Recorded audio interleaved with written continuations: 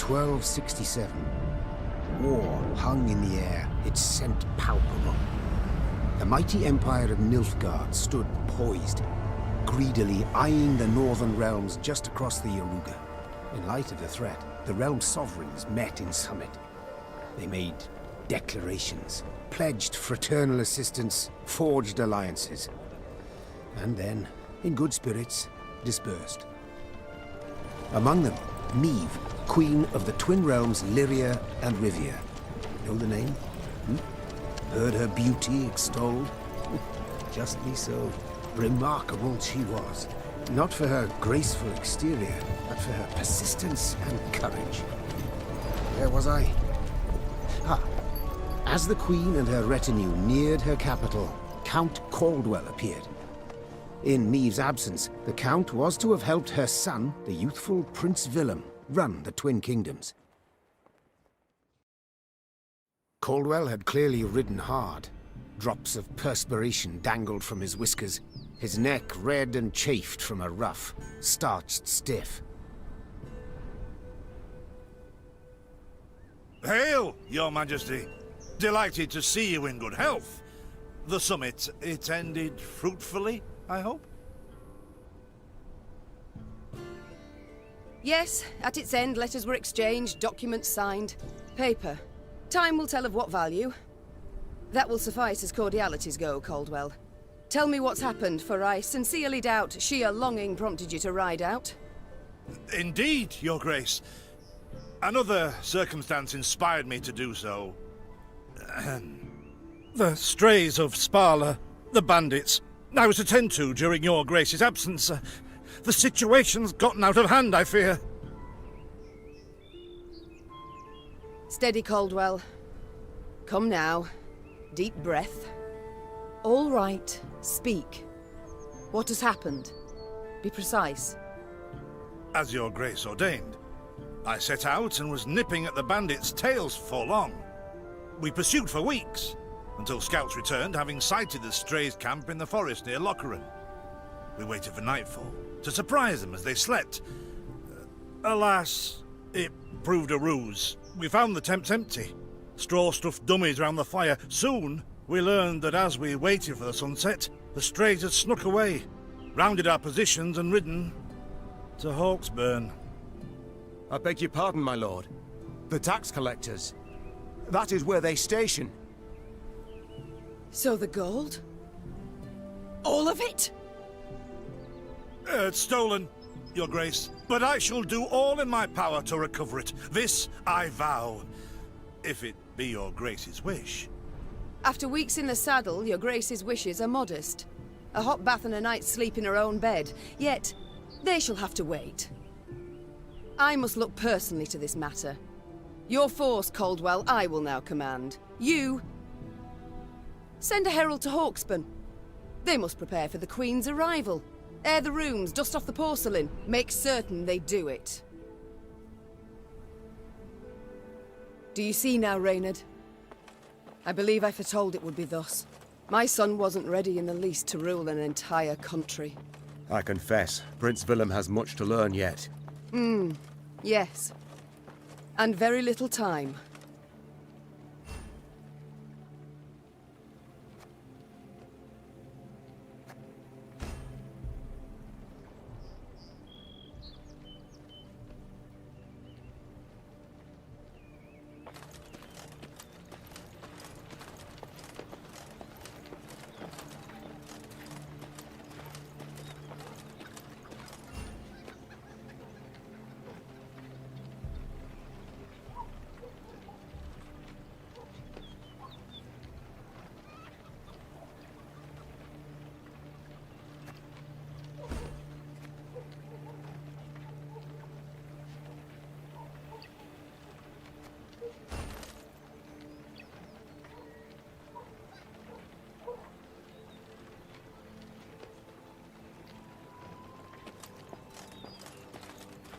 Thought it were bandits riding in.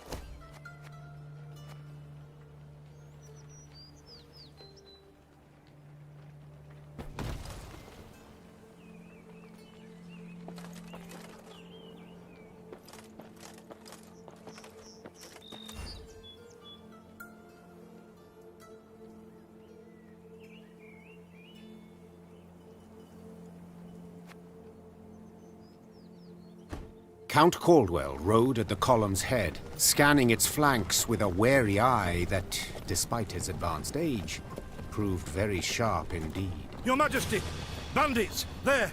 At the tree line! The Count's footmen, unaccustomed to escorting their queen, sought to shield her with their bodies and assumed a tight formation to do so. They were promptly knocked aside as Meve charged headlong at the bandits, brandishing her blade and bellowing a ferocious cry. Attack! Charge!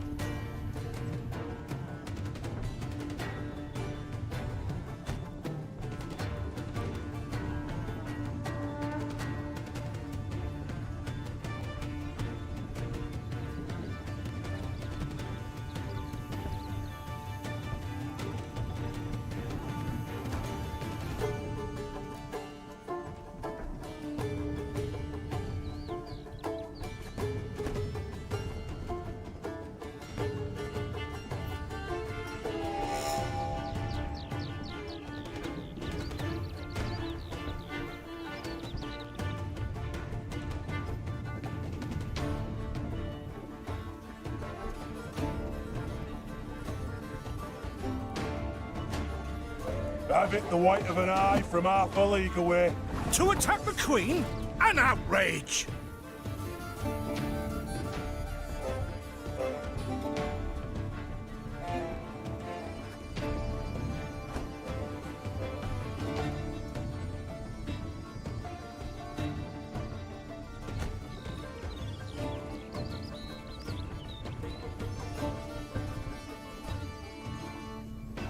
Your Grace, the men await.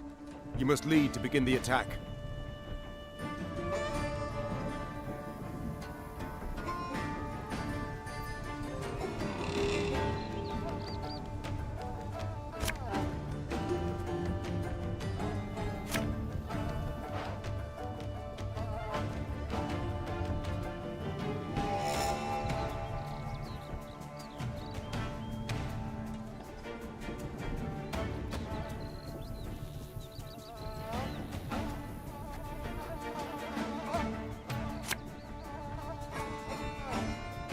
There's a tighter... Salt of the earth they are, Your Grace.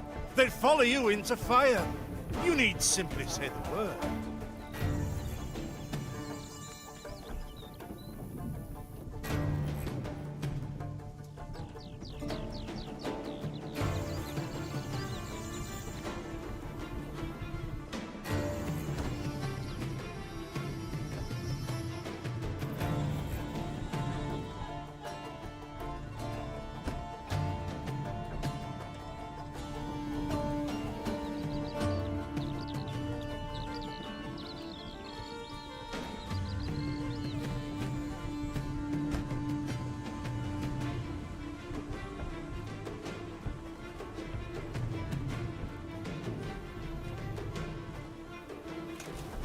I shall teach you to respect the crown, you dogs!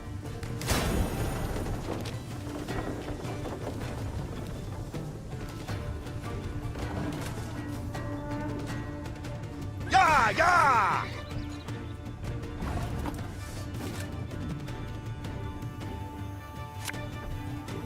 Give me a target.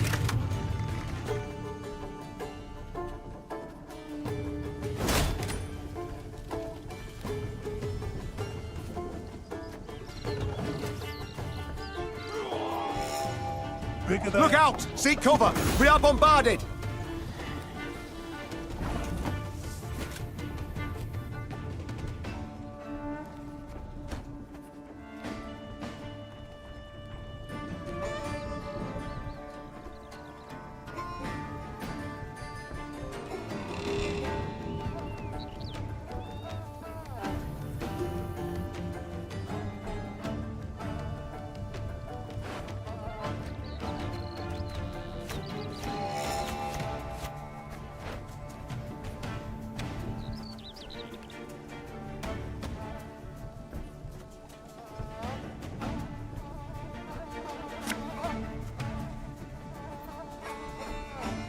What? Who dares? Aye. The strays took tail and run. Yes! Our victory is assured! Sound the horns! May they sing praises of this triumph for ages!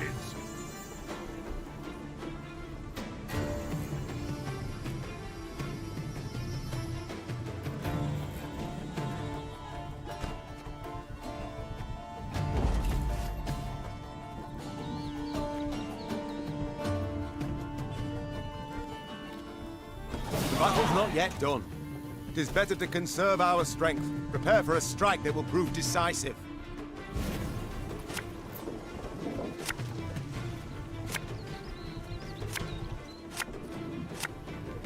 Battle formation! Protect the Queen!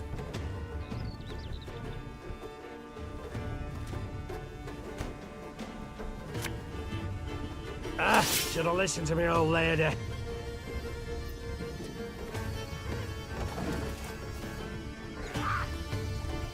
Thing about slings, they hide well.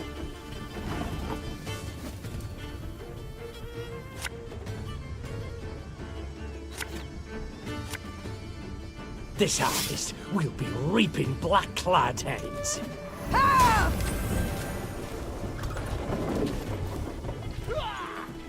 We'll catch 'em all!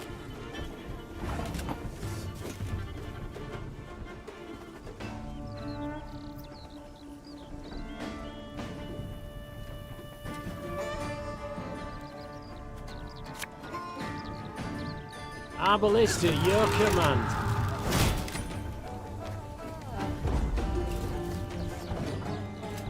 Hey?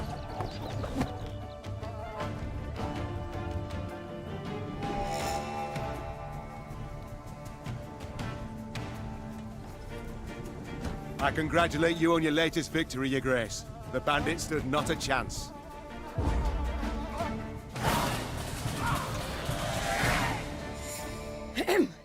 Matters seem indeed to have gotten out of hand, to put it mildly. Meve said, arms crossed atop her shining breastplate. They've grown bold. Doubtless after the raid on the manor, the tax collectors. I've not heard of an ambush on the high road afore. Caldwell explained, avoiding his liege's wrathful gaze. Enough, Caldwell. We must put things right. Come! The Queen's retinue set out, cavalry in front, infantry and arbalists close behind, and, following in the rear, the bandits, bound in chains.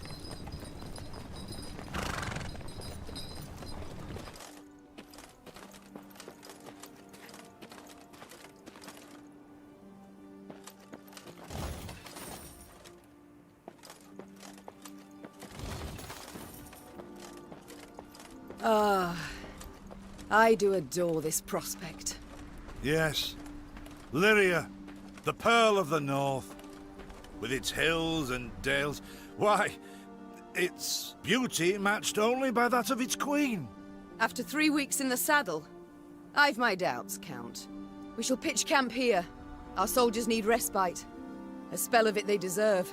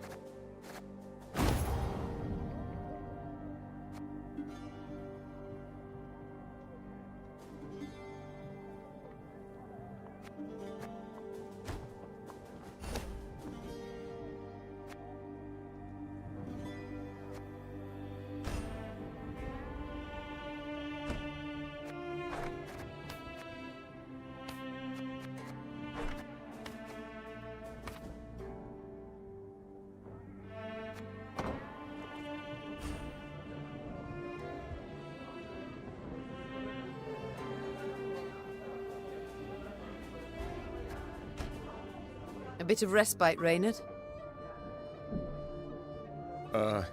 Yes. But if you've any new orders, Your Grace, I can be ready at any... At ease, Reynard. At ease.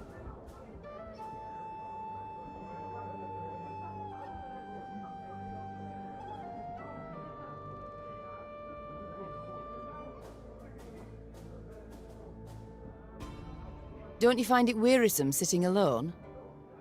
Wouldn't you prefer another's company? Swapping tales with the innkeep, even? Your concern, I most appreciate, Your Grace. But I prefer silence. Has it always been thus with you? Ever a man apart? Quite the contrary, Your Grace. As a youth, I gloried in company, delighted in conversation. So what was it that changed you?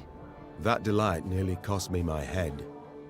But do you truly not know the tale, milady? How I came to be your departed husband's aide? I don't, but would gladly hear it. I had but 20 winters behind me when I enlisted. Yet I was granted the rank of lieutenant from the start, not by merit, but by birth. The respect of veteran officers, both my peers and seniors, that they could not grant, nor did I deserve it. To earn that respect became my driving aim, and to seem wise beyond my years, I began spouting off about the king's decisions. This maneuver Reginald botched, that he failed to think through, and yet elsewhere he'd blundered like a schoolboy.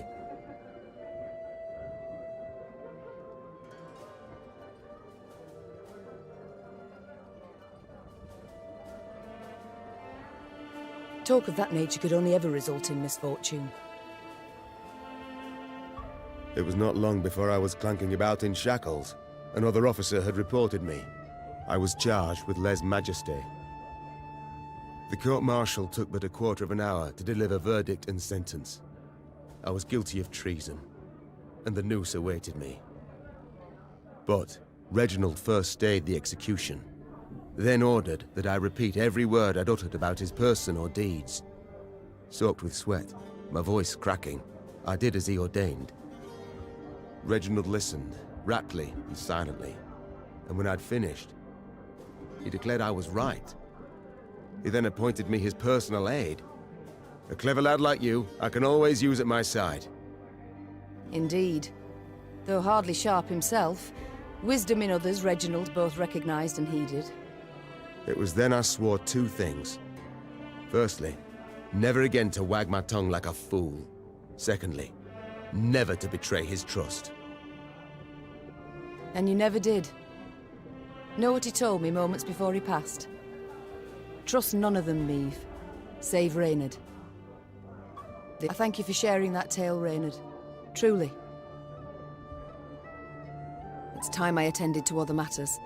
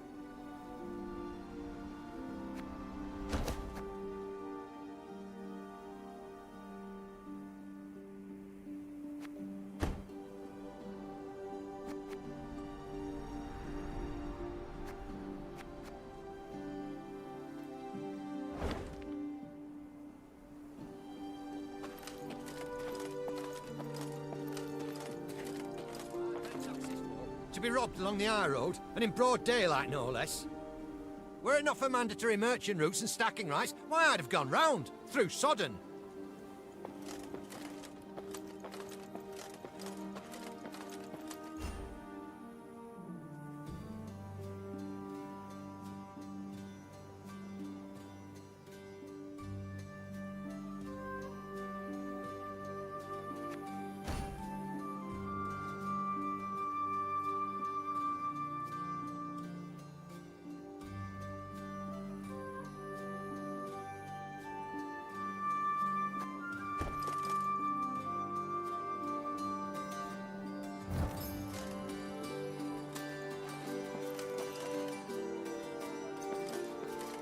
Gods of mercy.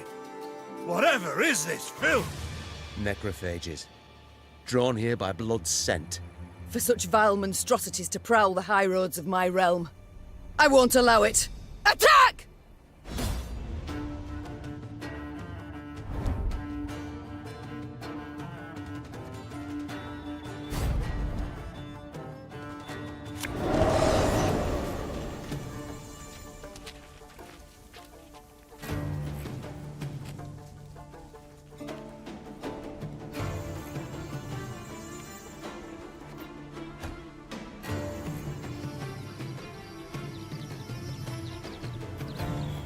Flogging broad daylight, with the heat positively sweltering.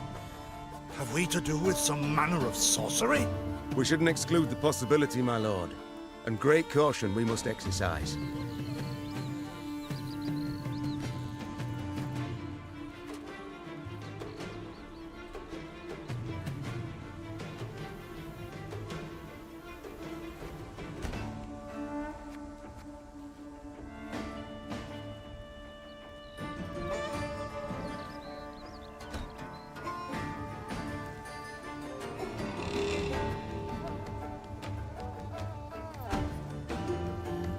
Raynard, what is this? Some spectre? A strigger? I can't be sure, your grace. It's the first I've seen of any such... thing.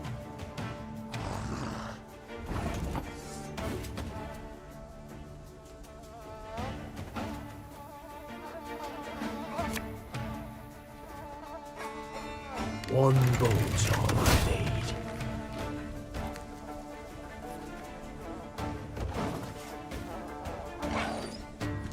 These carrion eaters. I know them. Appeared on my estate last spring, enticed by the corpses of those of my sheep that fell. Harmless at first. Until, that is, they fill their guts. Seemed to become quite powerful then.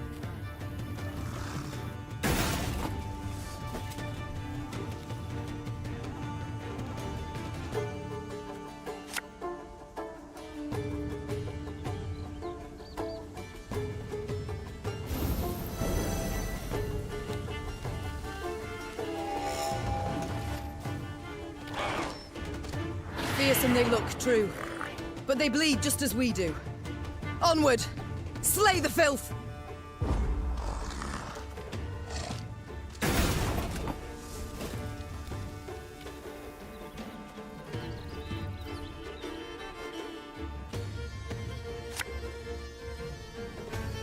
Should have listened to me, old lady.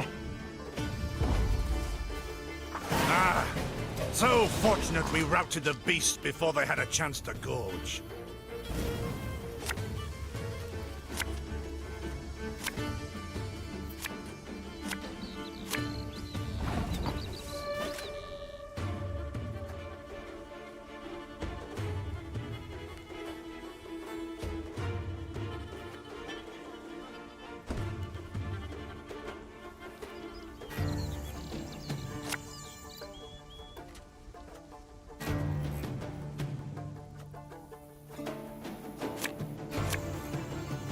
This harvest, we'll be reaping black-clad heads.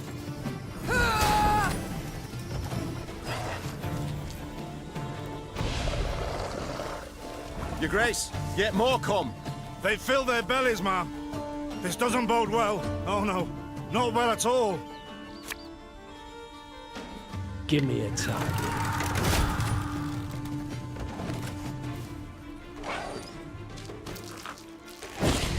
horses. Strong as steers they've grown. And they show no fear. Frenzied, my lady. It's bloodlust. They lose all instinct to survive, feel no pain whatever. I've witnessed this before. Your Majesty, we must give ground. Fall back. We can't win. Must minimize our losses.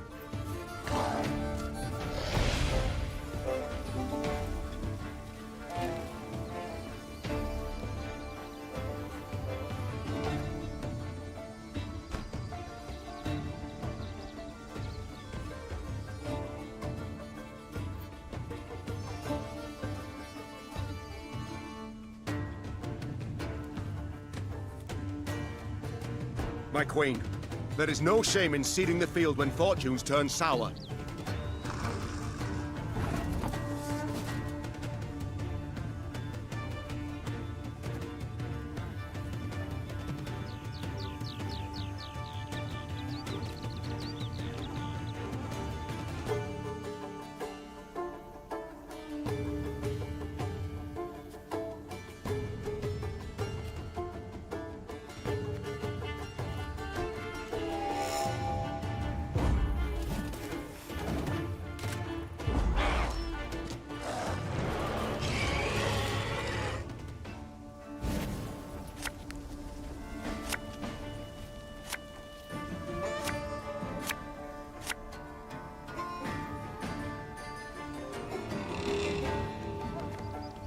Victory must be ours now.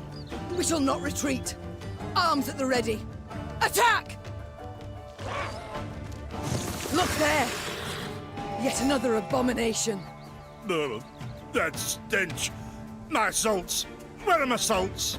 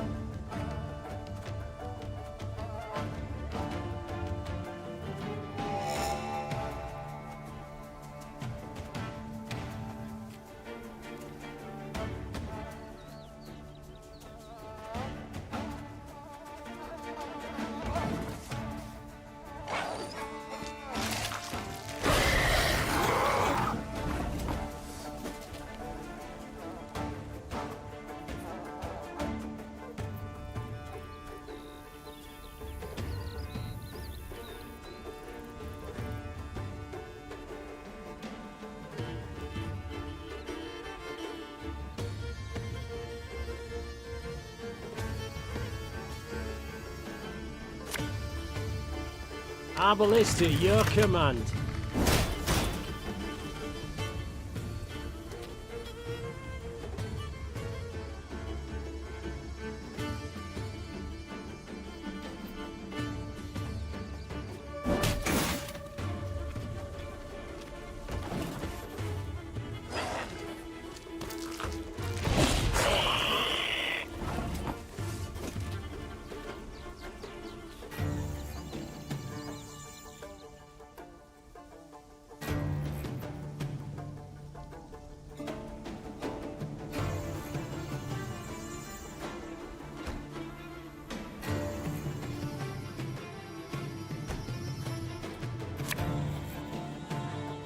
Company!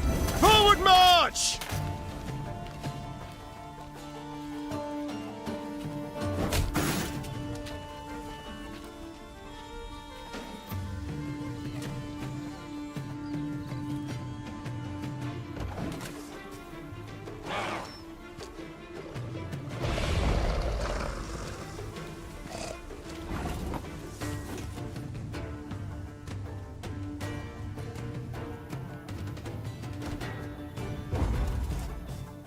The beasts hadn't a chance against us.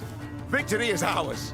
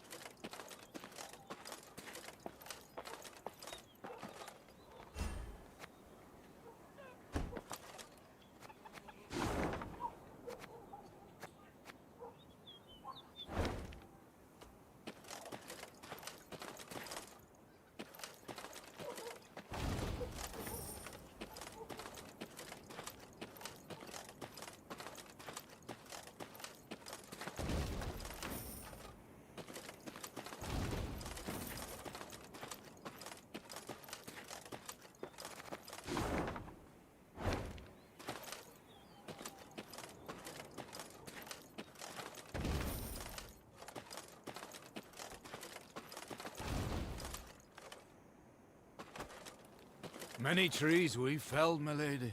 Might you have need of them, so?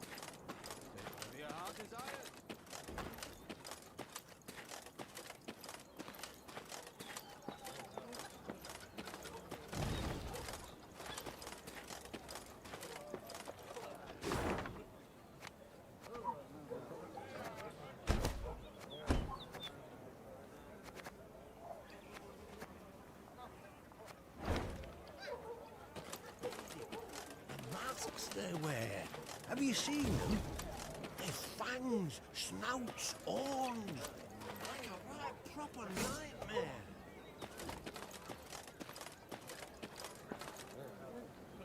Soon, Queen and retinue arrived at Hawksburn. The men stationed there they found standing at attention, baking under the blistering noonday sun. Your Majesty, Count Caldwell. Stand at ease, Sergeant, and report. The local peasants we've rounded up in the yard, Your Grace. Expect they might have lent the bandits aid. Yet our courtesy hadn't inspired them. They hadn't peeped a word. Might it please Your Grace to summon the hangman? He ties a noose for them, should have them jabbering right quick. I'll speak to them first. Your Majesty, for the Queen to question commoners, why, it's simply not proper. Whom for? I shan't be stripped of crown and titles for it, so no impediment do I see. Bow low for your sovereign, Her Majesty, Queen Meve of Lyria and Rivia. Ha' mercy, Your Grace. We bear no guilt, we simple folk. Calm your hearts, good folk. Though your queen I may be, you are subjects, not slaves. Meve extended a hand, the royal ring gleaming upon it. Unfamiliar with protocol, a pleb gripped it firmly and gave it a shake as hearty as a good scrub in the tub. My, we shall be addressing one another by name afore long. This is an outrage! Guards! Grab him! I've all in hand, Caldwell. Forgive me, Your Grace. I'm not accustomed, nohow. Nonsense. You've a firm grip, a spry handshake, and a bold spirit I can respect. What do they call you, man? Helmer, son of Florence. Delighted, Helmer. Now understand me, man. I am in dire straits and in need of your aid. So please, answer my queries in full and forthrightly. The bandits. Whom do they follow? Him, my lady. We seen him. No name, just an odd title. The Duke of Dogs, they call him. My, a blue-blood thoroughbred mutt. Where are he and his hounds bound? Did he say? That recall, Imogen? What did he name? A Gleeton or something? Clayton. Lord Clayton.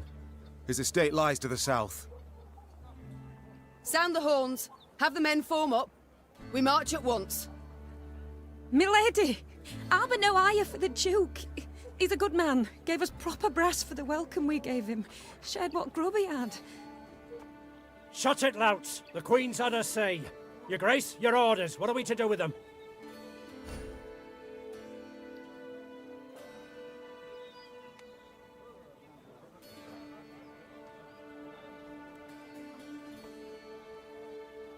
The Duke of Dogs fed you, so you've strength enough to carry arms. And as he gave you coin, you've no need of pay from the realm's coffers. Sergeant, all men of 15 summers or more will join our ranks at once. They'll serve 5 years. No, my lady. No! 'Tis mere weeks to harvest. Who'll tend to fields? Meve set off toward Lord Clayton's estate at a gallop, her mount knocking the peasants aside as it kicked up a cloud of dust. The folk of Hawksburn spoke of the royal visit long after, albeit ever behind closed doors and in hushed tones.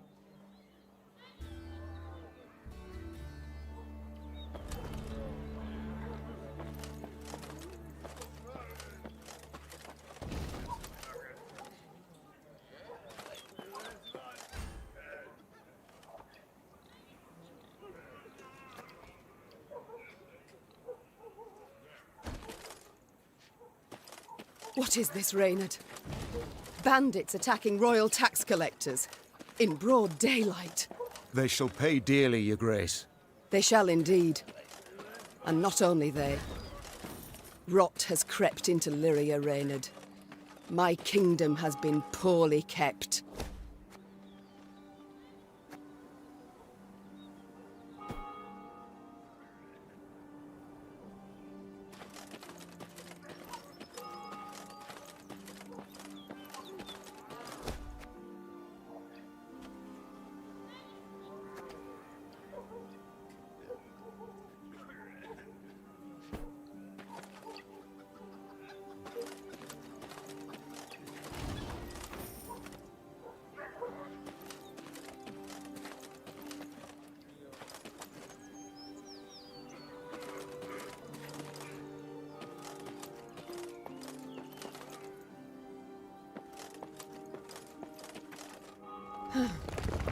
That rumble.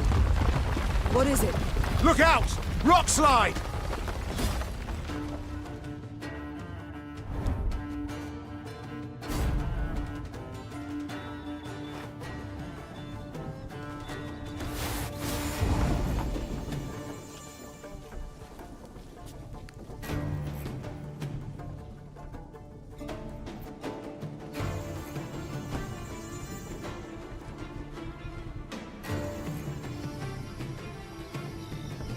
The bluff crumbles! Fall back! Save yourselves!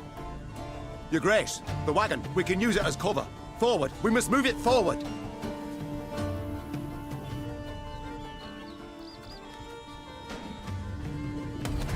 What now?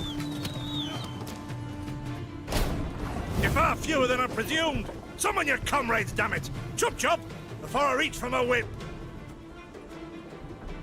Armor won't sir.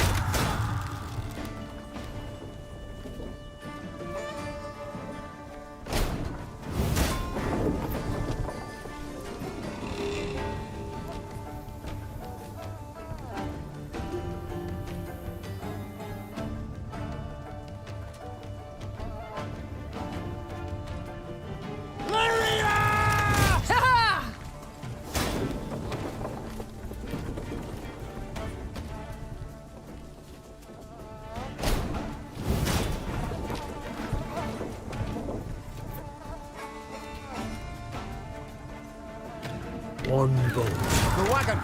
Use the wagon now!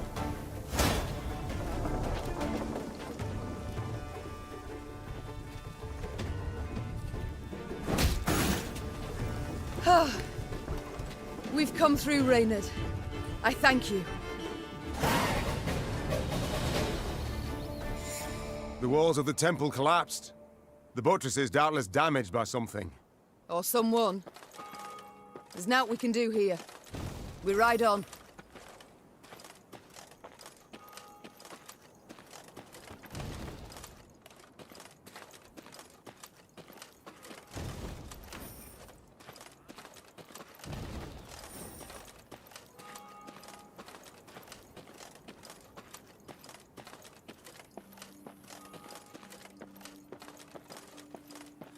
A peasant cart, loaded with a heap of hay, came rattling down the road from the opposite direction. Clear the road! bellowed Count Caldwell, standing in his stirrups. Make way for your queen! The peasants obediently turned their cart into the roadside nettles. As she passed, Meve glanced towards it and froze. Atop the hay bale lay a badly wounded man gripped by fever.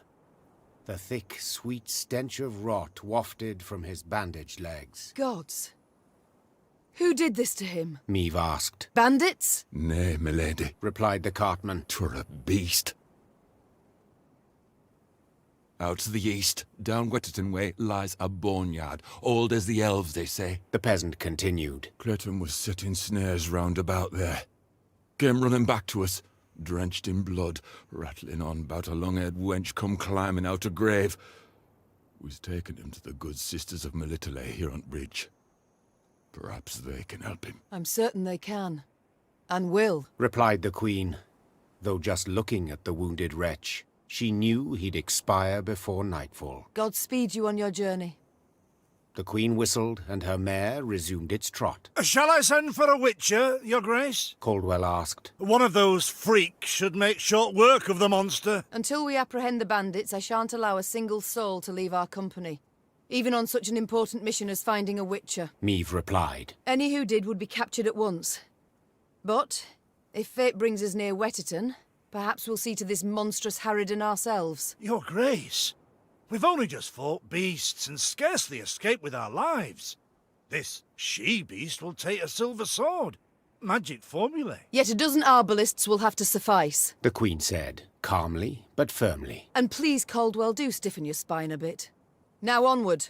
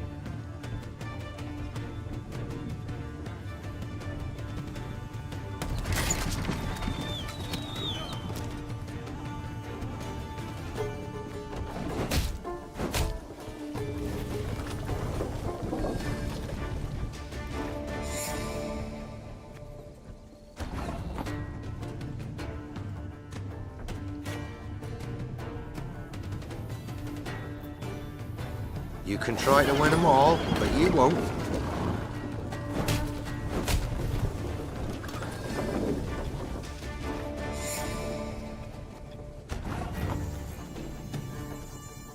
Arbalist at your command.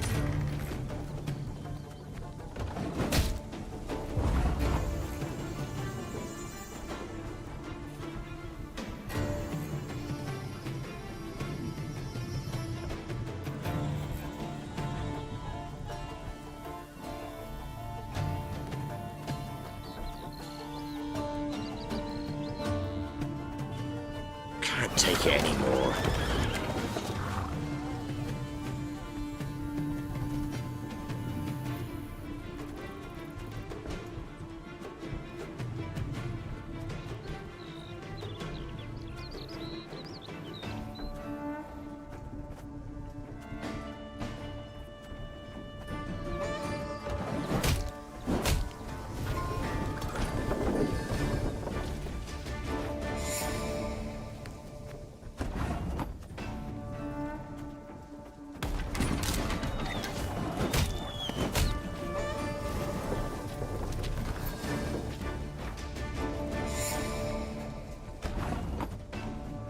can't take it anymore.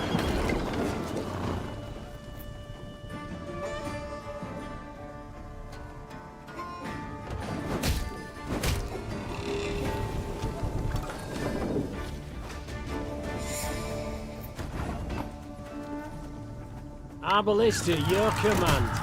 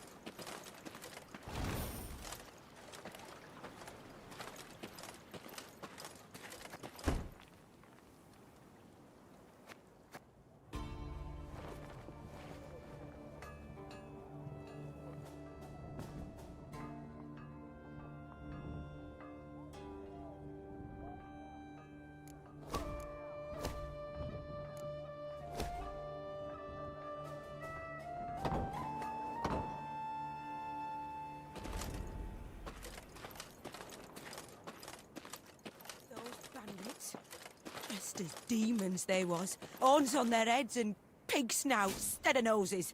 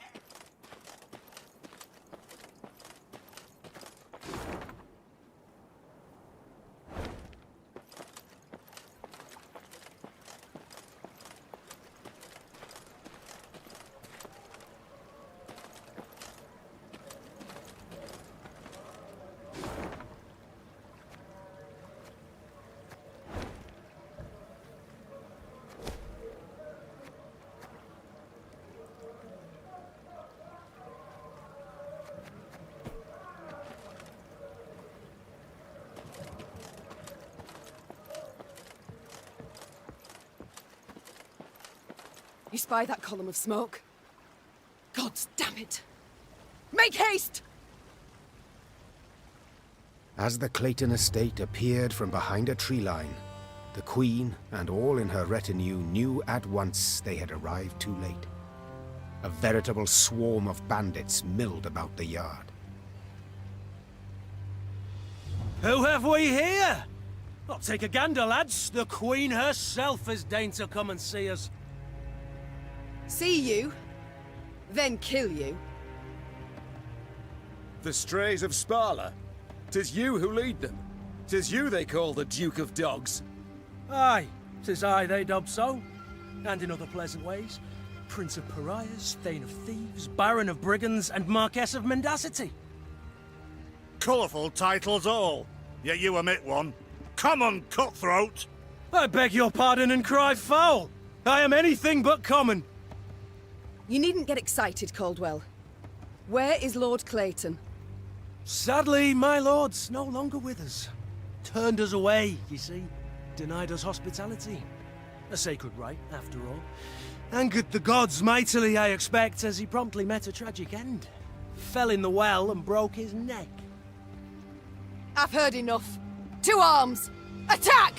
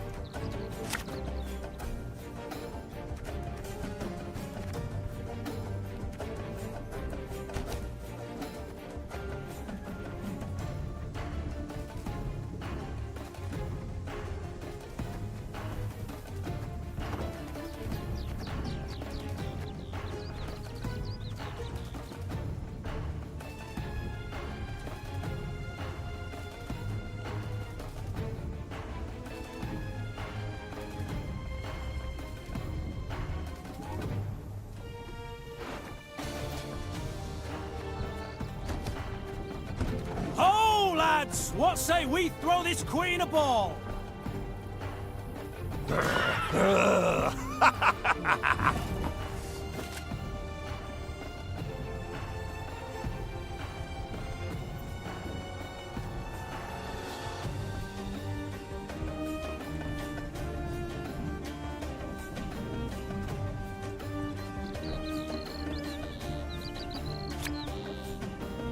Army's a waste of time for one like me.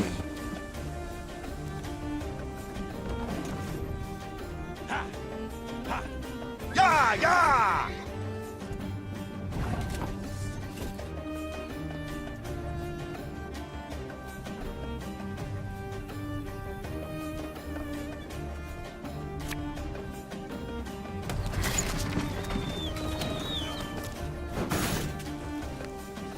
This could hurt.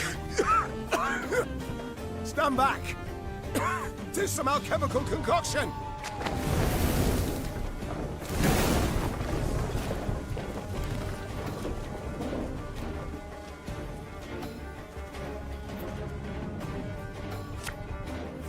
One bullet's all I need.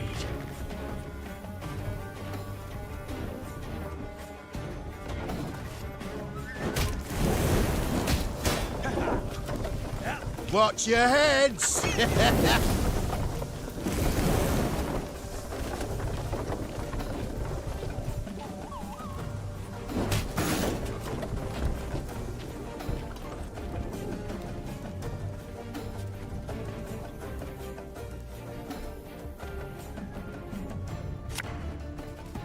Ours is not to reason why.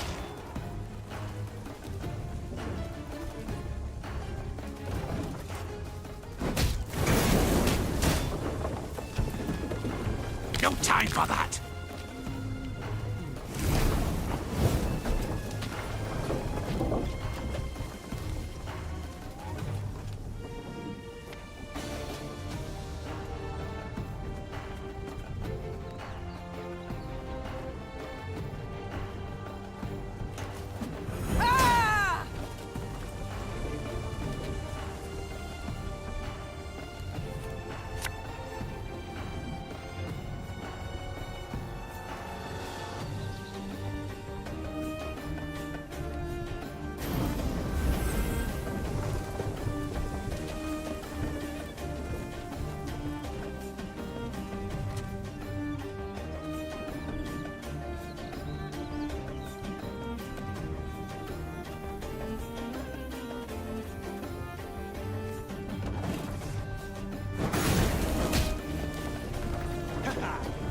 Go, hop, hop!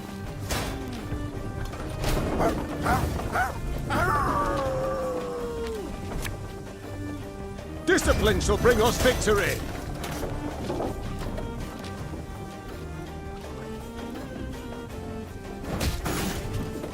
Well, well, my congratulations.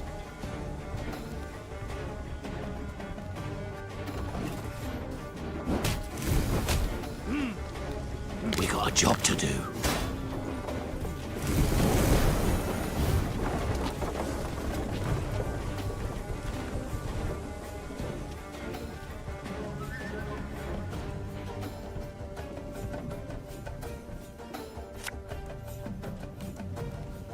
Tell me you jest.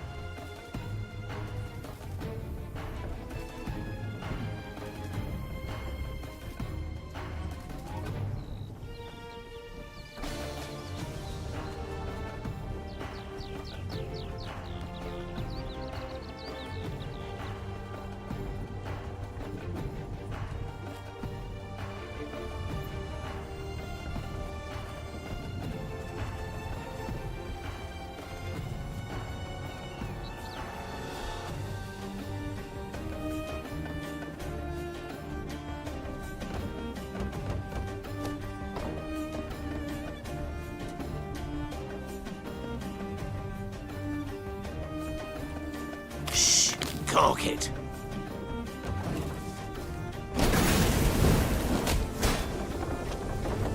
We'll catch 'em all!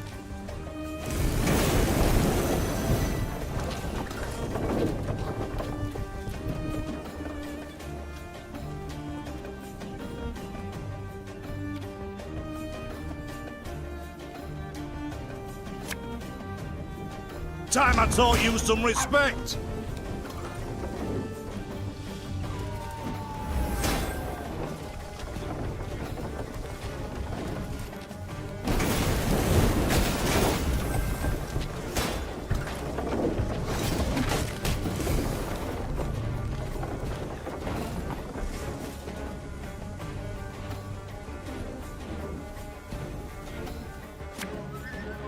What do you want of me? Left, right, left, right.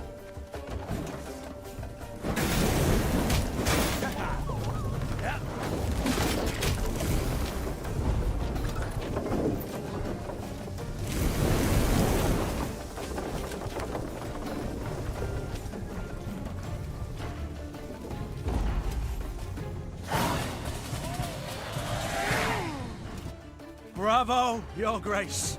Well played. I can't say the same for you, I fear. You'd have done better to die in battle. Bound for Lyria now, where the hangman will have his way with you. Splendid! I've ever wished to see the capital.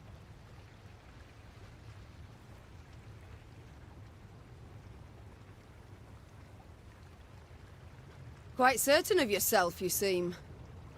Many afore you have braided nooses for me, Your Grace. Yet as you see, my neck's straight as a pike. My threats are never hollow. And if it's an escape you weigh, well, we've yet to see any man abscond from the dungeons of Lyria Castle. I'd hope so. For to be known as second just wouldn't be worth the trouble. Ugh. Take him away. As soldiers placed the Duke of Dogs in shackles, there was a sudden commotion. A messenger rushed in, sweaty, gasping for air, smelling of smoke and blood. His gaze spoke terror. Your Majesty, Graces, Nilfgaard's crossed the Yaruga. Black-clad hordes. Villages burn. Folk lie murdered. Nilfgaard! Gods help us! They march for Dravagrad. Prince Willem, he can't hope to arrive in time with aid. Help us! You must! Dravagrad. Blast it all. Listen close, soldier. You're to take a fresh mount, ride hard back to your commander and say the Queen comes to repel the foe.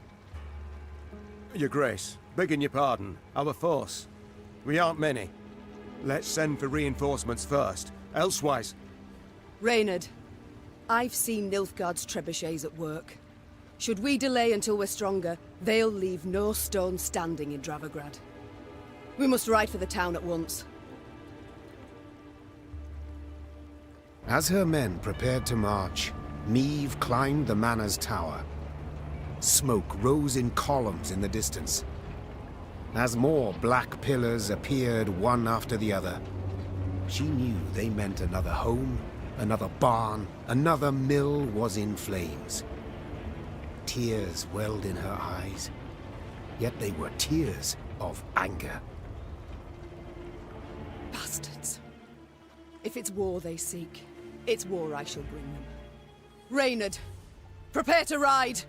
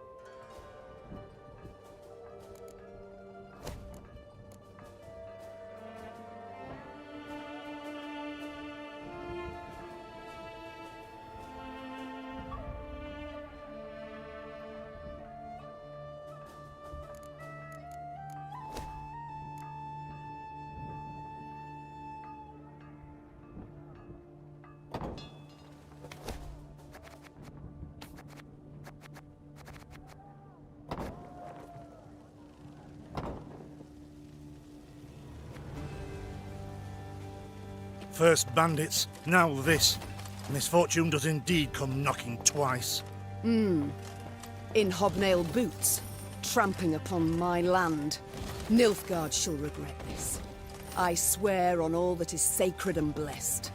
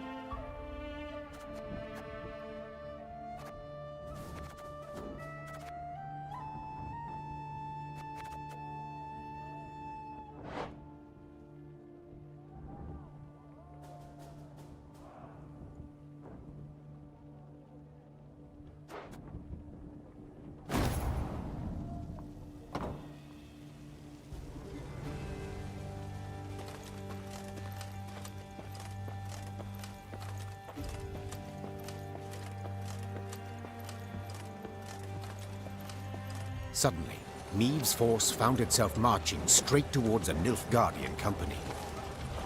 To the Queen's surprise, the invaders did not immediately assume battle formation. They proceeded instead in her very direction without a sign of panic. The man leading the Nilfgaardians was clad in rich robes. He exuded pride and the scent of musk. I am Trahaern Vardifir, Your Majesty. I was asked to present your esteemed grace the ultimatum of the forces of the Empire of Nilfgaard. The envoy cracked the seal on a scroll, unfurled it, took a deep breath, and began to read. I, General Ardal Ebdahi, demand the immediate and unconditional surrender of Lyria and Rivia. Elsewise, I will burn down every city, town, village, and temple, place all your subjects in chains, and your armed men, defeated and captured, I will hang along the roadsides as a warning to all others in the barbarous north. As the final threat echoed in Meave's ears, the envoy put away the scroll and stood waiting for her answer, a mocking smile on his face. He allowed himself this insolence, believing the immunity accorded diplomats would shield him from any form of royal ire.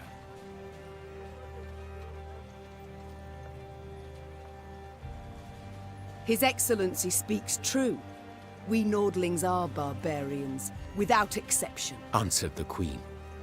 Though her voice was calm, most of those listening shuddered inside. We neither hold nor honor the standards of the civilized world. Among them, the immunity of envoys. At the...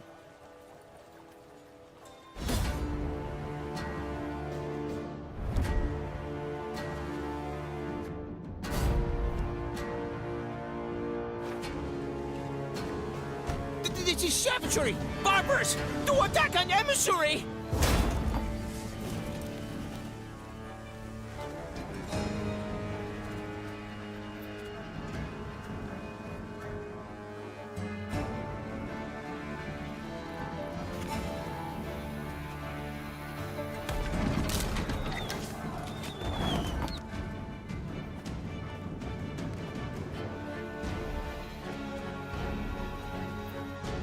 armor won't save.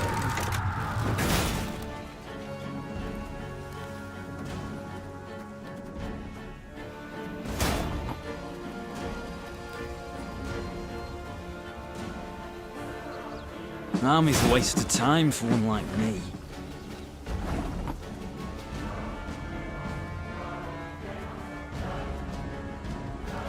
Company! Forward march! My lady, your majesty, you must stop this!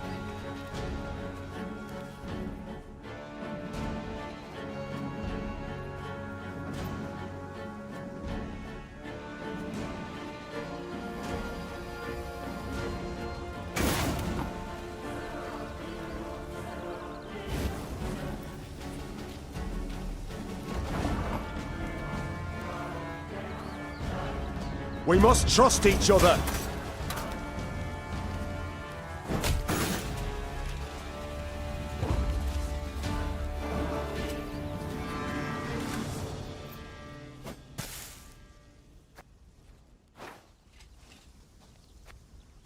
This is savagery! Barbarous! To attack an emissary!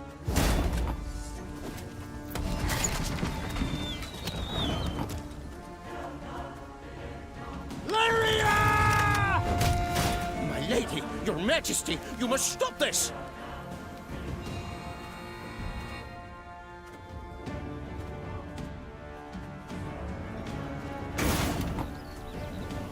Army's a waste of time for one like me.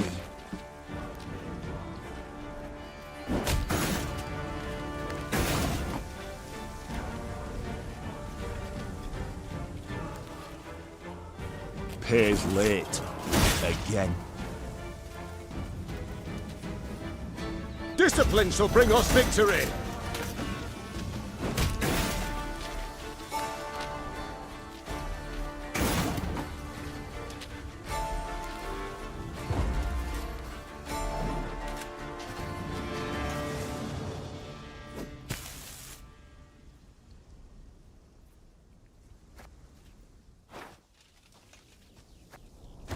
This is savagery! Barbarous! To attack an emissary!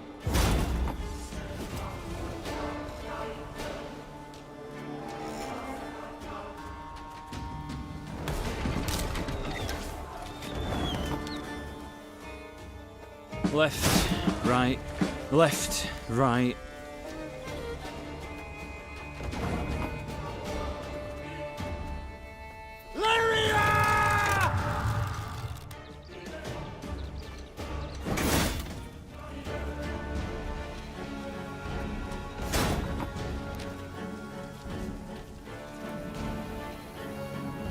Oh, Lyrian lummoxes.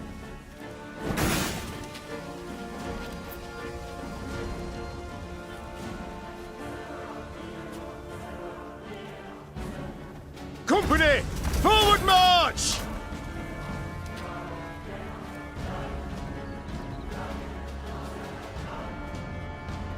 One bolt's all I need.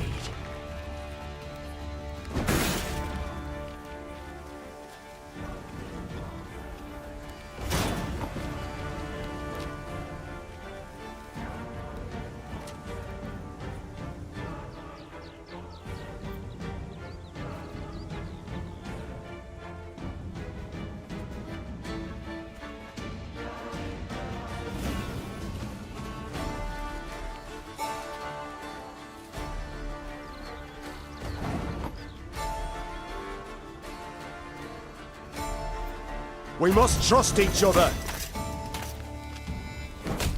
My lady, your majesty, you must stop this! Give me a target.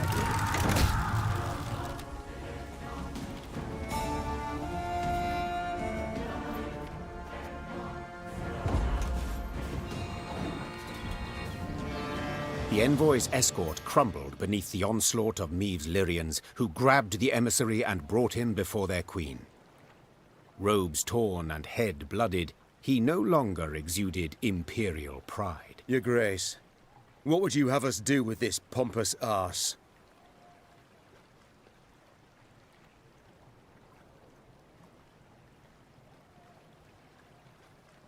I want him shackled in iron collar and manacles. To the capital we shall take him, and in the castle dungeon he shall taste of northern hospitality. The envoy's jaw opened, but no sound, no protest came forth.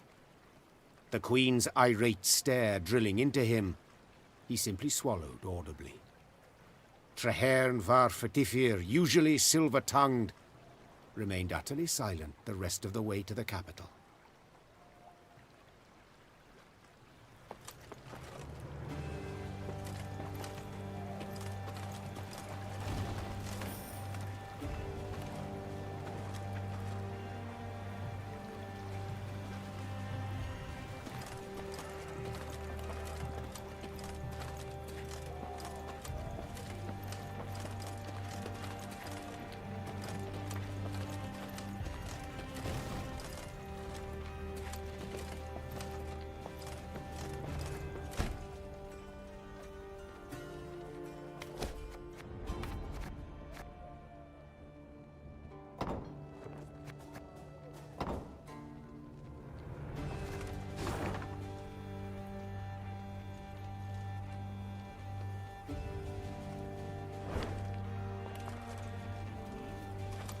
Then one day, gazing towards the horizon, the Queen spotted Lyrian banners whipping about in the wind. At long last, She said with a smile. Niamh resolved to speak with the commander, one Baronet Eldar. It was the first time they met, and the youth very much impressed her. Yet instead of questioning Eldar about the foe's troop movements, Reynard took the conversation down a seemingly irrelevant path. And how's your father, if I may ask? In good health, I hope? Yes, though he still nurses that bump he suffered while hunting last winter. Yet he's not one to complain. I'll tell him you asked. Irritated at the trivial nature of the conversation, Niamh gave her horse a dose of her reins and cantered off. Once Eldar and his men were safely behind them, she took Reynard aside. Reynard, this is no time for gossip and pleasantries. We are at war. Yes, Your Majesty. And in such times, little should be taken at face value. Even a man's name. Get to the point, Reynard. Eldar's father died a month past. His son, I venture, should have known as much. But that means... Oh, the bastard. I fear he's rather representative of what we face. Nilfgaardian spies are ever well prepared. Tell me, how did you know? He wears no mourning on his armor. Were it not for that, I dare say I might never have guessed. What are your orders, Your Grace?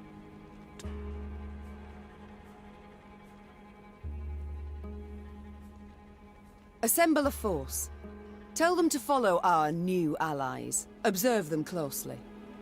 As you wish, Your Grace. Reynard's scouts did as ordered, watching the false Lyrians while themselves remaining unseen. Soon after, a scout returned with news that the false Lyrians seemed headed for Rastburg, a castle several leagues to the north.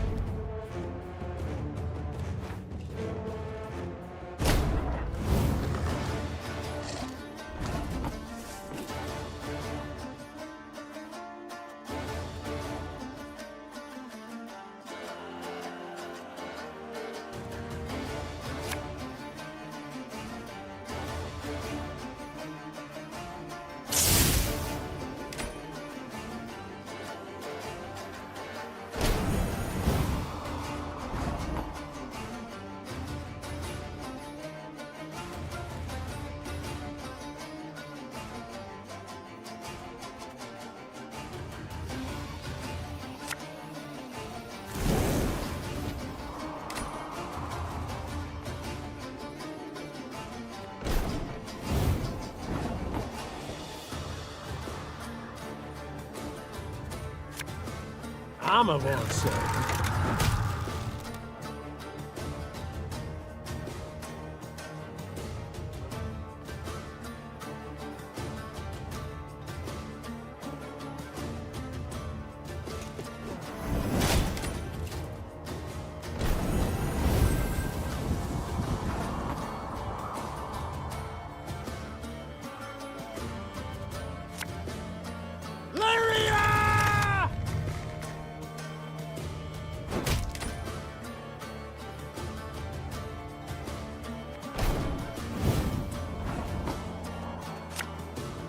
One bolt all I need.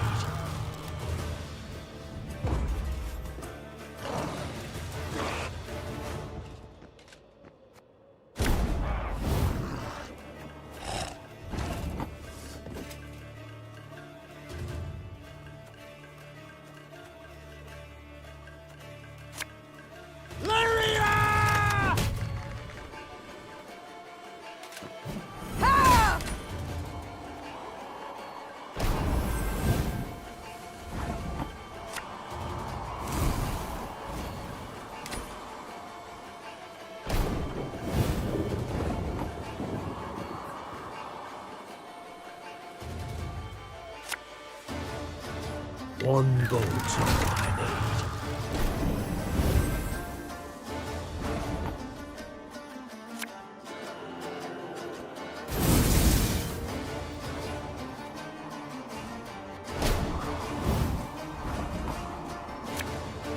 Give me a target.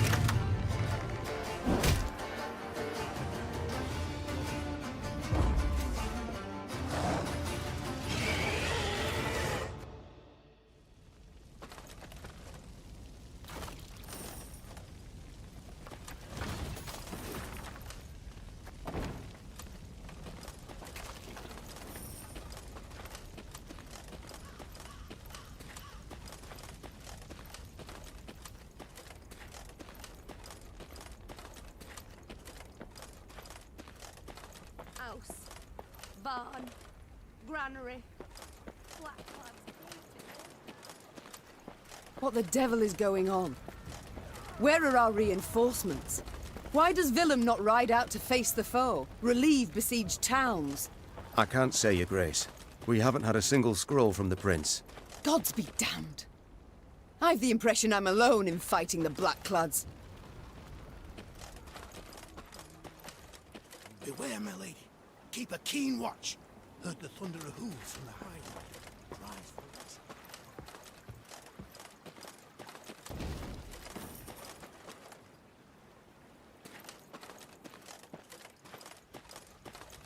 Blackclads trampled my son, Your Majesty. They saw him walking along the road. They didn't slow, not one bit.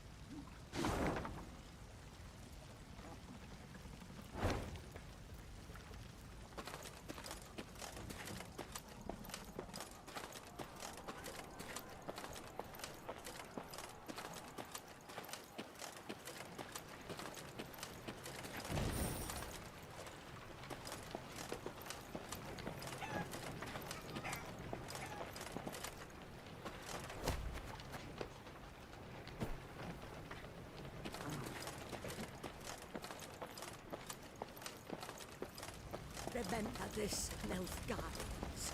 You'll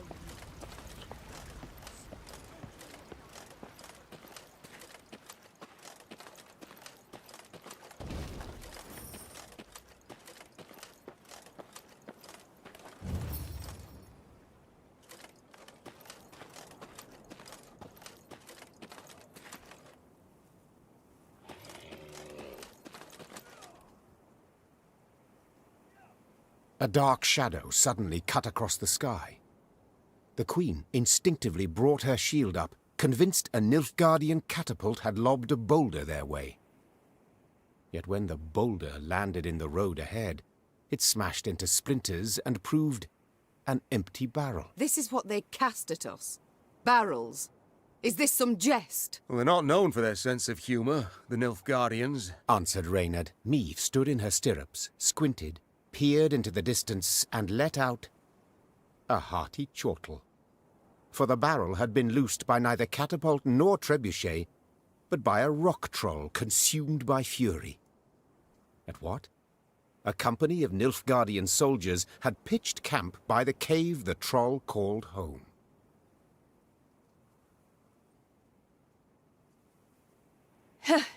I'd be most pleased to sit and observe the entertainment while nipping on sunflower seeds. But duty beckons. So we ride on. The Queen forbade her force from intervening. She cared not at all for the Nilfgaardians nor the beast. Moments later, the soldiers heard the troll's triumphant roar. Meve could not help but to subtly smile. If only all her realm's inhabitants resisted the invader so fiercely.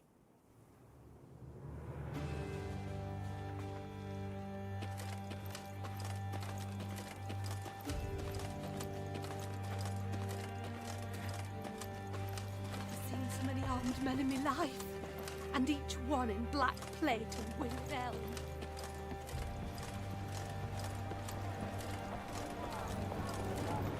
Look at the palisades. The machines of war. Too many to count. I cannot fathom it. Has Nilfgaard sent all its forces into Lyria? No, Your Grace. But a single army. Gods protect us. The Queen uttered a juicy curse. Dravagrad stood before them, Nilfgaardians all round it. 3, perhaps 4 battalions of armored infantry. Arbalists and cavalry behind them. Trebuchet volleys had punched holes in the walls, while battering rams had twisted the main gate open. But elsewise, the city was mere moments from falling to the foe. Doomed! We stand not a chance. Nilfgaard outnumbers us twofold. More! Then our men must put double the spirit into the fight. Double the heart. Lyria! Emboldened by their valiant queen and commander, the Lyrians charged headlong at Nilfgaard's lines into a hail of bolts and arrows.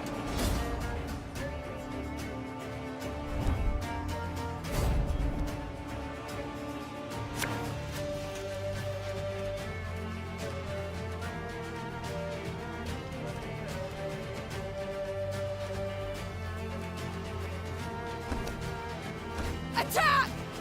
Rid this city of all black-clad filth! Your Grace, I see the commander. We must train our efforts on him. Alba!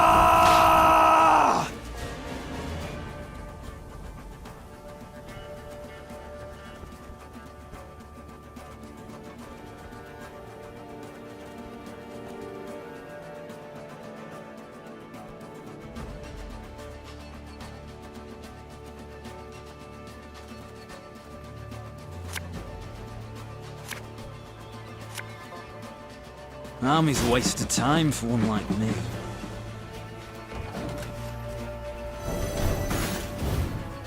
Ennard Fane!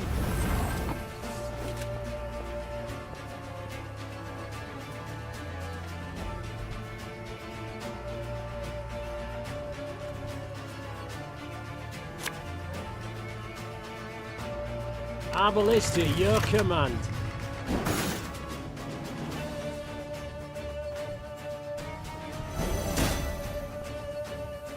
Can't take it anymore.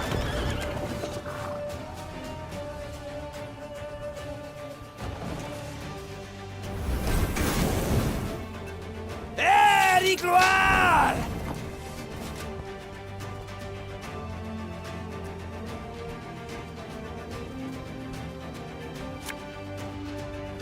Her Majesty is exceptional. My spirit's willing and how, but these damn boots are killing me.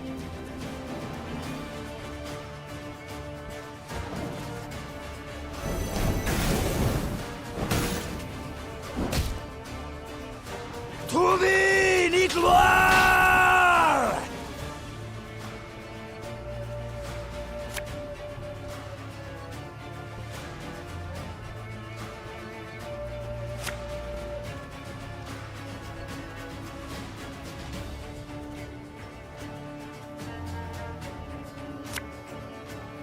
Tell me you jest. You can try to win them all, but you won't.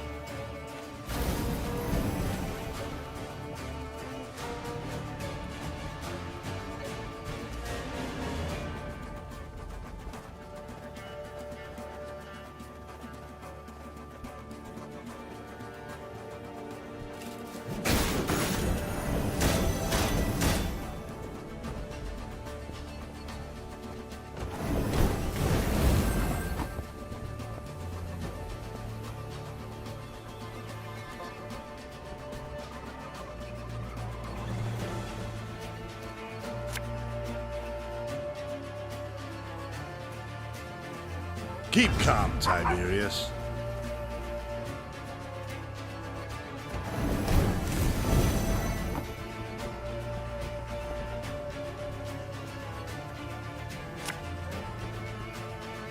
Armor won't serve.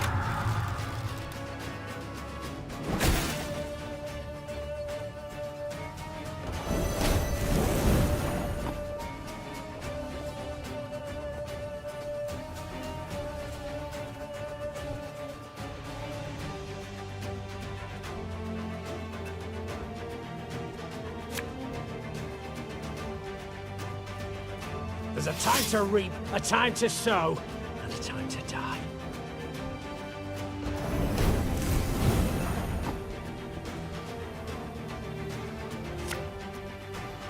Aye.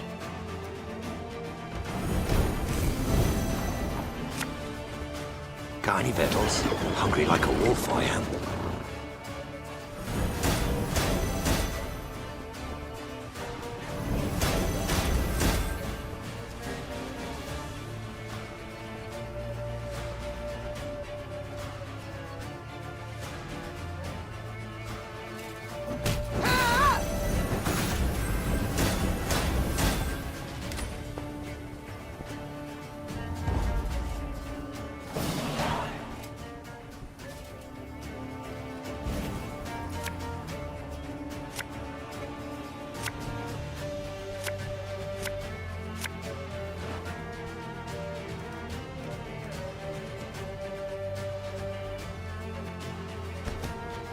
Your Grace, there, on the horizon. Reinforcements for the foe.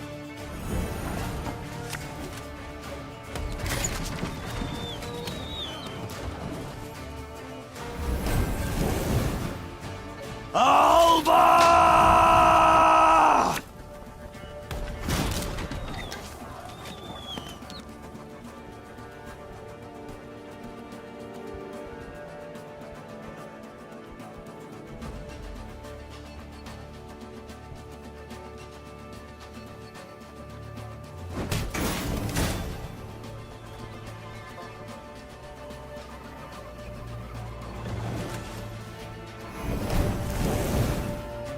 Very glad!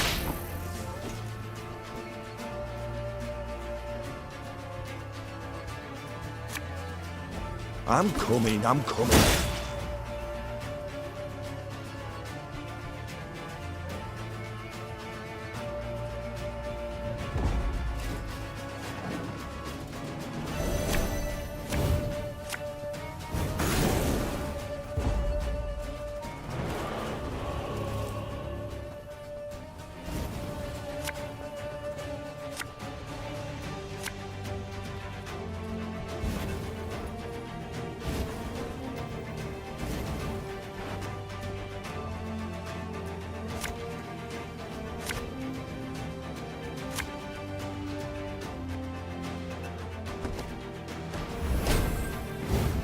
Destillat Zweifel!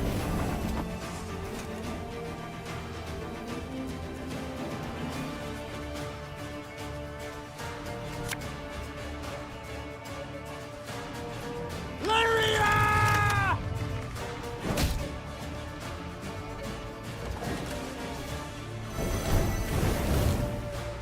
El Herzer.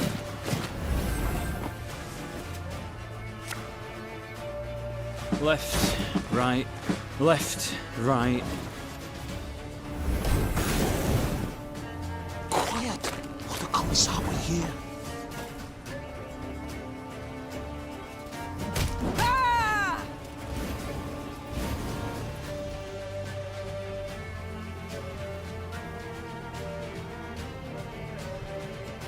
Should have listened to me, old lady.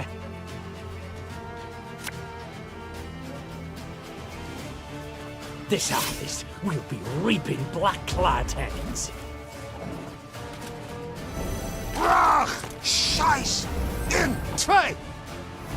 Off to the front yet again.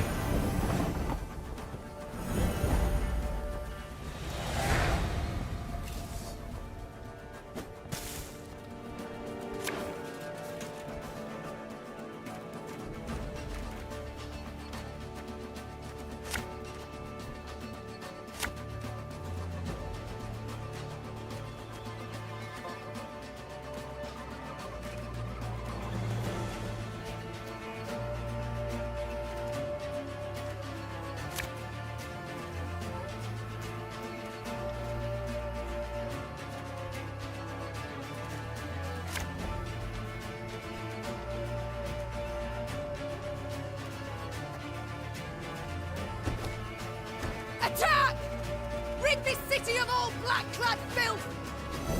Your Grace, I see the commander. We must train our efforts on him.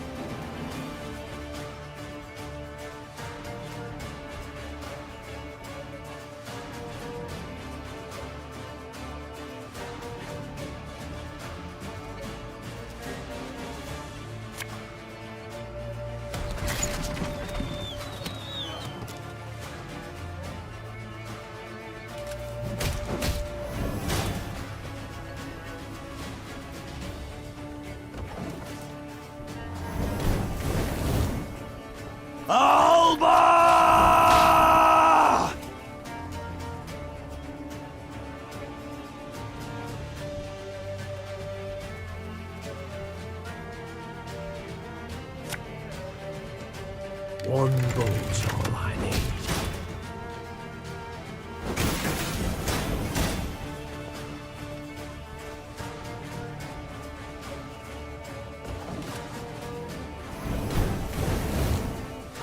There, gloire!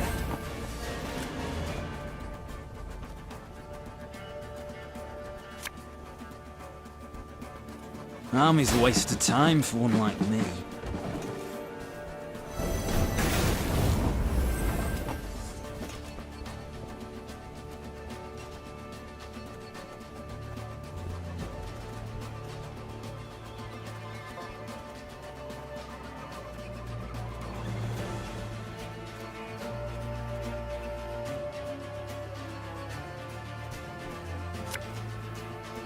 Discipline shall bring us victory!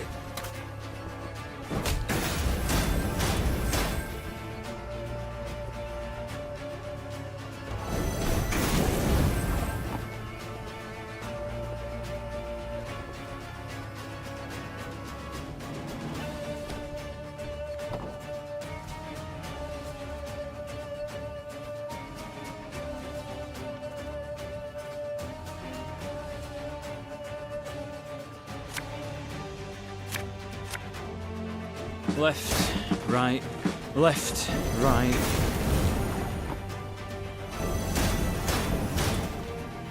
Give me a target.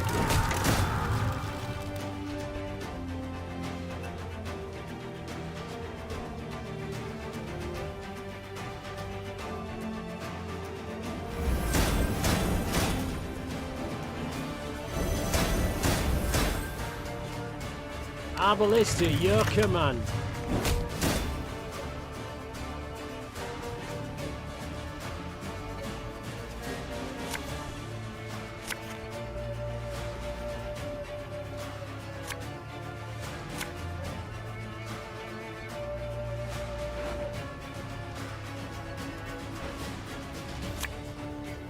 For Rivia!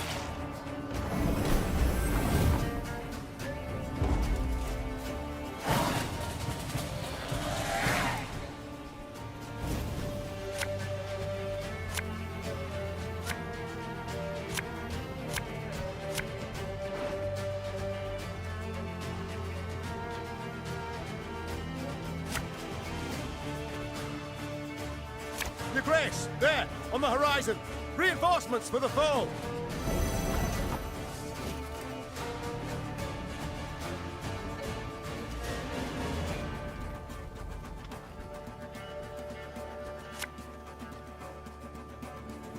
Again and again and again.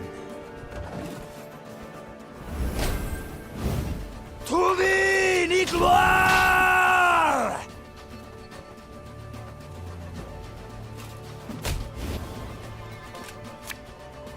Armor won't serve.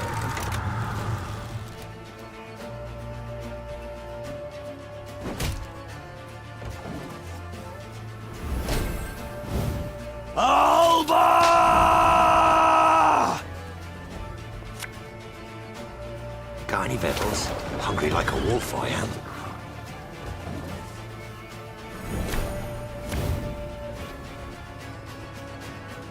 Off to the front yet again.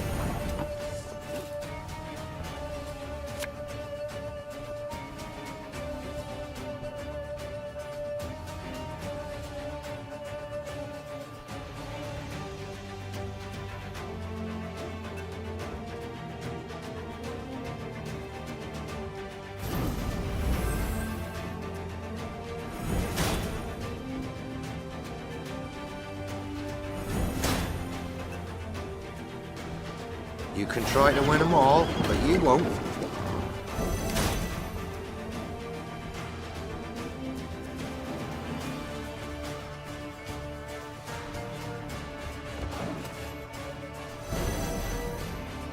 Exzellent Zweifel!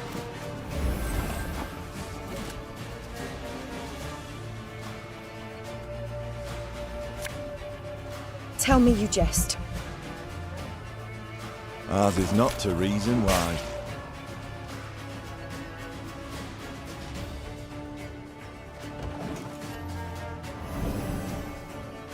Hail Katza!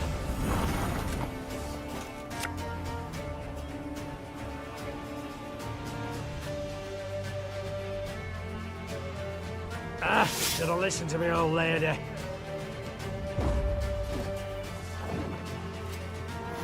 Quiet, or the Commissar will hear. Brach! Scheiß! In! Tray! Off to the front yet again. Quiet, or the Commissar will hear.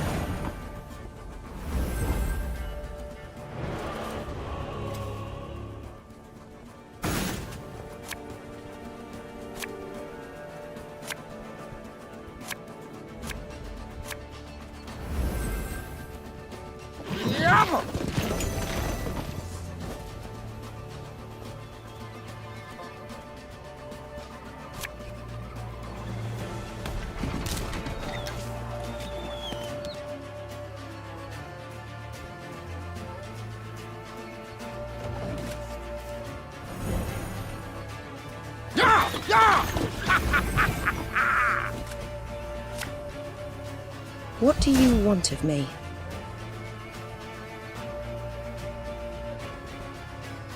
I'm coming.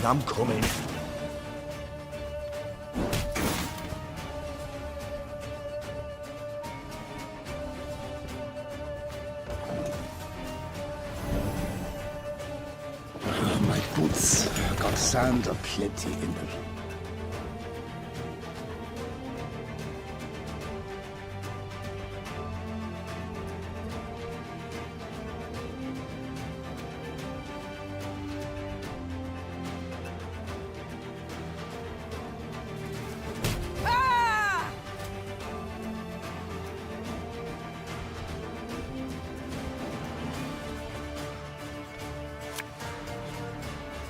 If you insist.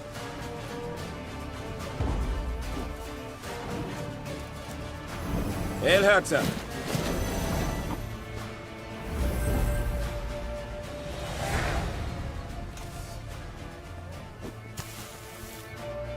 The Nilfgaardians fled in panic, abandoning war machines, shields and arms, even their wounded.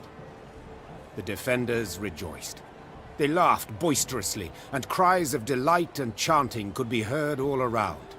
"Warrior Queen," they shouted. "Meve, Meve, Meve!" Hear that, your grace.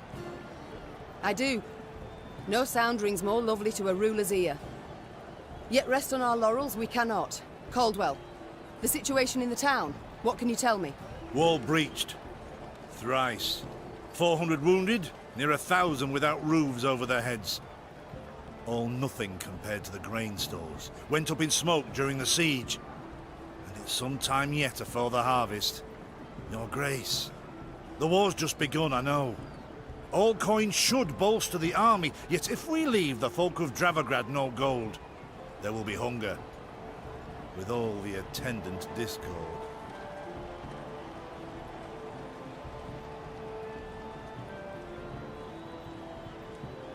You saw the state of the garrison here. Its men fought barefoot, no foot wrappings even. Is my meaning clear? I must have a strong army to command. Lacking that, other towns will fall, more grain stores will burn, and famine will visit not Dravograd alone, but all Lyria. Caldwell, the gold I need very much. As you command, Your Grace? The battle we've won, there's just the war that remains.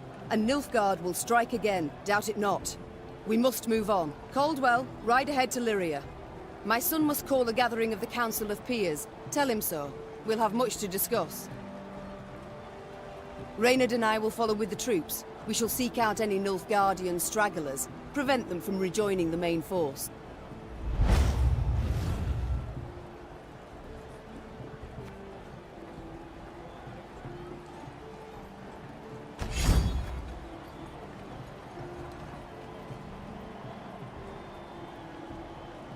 Maeve's two adjutants bowed and left the Queen to think.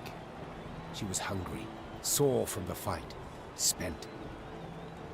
Yet sensing her soldiers' eyes upon her, she set off for the stable, her gait brisk, her head held high.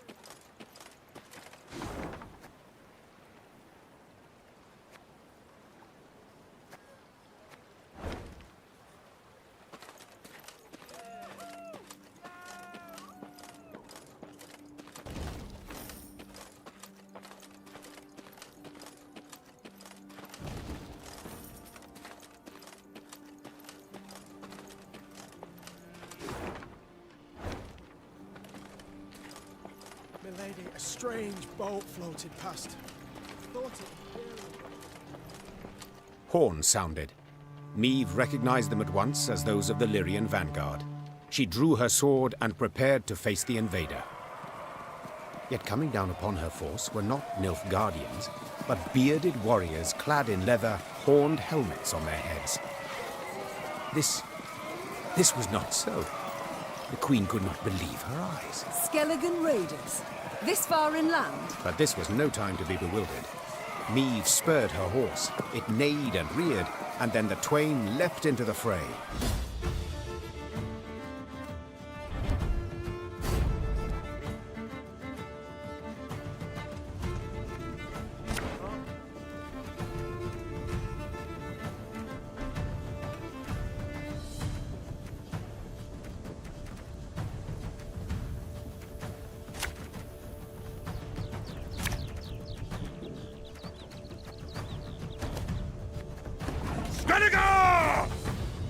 Reynard, what the devil?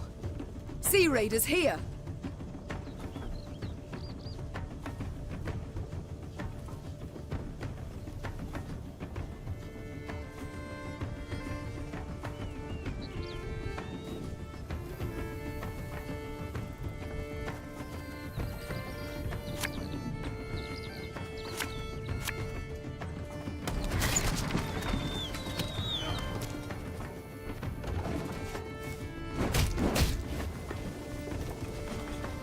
Ario's been chosen. The gods speak to him.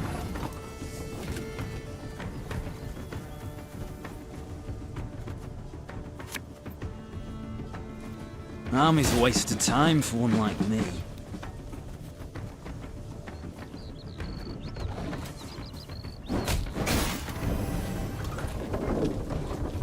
The gods are with us!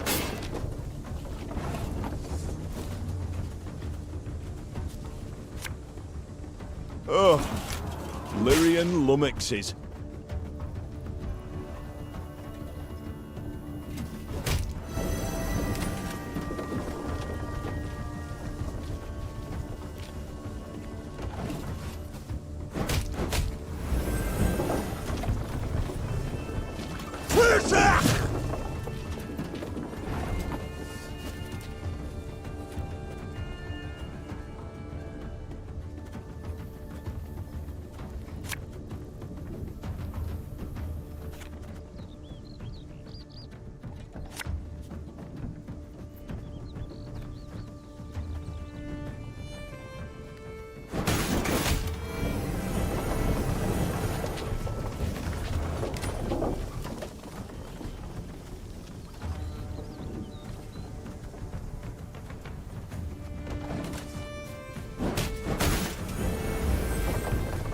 We'll ransack your temples! Wipe ourselves on your vestments!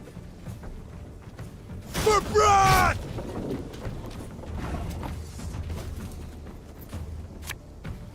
Armor won't say.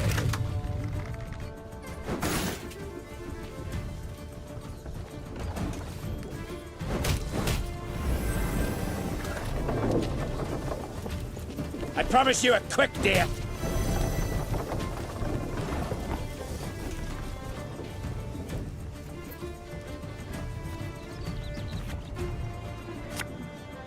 Got any victuals? Hungry like a wolf, I am.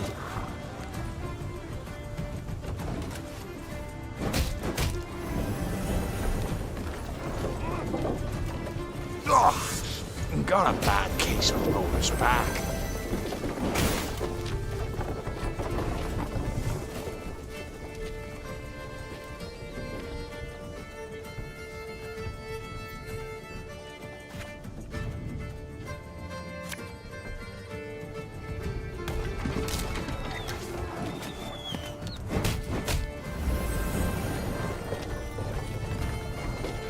What is it?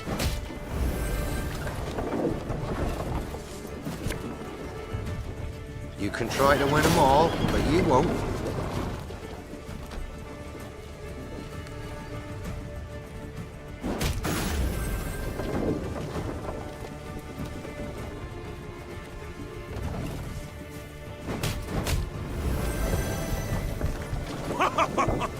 You've got stones, wench? You've sailed into troubled waters, mate.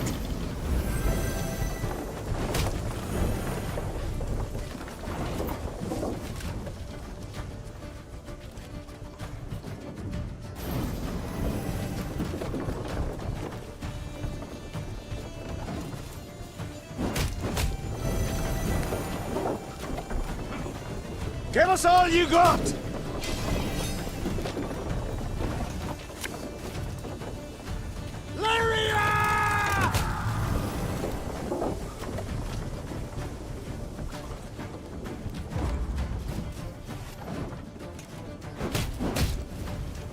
Holger Blackhand's taking on new swabbies.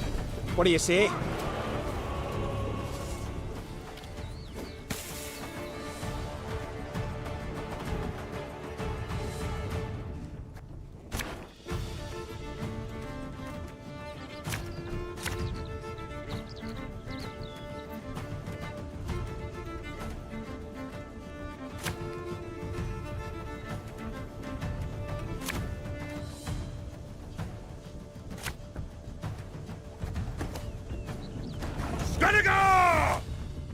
Reynard, what the devil?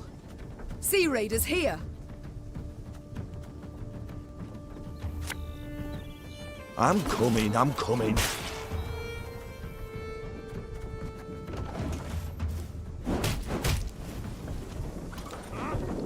The gods are with us!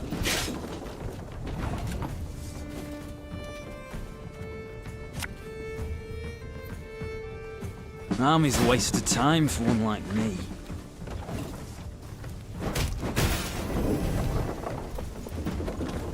Let us put our steel to the test!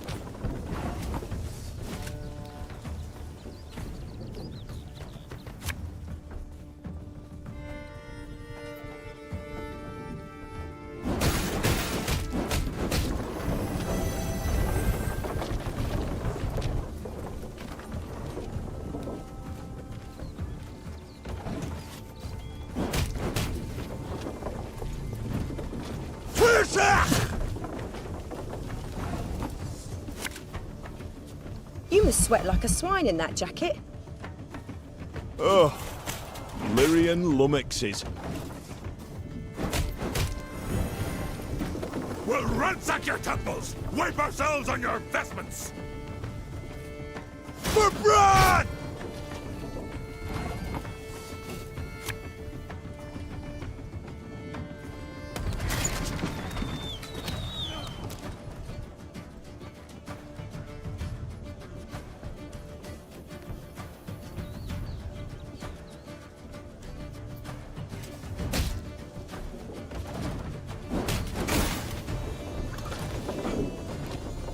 What is it?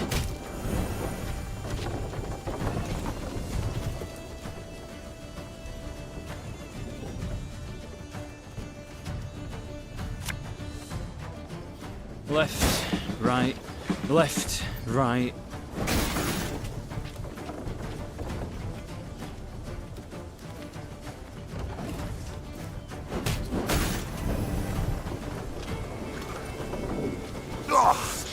Got a bad case of rower's back.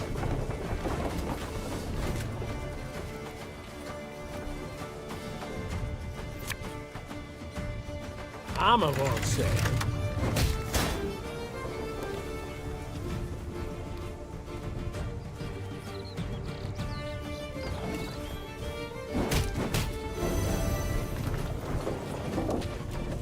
More hawk devour ye!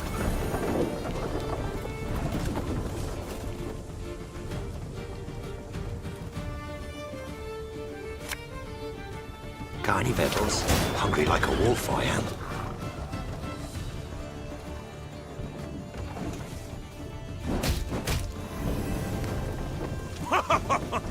You've got stones, wench. You've sailed into troubled waters, mate.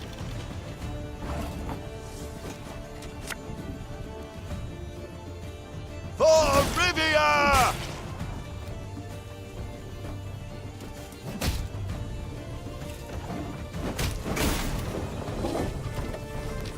Give us all you got!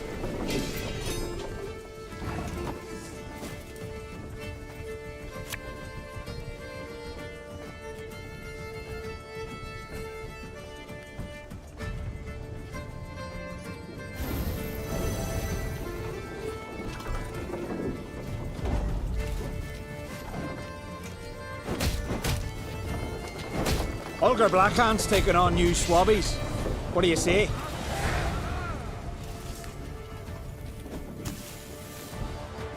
The Skelligers fought hard, fought bravely, brought mayhem. Yet the Queen's ordered, disciplined force won the day. The islanders seemed entirely undismayed at their defeat.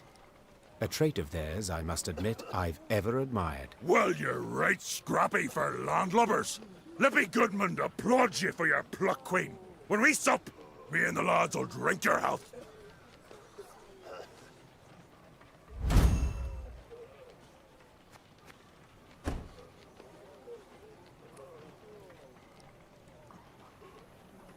That we shall yet see, sir.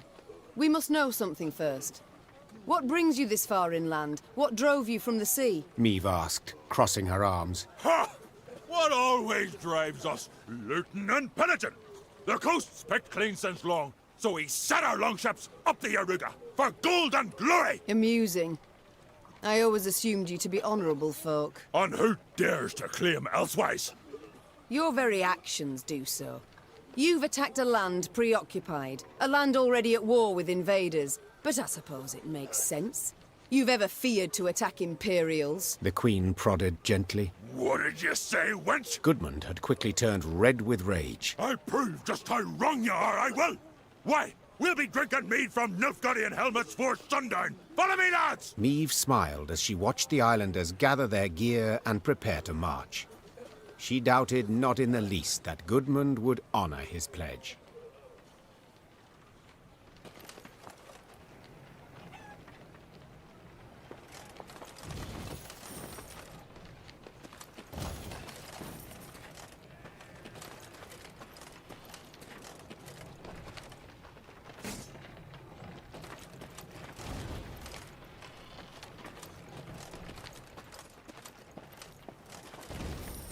Here the damage seems not so great. It appears Nilfgaard's not yet turned its forces towards the capital. We're likely to encounter no more than pathfinders and foragers. So I hope.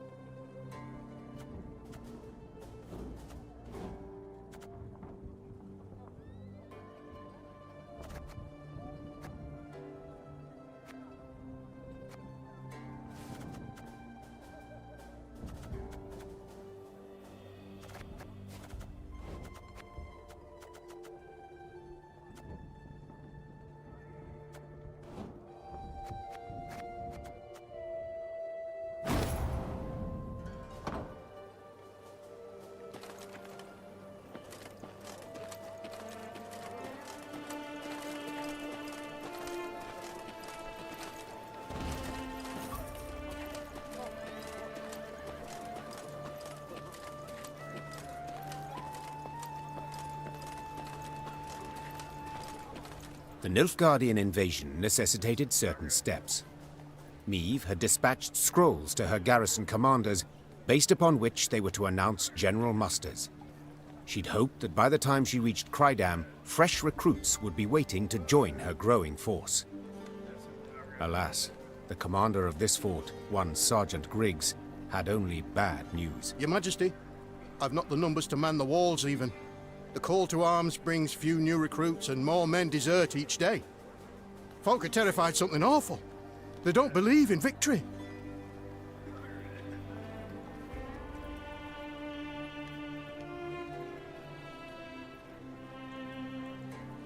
Since love of country seems insufficient motivation, Meve said, standing up from behind the table. we must make coin speak. Sergeant, announce that all new recruits will receive twice the usual soldier's pay. Though costly, Neve's decision brought immediate results. Lured by the promise of gold, townsfolk in droves enlisted with the garrison. The Queen left Crydam poorer, but encouraged, as she had a stronger force in tow.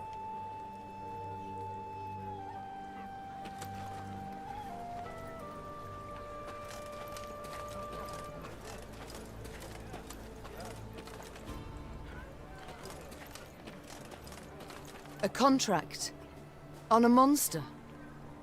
Interesting.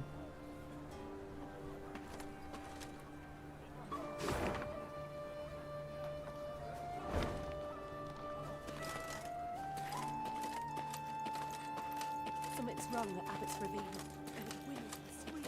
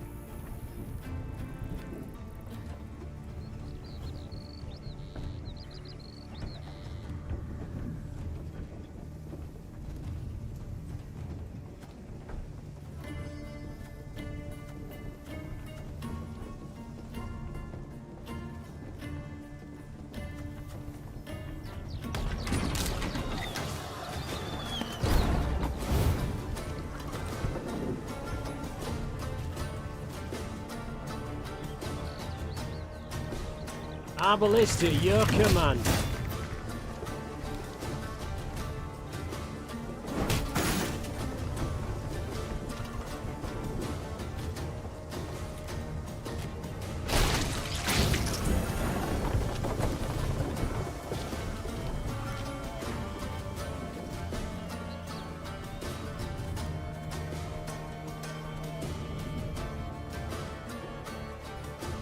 Armor won't serve.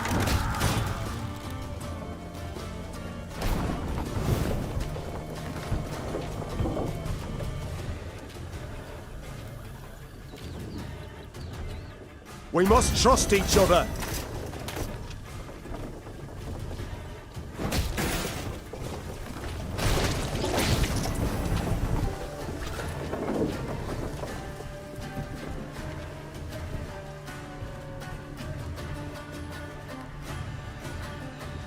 Can't take it anymore.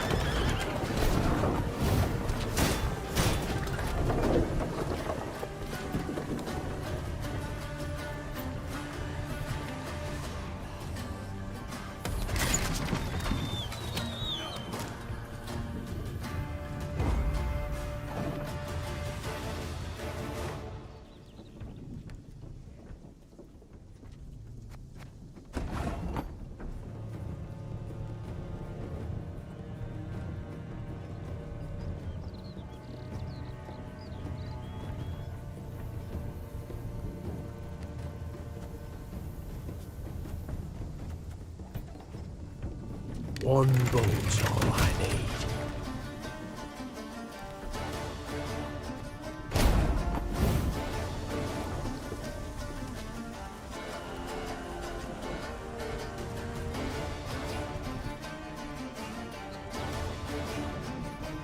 Give me a time.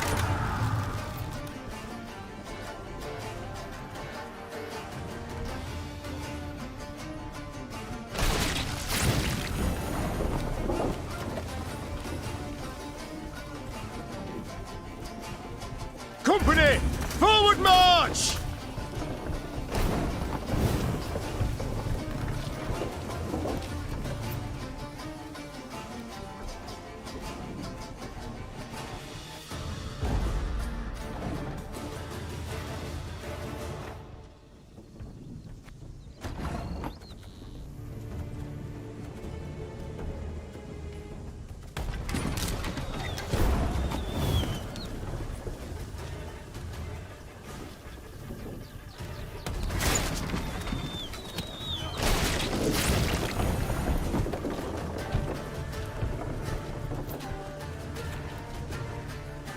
Got any victuals? Hungry like a wolf, I am.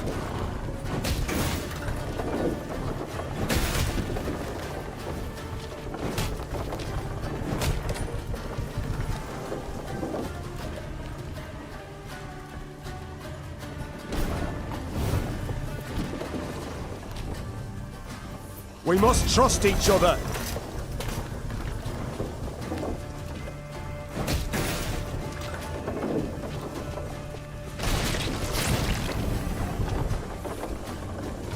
Give me a target.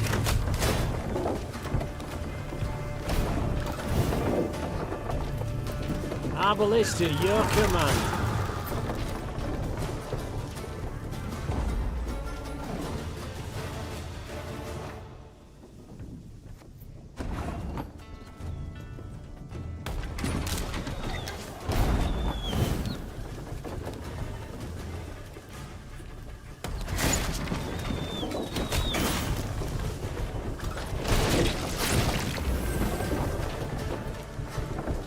Got any victuals?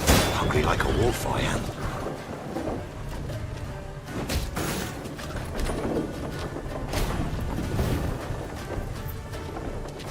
Her Majesty knows what she's doing.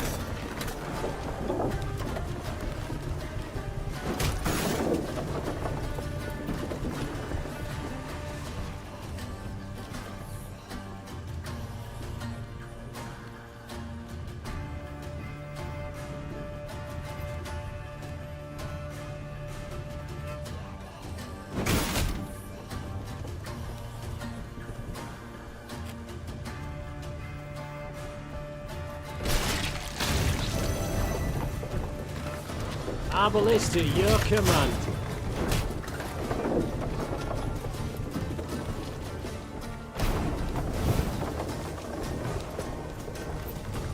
I'm aboard, sir.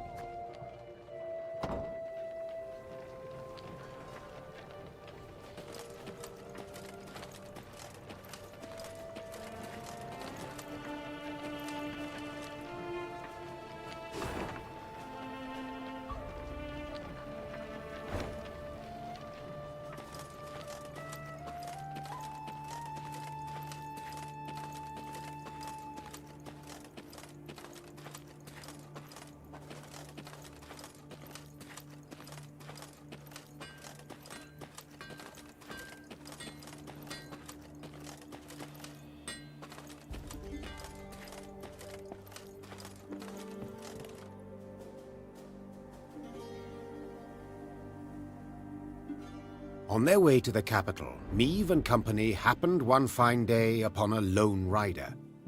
Had I been at her side, I would immediately have recognized his passionate gaze and altogether chivalrous mien. Identify yourself, sir, and your intent. Ache of Denel I am dubbed, and my design I never conceal. The good book says the world is a garden which the gods once conferred upon man, and we men have this garden neglected. In consequence, all manner of filth has made its lair here. Drowners, ghouls, and other kobolds. I have sworn ne'er to rest until the day when, with the gods' help, I have rid the world of these beasts and pests.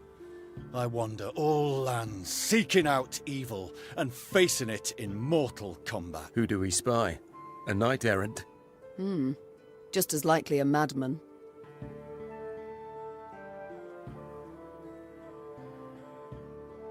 How goes your hunt? Caught the trail of any monster? Monster? Too fair a term by far. An exceptionally vile worm has made its lair in nearby caverns. It is said to be the very distillation of filth. A slither in horror. A mélange of the macabre. Its head, that of a wild cat of Ophir. Its maw full of spiked teeth. The wings of a bat it is said to have. The tail of a scorpion, and from it a thick venom drips. Learned men call this variety a manticore, or... Perhaps it will be most prudent, then, to send for a witcher. A witcher? Soulless automatons they are, all, feeding on common folks' fears. What they demand gold to do, I perform without demand of any coin. Sir Egg, far be it from me to discourage you. Your endeavor is noble, no doubt, but from what I have heard, manticores are exceedingly dangerous beasts. To defeat this filth alone could be a difficult task, I'll not deny. Yet try it I must, for it is what I have sworn before the gods. We shall help you find and fight the manticore, provided you then pledge to help us fight an even fiercer and filthier beast. Of course, my lady. Yet what manner of horror is it? A viper? A griffin? A drake of some rare form? Were it only. 'Tis a beast of 1,000 heads, covered in black armor, its fire consuming whole villages. Noble lady. I know bestiar is only in parts, yet I've seen some of the world, and never have I heard of such a terror. You need but look about you, and spot Nilfgaard's legions. Devastating. But you must forgive me, your grace. This struggle between realms is not one to which I can lay a hand.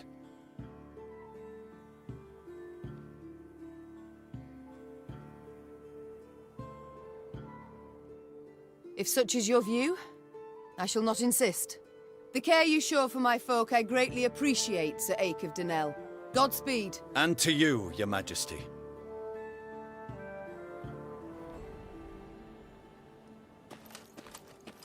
Not a scrap.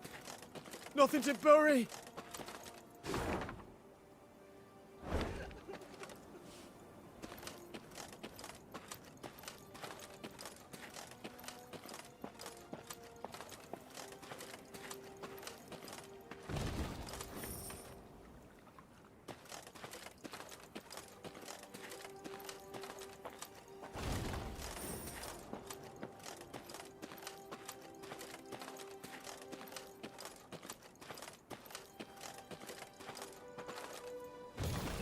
One of them golden suns belongs on the side of my own ship!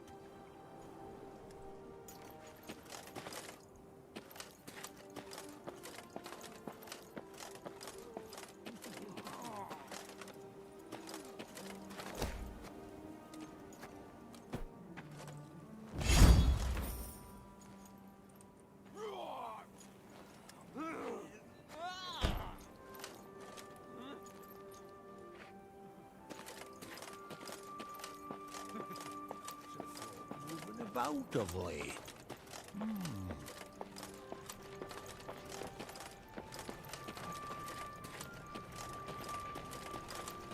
We welcome you home, Your Majesty. Prince Willem awaits your return, Your Grace. Home at last, Your Grace. Mm-hmm. We shall not enjoy it long, I fear. Soon we must face the black-clads in the field. Yet a moment's peace we will have. After that drubbing you gave them at Dravigrad, they'll wish to rethink their strategy.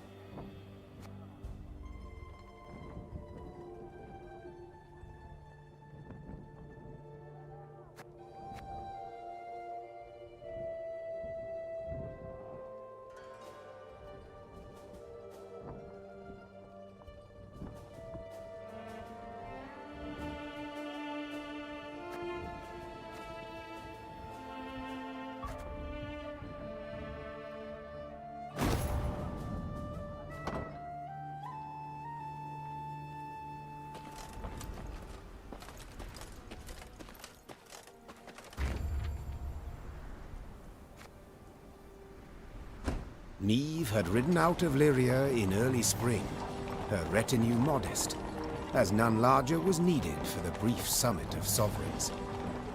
She returned now to her capital, at the head of an army that dragged behind it bandits and Nilfgaardian prisoners in chains. The whole city came out to greet her. Its traders, craftsfolk, priests. Also, her eldest son and heir, Prince Willem. A boy who, it seemed, might never be prepared to rule. Niamh and Willem rode side by side past the cheering throngs, their faces frozen in regal smiles. It was not until they reached the castle stables that they found a corner in which to speak freely. Welcome home, Mother. Content I am to see you, to be sure. And I'm happy to see you. Though I dare say I'd have been much happier to witness you leading an army towards Dravigrad. Willem, I trusted you. Left the realm in your care. Indeed. And I, in turn, did my utmost to choose the best course for... Willem, don't be so damned courtly. There's no one else here. My son. Nilfgaard has invaded our home. We're at war. When rulers don't strive and don't choose, when rulers grab their swords and shields and ride out to defend their subjects. You didn't let me finish.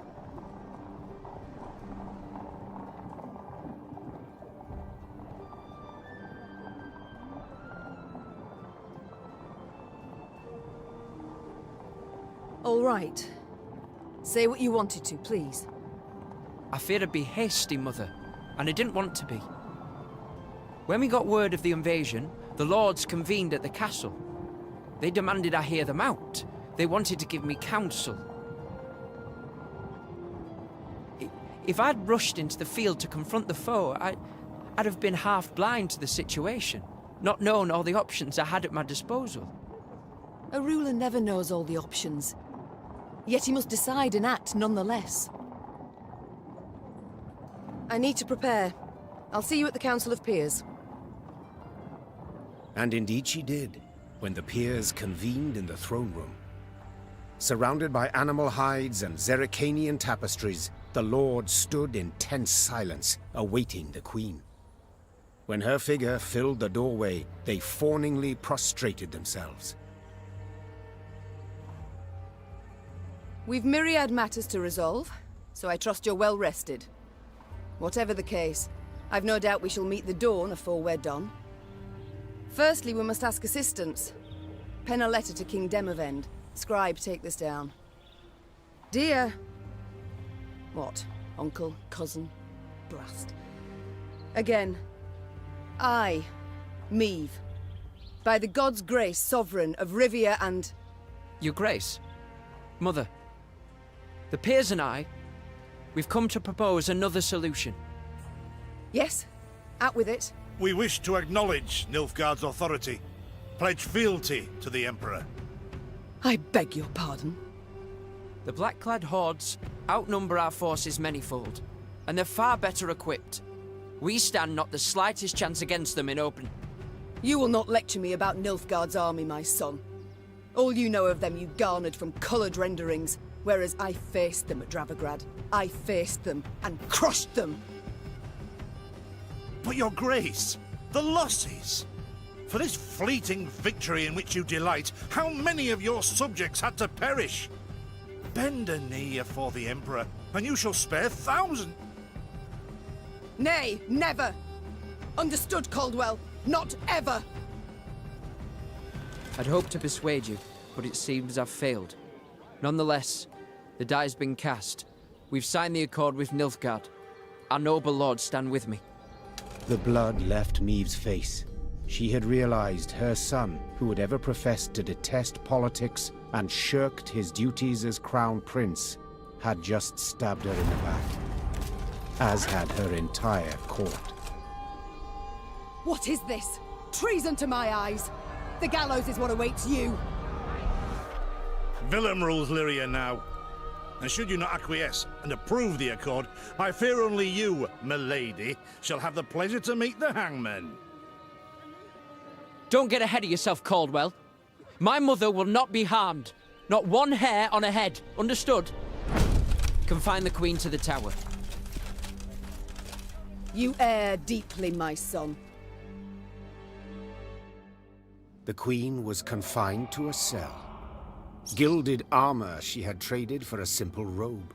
A courtly retinue for a swarm of rats. She was the very picture of misery. At the window of her cell, gripping the bars, Meve stood powerless. Her anger so great she wept and wailed. Her Lyria was free no more.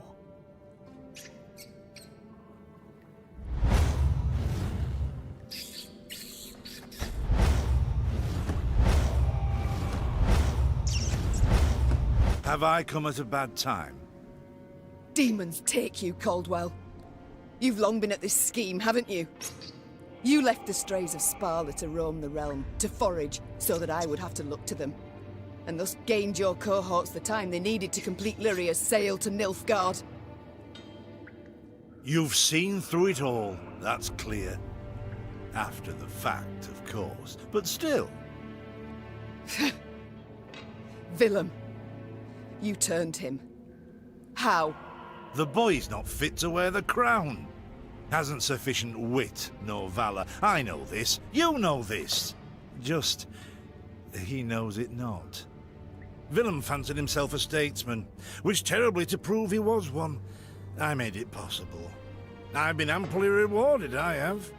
Palatine since just yesterday, in fact. You'll have neither my blessing nor congratulations. Sorry to disappoint you. I seek neither. I've come for another reason. To bid you adieu. Willem does not seek your death.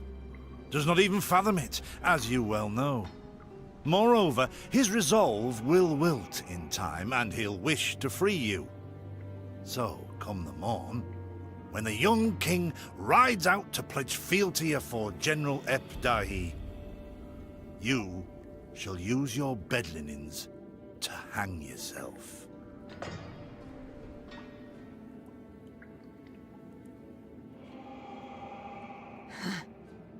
I see. You wish to see me bow afore you, lie prostrate, beg you for mercy. Plough yourself with a pike, Caldwell.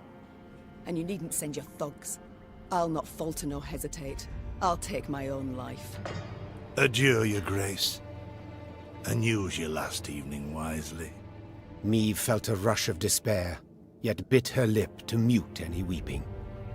No, she would not give Caldwell the satisfaction. Morning arrived with the sound of footsteps in the corridor. Niamh rose from her cot and stood in the center of her cell. She was prepared for anything. Well, nearly anything. The Duke of Dogs. Titles seem senseless under the circumstances, don't you think? Let's forgo them. I'm Gascon. Has Caldwell sent you? To kill me? No and a no. Actually, you're free. How shall I put this? That cad, Count Caldwell, used yours truly and the strays as bait in a scheme aimed at kicking your shapely backside off your throne. Now, I'm hardly vindictive. First to forgive, in fact. Take your threat to send me to the gallows. Forgotten already. Yet being played for a fool, I cannot abide. So when the strays freed me, I knew what I'd do to spite the Count afore I disappeared. I'd free you. That's to say, on one condition. You've got to request it of me, my lady. Courteously.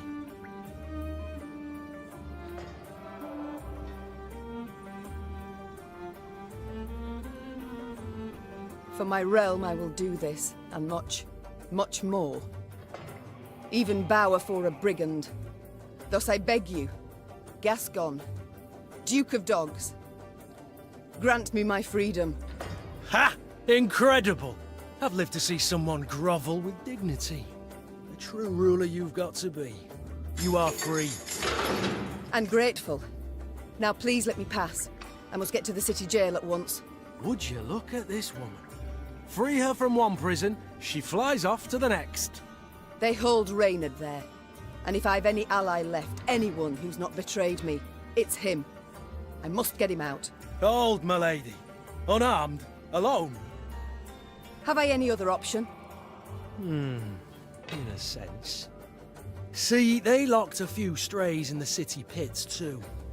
Got a common cause, I'd say. Care to join forces? The Queen took Gascon up on his offer. Then she, Gascon, and the strays snuck through the city to its dungeon. Reynard had not wavered for a moment in his devotion to the Queen. Never the slouch, he had also not lost any time. I've inquired among the other arrested soldiers. Many are prepared to fight, even die at your side, Your Grace. Seems they may yet get their chance. But now we must flee. All of us. Yet in leaving the jail, the company ran into trouble. When Caldwell's cutthroats had failed to find Niamh in her cell waiting for her secret execution, they had informed the Count. He, in turn, dispatched patrols into the streets. The Queen and her cohorts ran into one such unit. Blast. We shan't outrun them. To arms!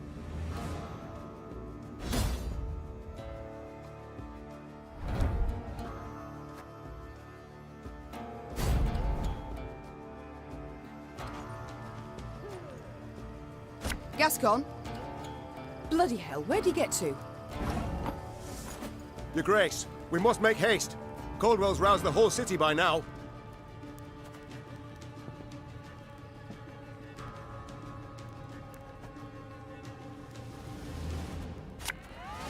This harvest, we'll be reaping black-clad heads. Don't like this.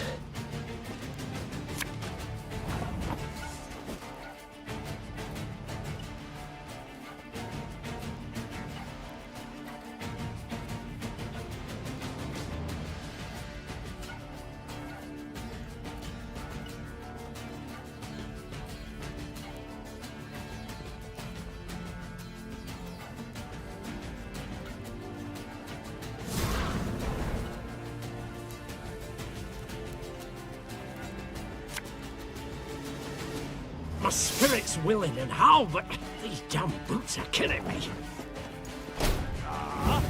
Cursed traitors.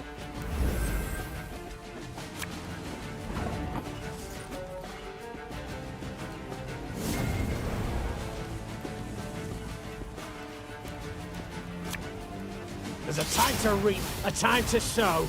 Didn't think I'd leave you just like that, did you? Honestly, I did.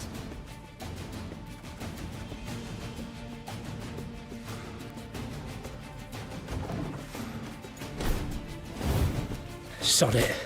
Sod it all.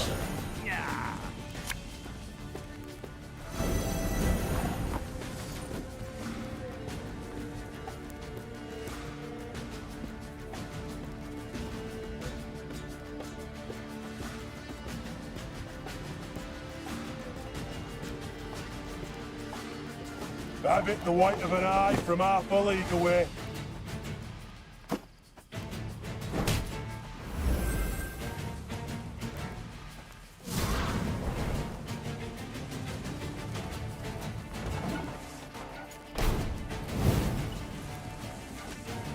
Army's a waste of time for one like me.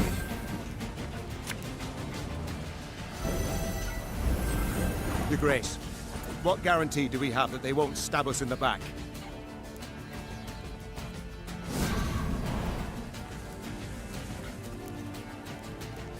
Bigger they are, easier they are to target.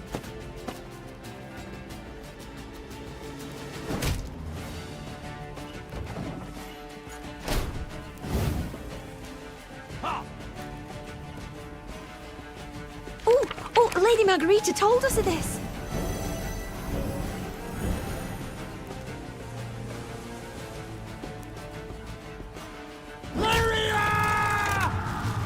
I live to serve you.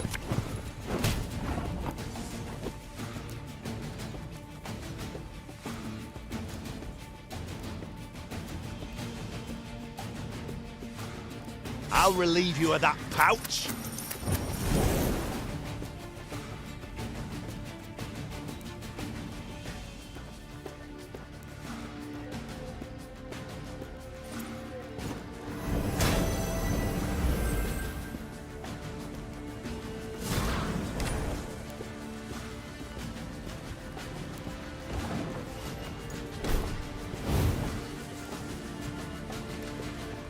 Left, right, left, right.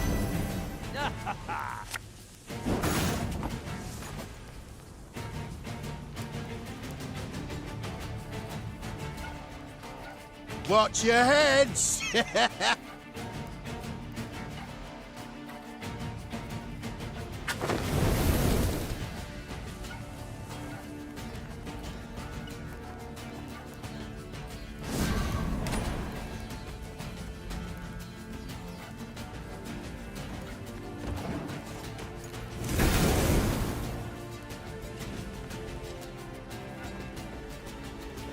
One bolt's all I need.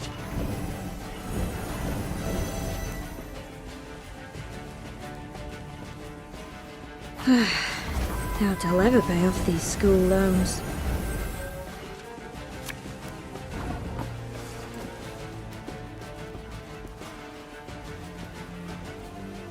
Catch!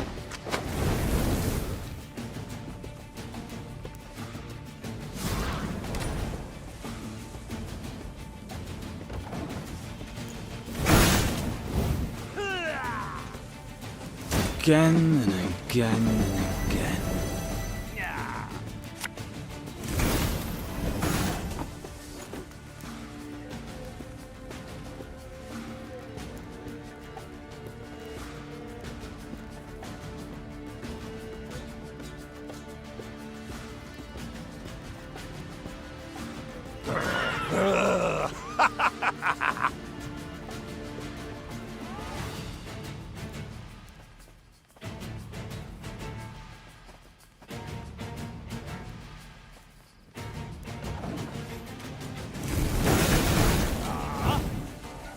Give me a target.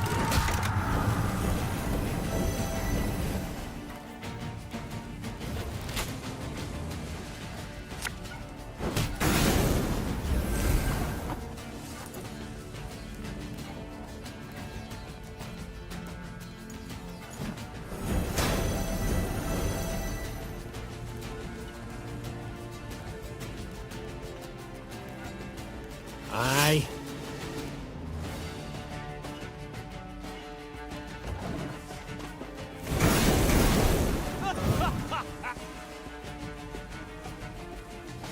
Gascon? Bloody hell, where'd he get to? Your Grace, we must make haste. Caldwell's roused the whole city by now. To reap, a time to sow, and a time to die. Every rib's a thief.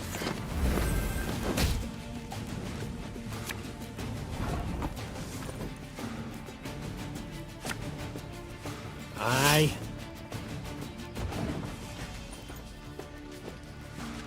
Armor won't say.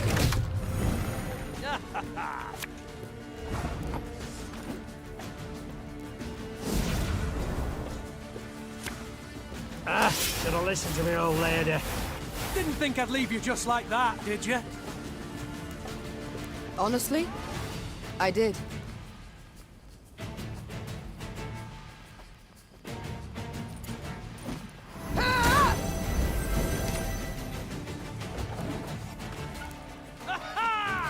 Army's a waste of time for one like me.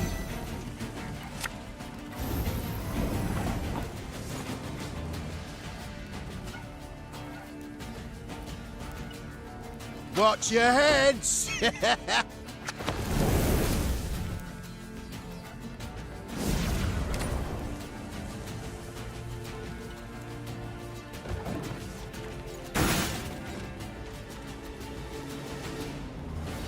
Sod it. Sod it all.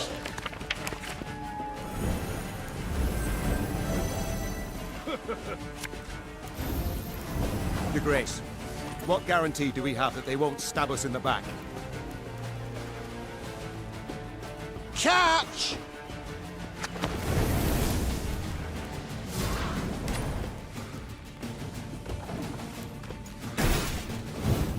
Don't like this.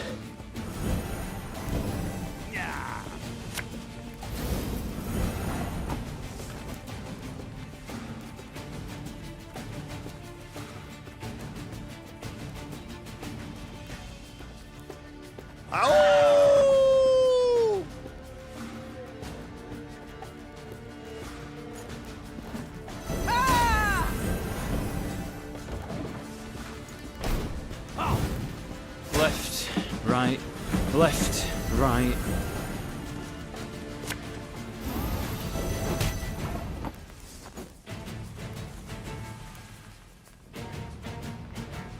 Thing about slings, they hide well.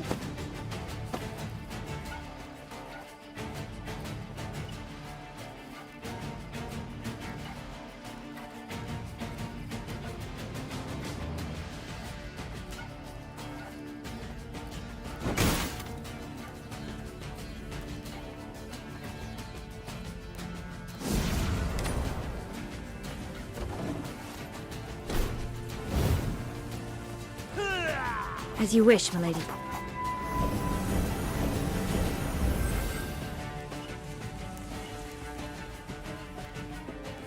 Again and again and again.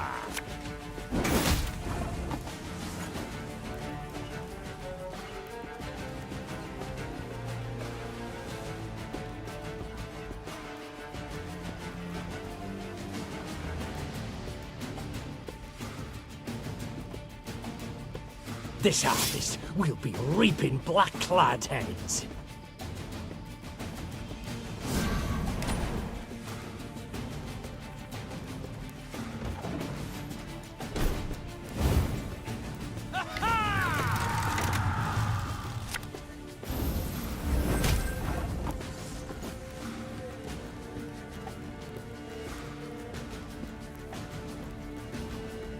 Looking to dance, mate?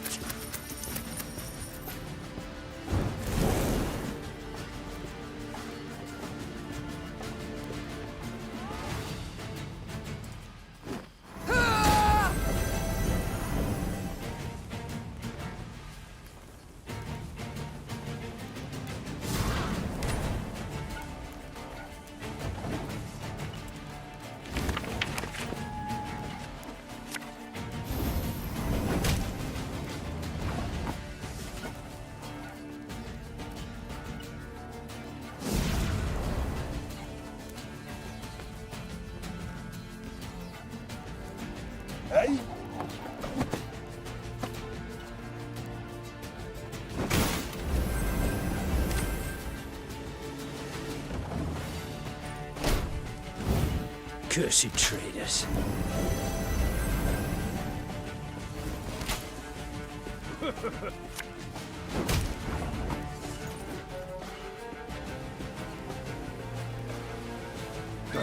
Yeah!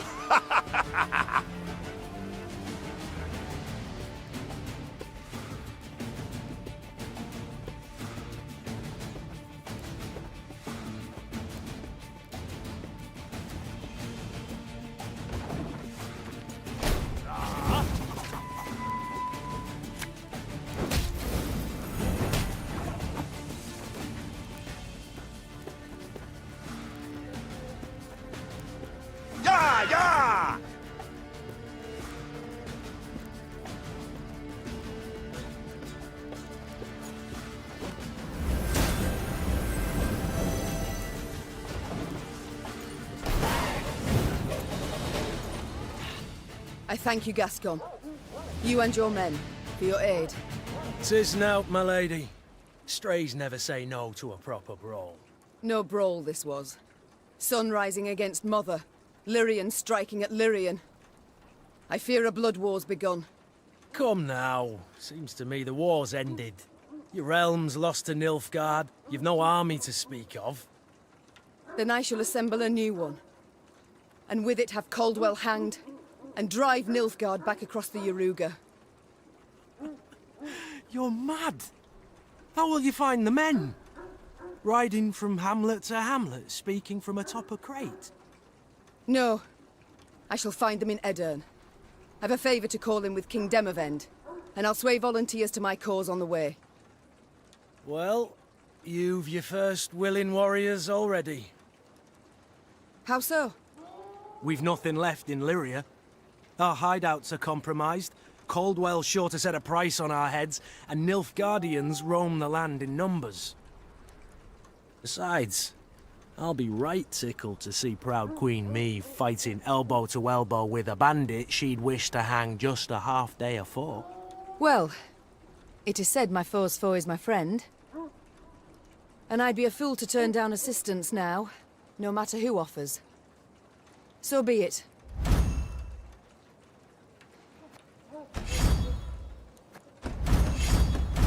Very high-minded of you, my lady. So, shall we shake on't? Lyria was hers no more. Meve now had to flee her capital and realm as quickly as she could. Wont to travel the city streets in a gilded carriage, the Queen now saw them from a slightly different vantage point. Is this the only way? Are you quite certain? The Queen is a common fugitive now, so she'd do better to pinch her nose and whinge not at all. At long last, Meve reached the gate. Yet this she found shut tight, locked and guarded. Gods be damned! Easy, your grace. Nothing we can't solve with a quiver full of quarrels. Those are our men. They were, Reynard, were. Gascon's raiders were poised to loose their bolts, but were thwarted when the Queen stepped out in front of them. What's she... Your Majesty? I've orders to arrest your grace. Place me in irons, then. Please understand, I haven't a choice. Fear not. You'll be rewarded by Caldwell in Nilfgaardian Florens. The captain's head dropped. His cheeks burned crimson. Go, your grace. Flee now, but only to return. Remember this, Gascon. I'm no fugitive. I'm a queen, robbed of her rightful crown. And though I may need to venture to the world's end before I return, I shall have it back.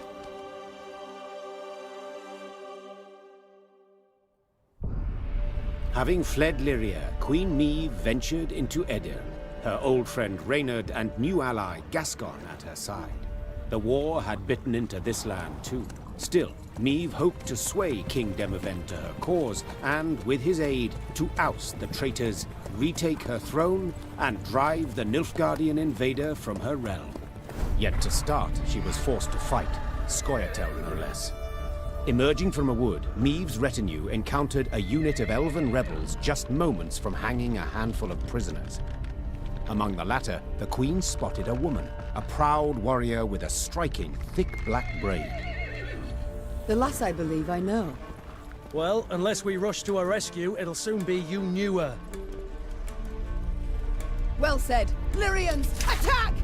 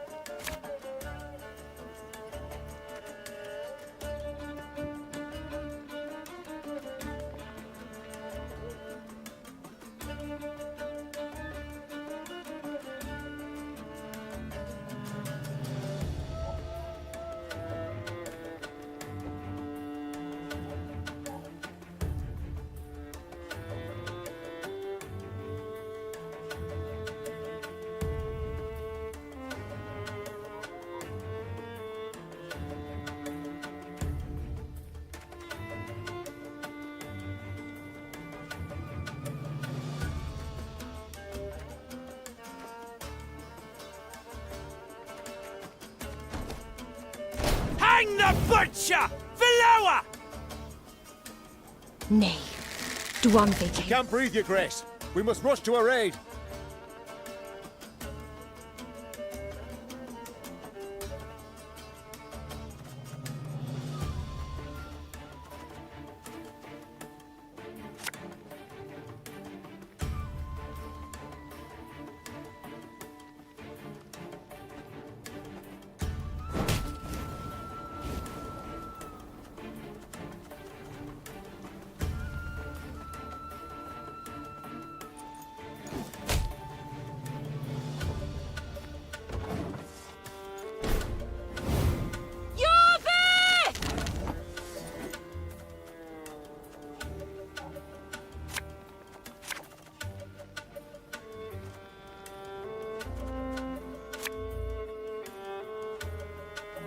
Have it the white of an eye from half a league away.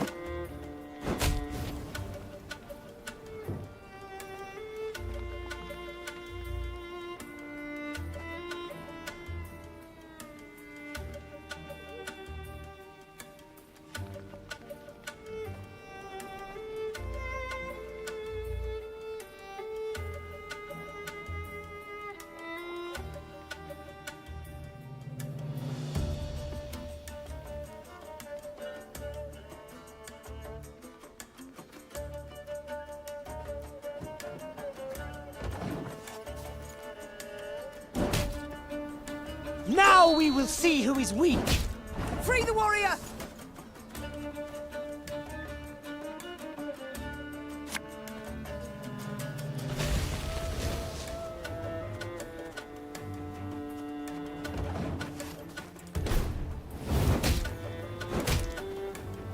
I shall not fail! The elves! Scatter them! They block our path!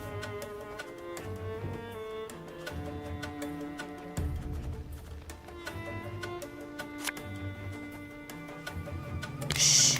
Cork it!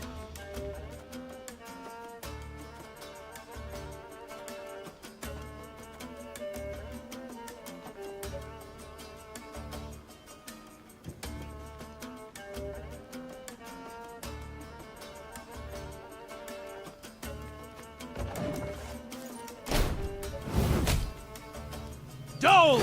Plathana!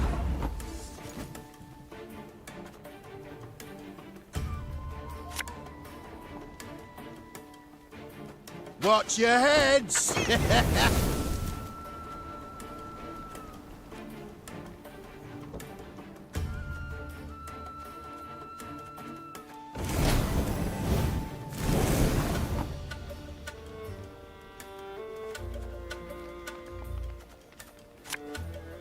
Yeah, yeah!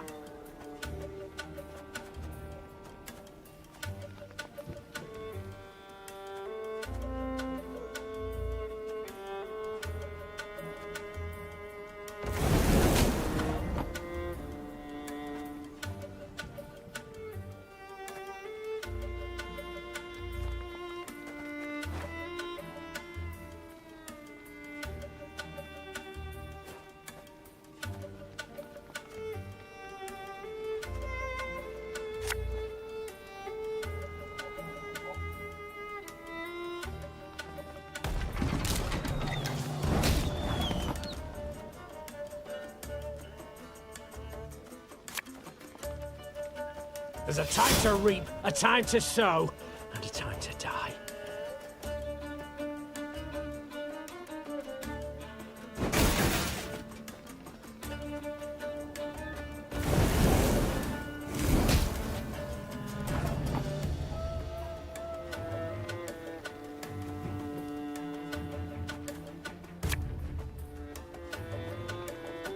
There's been a mistake. I'm no mage.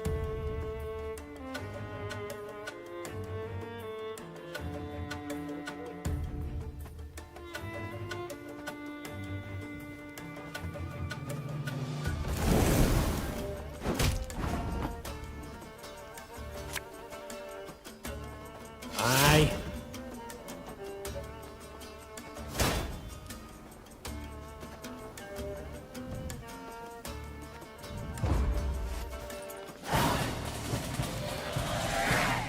The Scoia'tael warriors shocked the Queen with their speed, their cunning, and their cruelty. Yet in the end, the Lyrians prevailed. When the last elf hit the ground, the Queen had her men untie those they'd sought to hang. 1,000 thanks, Your Grace. Heard many tales of your valor. Pleased to see they weren't just flattery and propaganda. Black Rayla. Hagar, we saw you there. You command King Demoven's special forces. That's right. Though not many remain to command. So I see. How did it come to this? My liege sent me to wipe out a Scoia'tael band, led by a rat called Eldane. Followed the vermin's tracks for several days. Straight into his trap, turned out. Hunting elves in the woods. Truly inspired, I must say. Had no choice. Doing nothing would have brought us surer, swifter doom. The Black Clad have invaded Edirn. Thanks to elven aid. They snap our supply lines, lurk like dogs, prey on vulnerable units and scouts. You mean to say Nilfgaard's broken your defenses?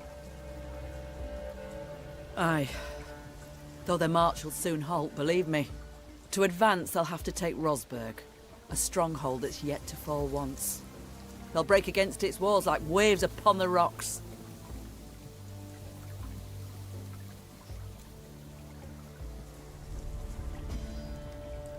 While Edirn stands, the North is not yet lost. I'll convey your Grace's words to the King at the first occasion. I'd rather hope to convey them myself. I have come to Edirn seeking aid. I wish to ask Demoven for support. The King is in Rosberg, overseeing siege preparations. I'm heading that way too to report on our skirmish with the Scoia'tael. I might serve as your guide.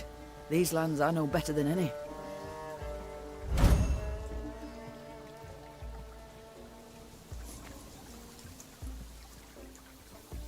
Excellent.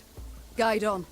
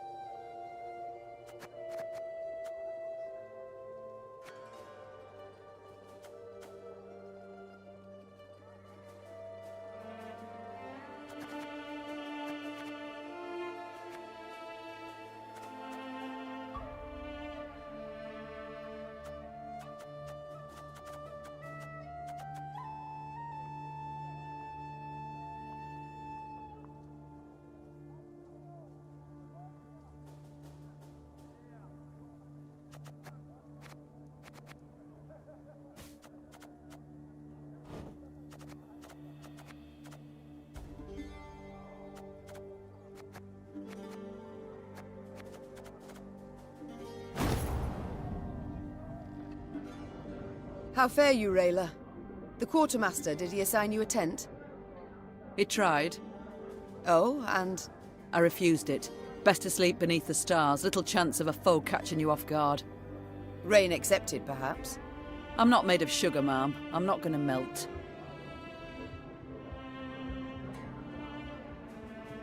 One sees very few women in the ranks, let alone in the special forces.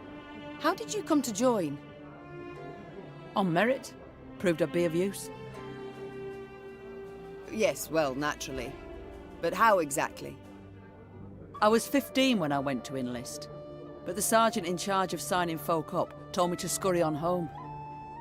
So I proposed a wager, arm wrestling.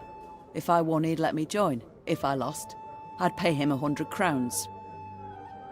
And that kind of coin? You had it? No, so I had to win. As we sat down at the table, across from each other, he laughed and rolled up his sleeve. When it was over, all around us were laughing at him. Then I just followed orders. Did so well enough to draw the king's attention. I must go. So, Gascon, the soldier's life, does it suit you?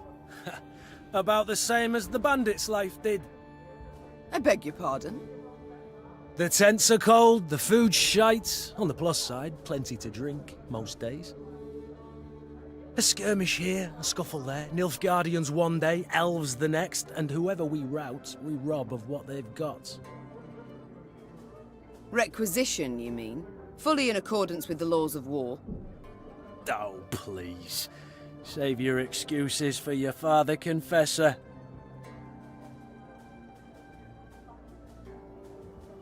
The Duke of Dogs. Whence the name? Not certain I should tell you. It's a personal story. I insist. So, thing is, I'm a werewolf of sorts. Did I hear werewolf? Of sorts. You see, when the full moon glows in the night sky, I transform into a creature that's half man, half dachshund. And then all the other hounds of the night hearken to my command. Oh, forget I asked. With pleasure. I can't stop wondering. How did your strays break into the tower in Lyria? They exploited its chief weakness. What weakness is that? I oversaw its construction myself. Walls 5 feet thick, bars and grates of the sturdiest iron. All tremendous, I'm sure. But how much do you pay the guards? What? I don't know. The garrison's commander is in charge of that. Let me tell you then. Not much, Maeve. Not much at all. From atop a throne, it's hard to spot the little things. Example, a guard hard up for coin, or one with ambitions. But seeing that's second nature to even the most ordinary bandit. Take any castle door. To open it, to open all, one needs but a pouch of gold. It's time I attended to other matters. Farewell. Yes, Your Grace? I cannot forgive myself one thing, that I failed to see through Caldwell's schemes. He must have plotted treason for months, years even, yet I suspected nothing. Don't be too hard on yourself, Your Grace. Easily said. Ugh, if I'd only realized it in time. Nilfgaard would have found a different traitor, or sent an assassin north.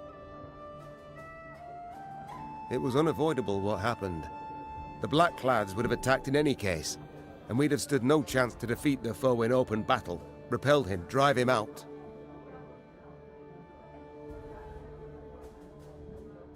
So, had you been there when the peers assembled, you also would have voted to bend the knee?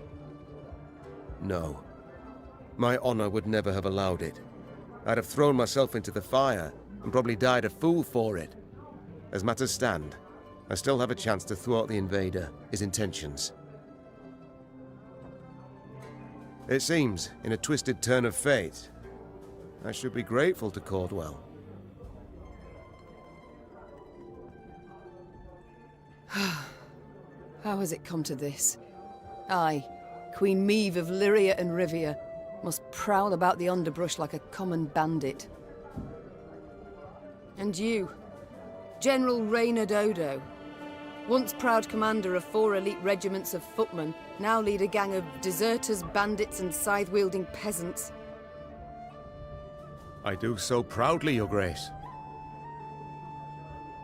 You must be joking, Raynard. Your Majesty, under your husband I served 10 years, under you another 8, and never in that time did I fight for a more worthy cause. We seek not to grab land or stifle a peasant revolt. We fight for all the North, for our freedom, that of others. And you alone didn't give up. Didn't even consider bending the knee before Nilfgaard. Yes, all true. Yet look where it's brought me. Your struggle has but begun, Your Grace, and I will do all in my power to see you triumph in the end. It's time I attended to other matters.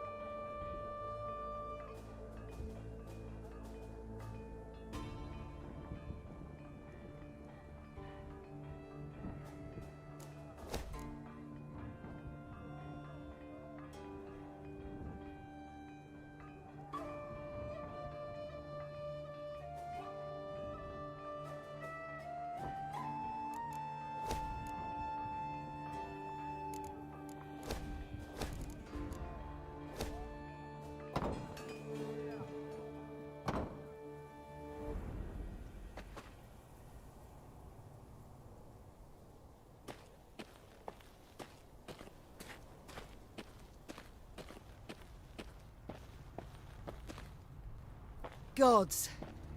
The entire country up in flames. Ebdahi warned punishment awaited Edern, that he would show the land no mercy. What in God's names did you do to him, Rayla? Nilfgaard offered us an alliance against the rest of the North, but Demoven declined, in his clipped soldier's speech. They say Ebdahi flew into a rage and swore...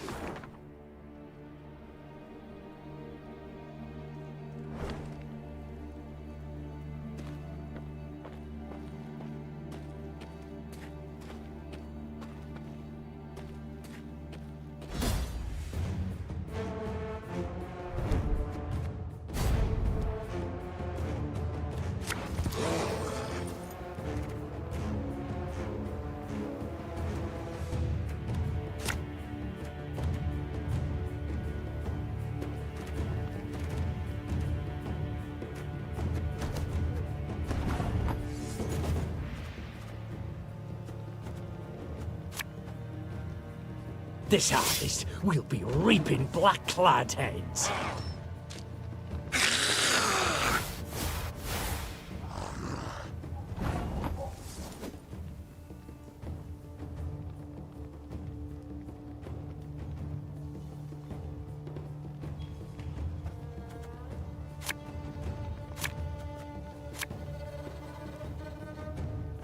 Go, hop, hop!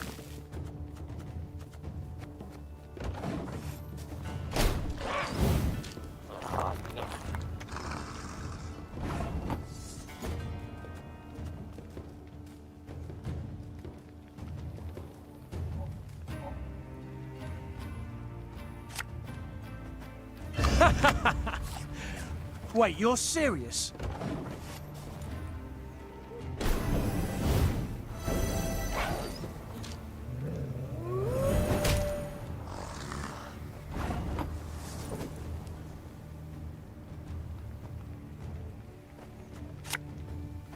Armor won't serve.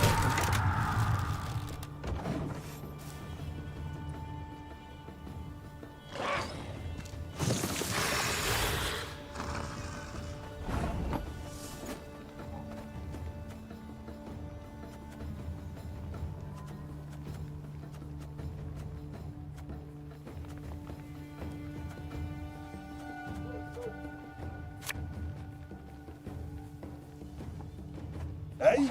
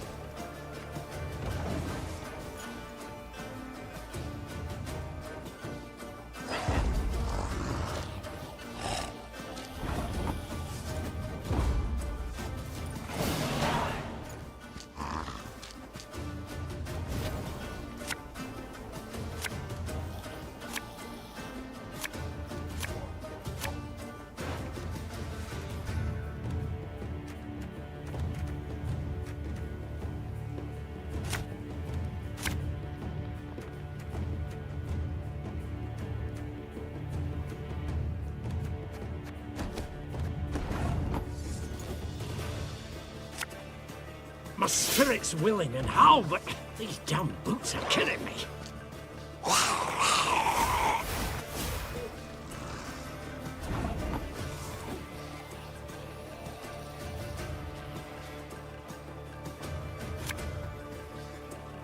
Ours is not to reason why.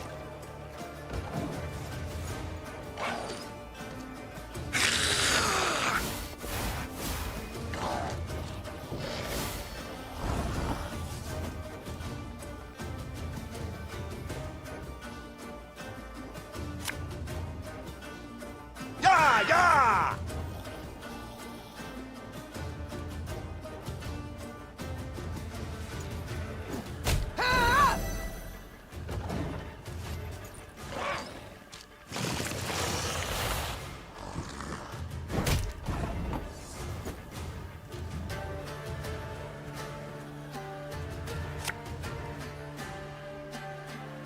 Again and again and again.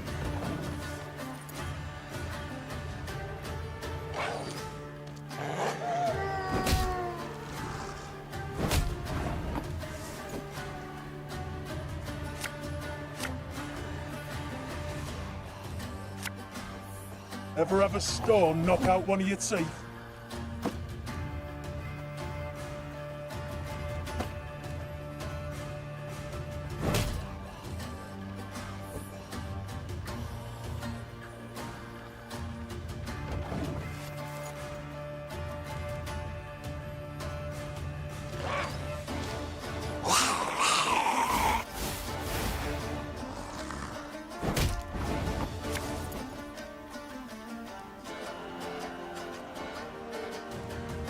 We got a job to do.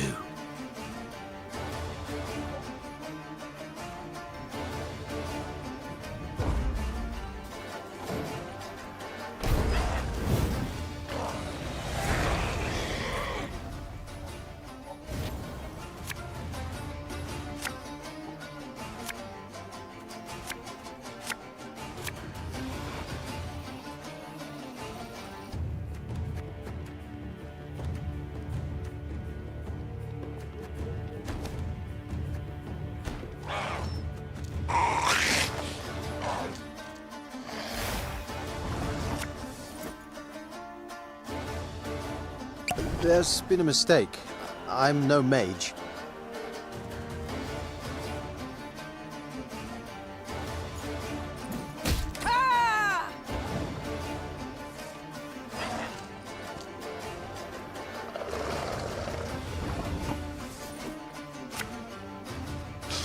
I smell a leak.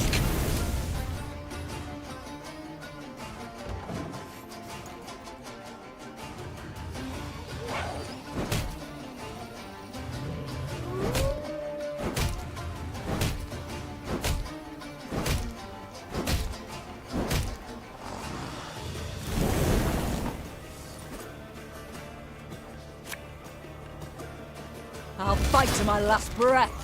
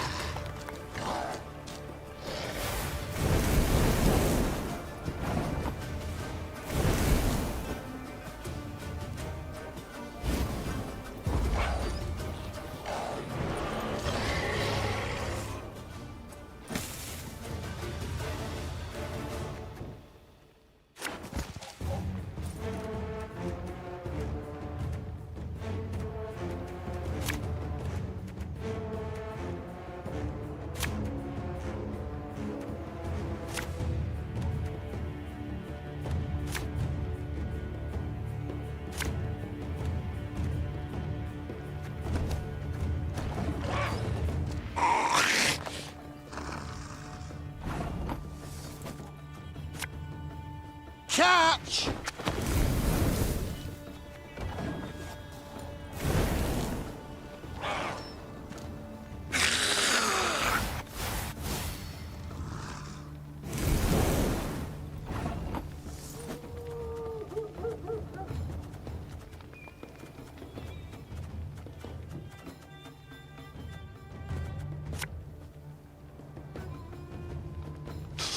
I smell a leak.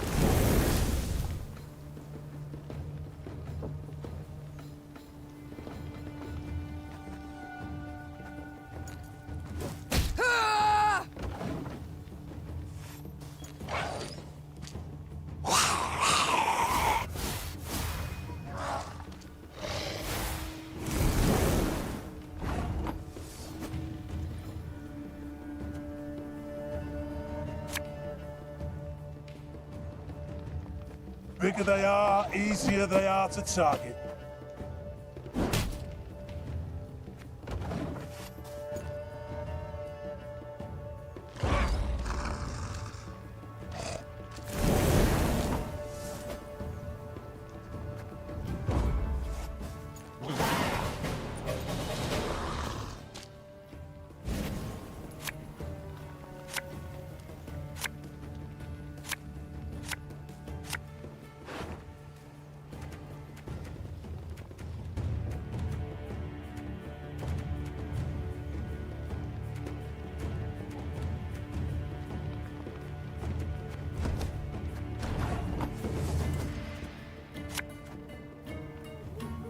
Quick and painful this'll be.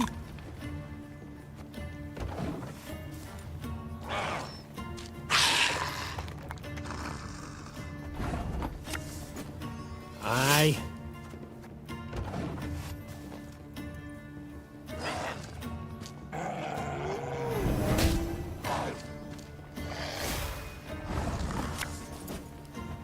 Should have listened to me old lady.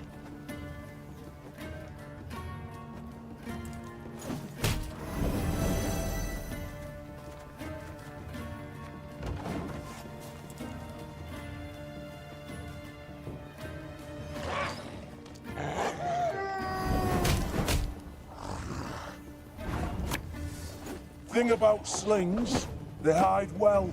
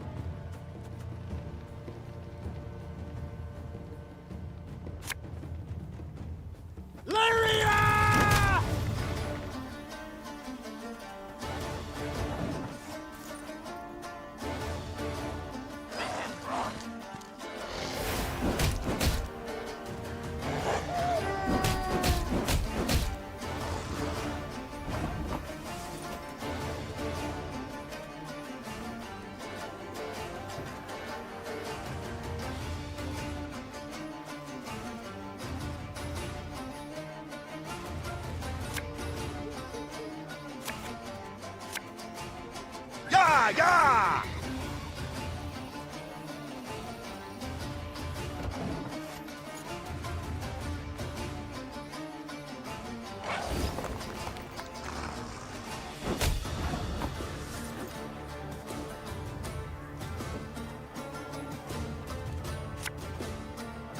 This harvest, we'll be reaping black-clad heads.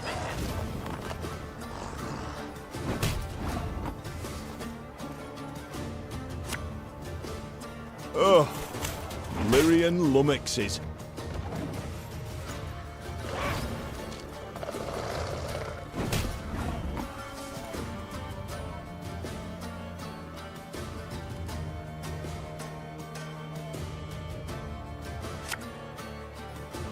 If anyone asks, you've not seen me.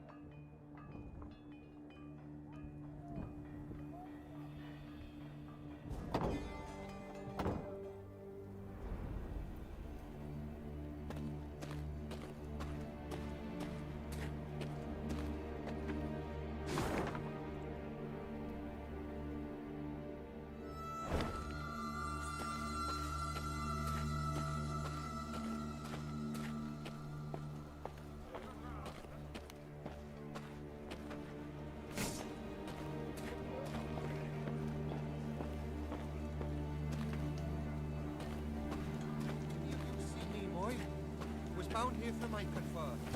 Most of arrived 3 days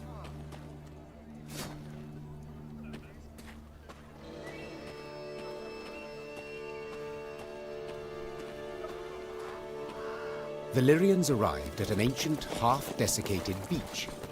Its trunk sat atop a tangle of thick roots, and scraps of paper covered with tiny scribblings fluttered over it from top to bottom. Travelers crowded all around.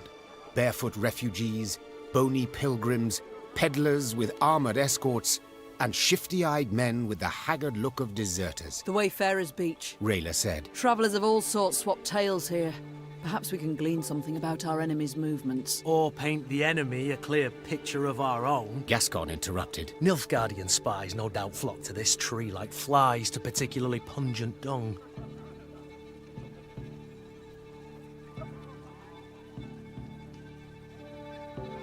Niamh decided to proceed cautiously.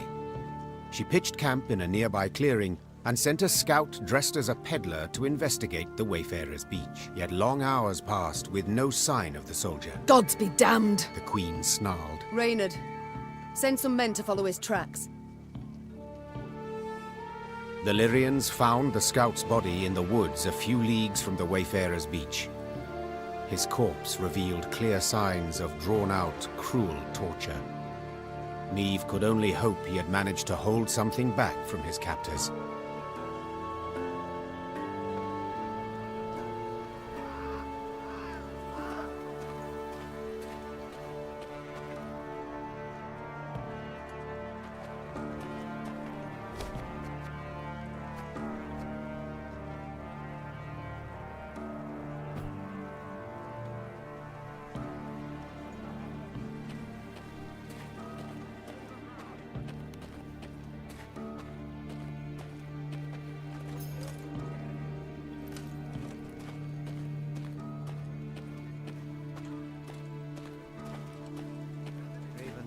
Wars, trading armies, ravens and beasts.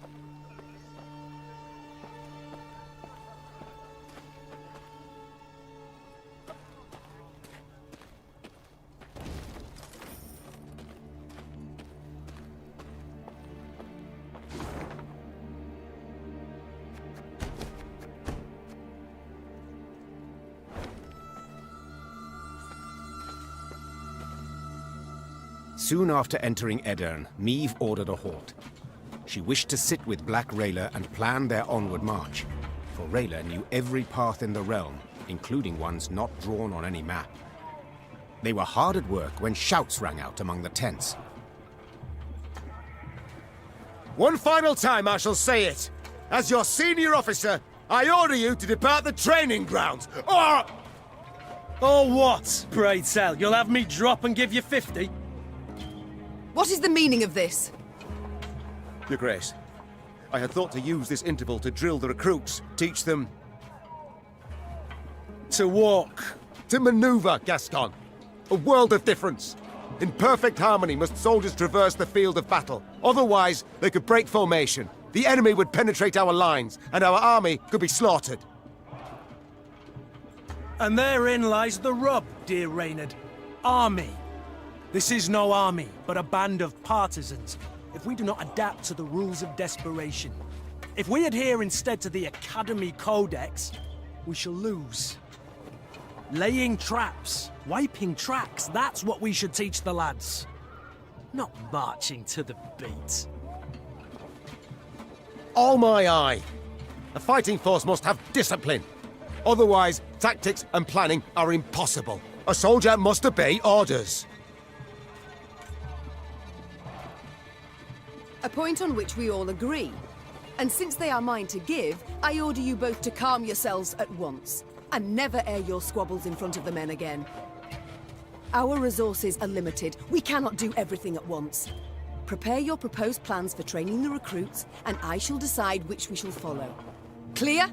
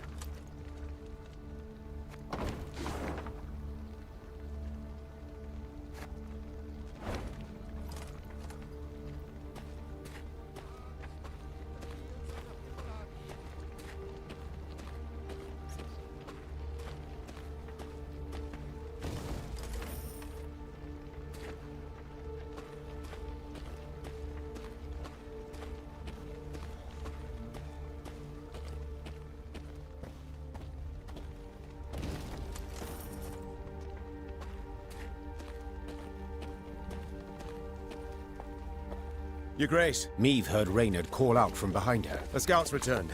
Claims to bear an urgent message. The Queen halted her horse and waited for the soldier to reach her. He abandoned all formalities and jumped straight to the point. Milady, a black-clad caravan, armed to the hilt, rides this way. To believe the rumours, they're hauling a load of war loot back south. Reynard gave the soldier new orders, then turned to Meve. Sounds like a prime opportunity to replenish our coffers.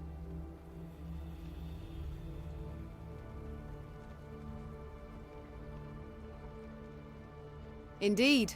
An opportunity we cannot ignore. The Queen said. Your unit will block their path and strike their flanks, while I shut the trap, attacking from behind. Their plan established, Meve gave the signal to move out. A brief moment later, the fight began.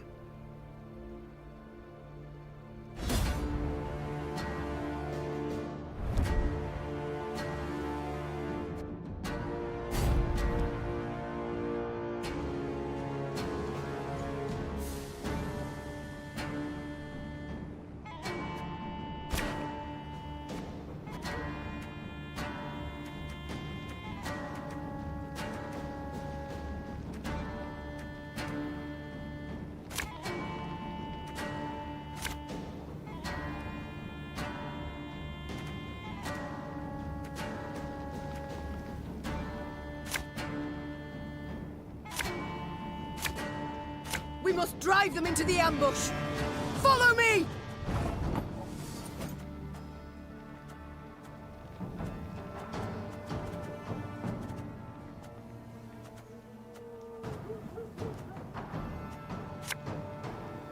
Army's a waste of time for one like me.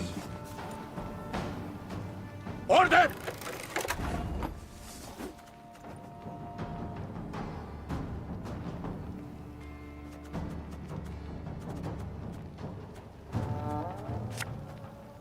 This could hurt.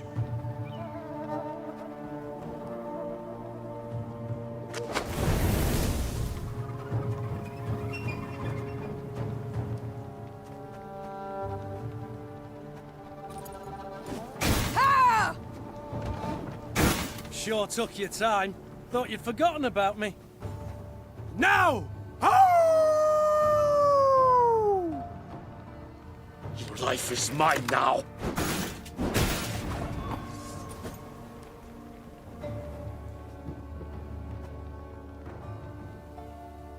Should have listened to me, old lady.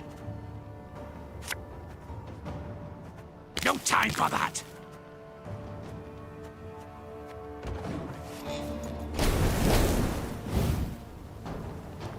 Trouvé, ni gloire!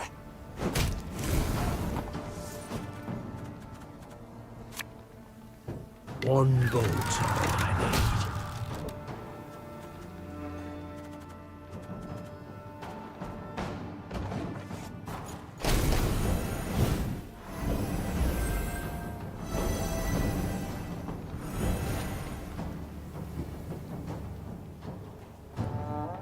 Wise choice.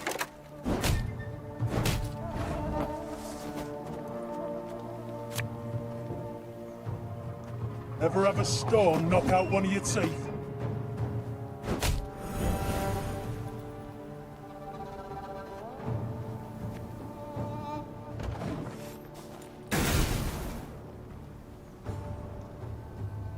Alba!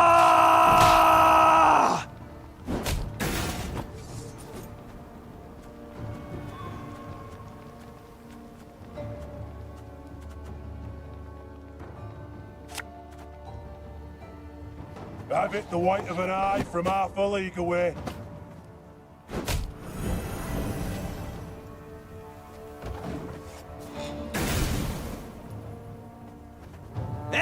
Ni gloire!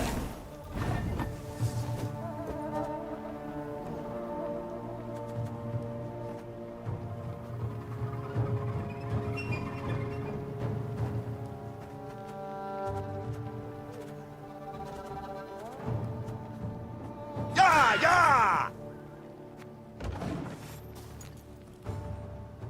Off to the front yet again.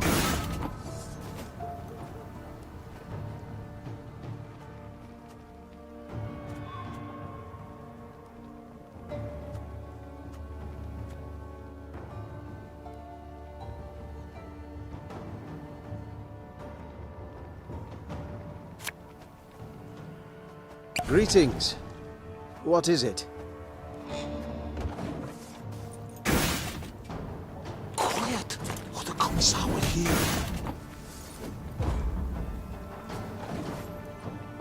Brach! Scheiß! In! Tray! Off to the front yet again. The caravan is ours, milady. Their plan ended in success, the Nilfgaardians crushed. As soon as the dust had settled, Niamh tore the canvas off the nearby wagons to see what precious loot they had so carefully guarded. She expected to find gold, jewels, or exquisite silks. Instead, she saw dirty, terrified figures bound in chains. Slaves, Reynard muttered. their precious cargo. Slaves. Behold the glorious future the Empire brings us. Niamh ordered the prisoners freed and discovered they were Edirnian peasants on their way to dig canals and dredge swamps as forced laborers. You are free. You can return to your homes. The Queen said. If she expected words of thanks and gratitude, she was in for a disappointment. What homes, my lady? Asked one of the peasants, holding back tears. Took our land, they did. Nothing we have now. Not a rag to wear, not a crumb to eat. Leave us, we die. Soldiers don't do us in, monsters will. Assuming hunger and cold don't get us first. The Queen was about to answer when she heard Gascon, standing behind her, whisper, Before you make any rash promises, please, some maths. Dozens of hungry mouths to feed, and weak bodies to defend, twice as many tired legs to wait for, while war rages all around. You do realise you cannot save everyone.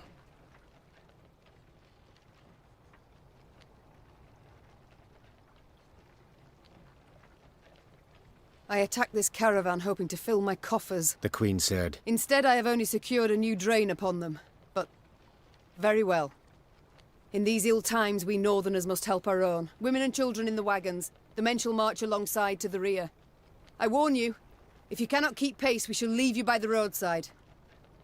Move out! The Queen's gaze momentarily caught the eyes of an old woman her soldiers were helping onto a wagon. Tears of gratitude poured down her soot-stained face, across hard lines left by years of destructive toil. Niamh was convinced she had done the right thing.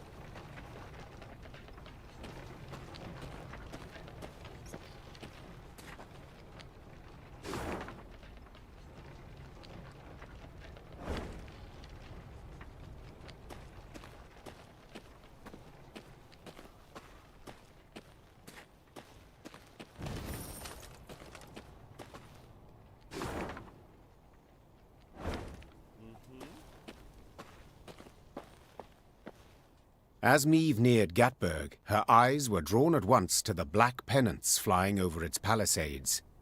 Nilfgaard's pennants. Her scouts found the city's buildings intact, its streets unstained by blood. Black-clad soldiers could be seen guarding storehouses holding loot pillaged from nearby settlements. Curiously, these soldiers were very few in number. The gates stand open. Clearly the Imperials expect no attack, giving us the element of surprise. We can take back the city and make off with the gold. Gascon finished.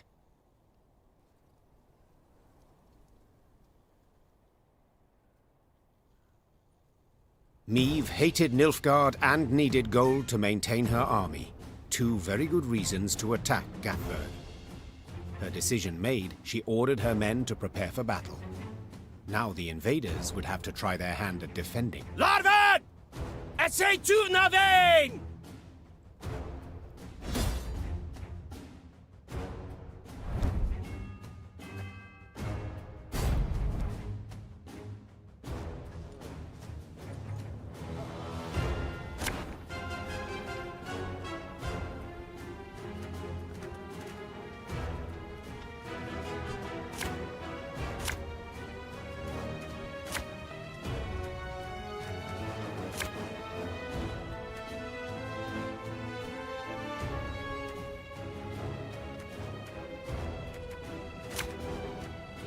They feel at home here, the Nilfgaardians.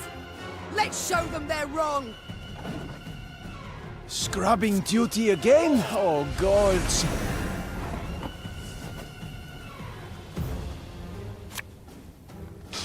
I smell a leak.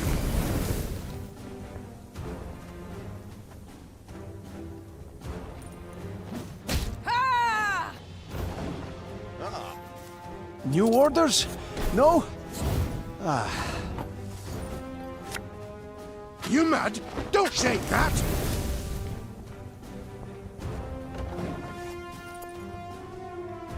Wise choice. No signs of fighting. These Horsens must have opened the gates for the black lads. Give me a target.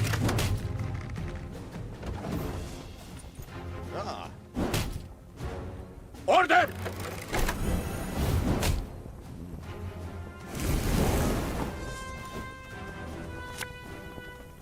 bigger they are, easier they are to target.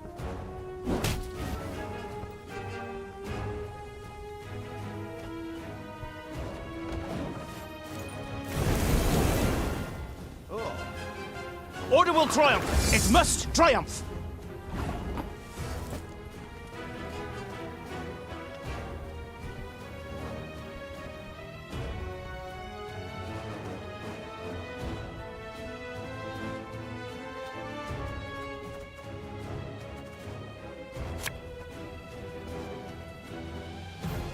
Shh!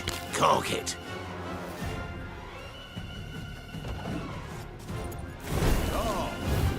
Your life is mine now!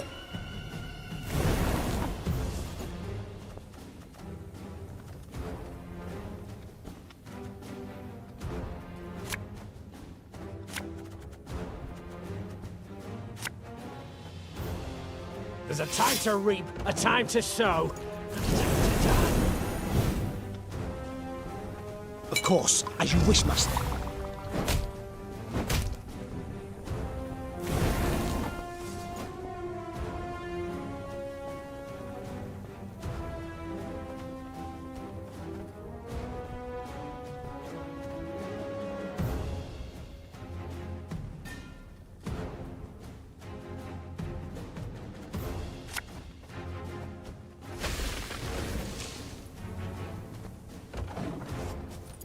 Oh!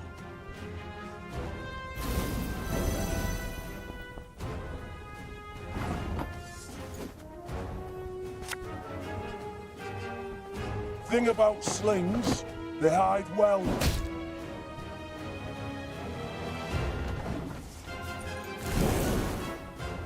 Off to the front yet again.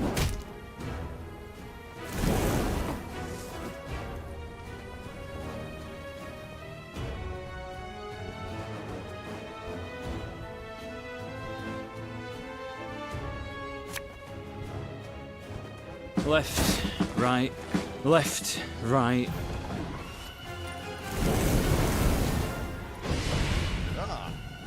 Quiet, or the Commissar will hear.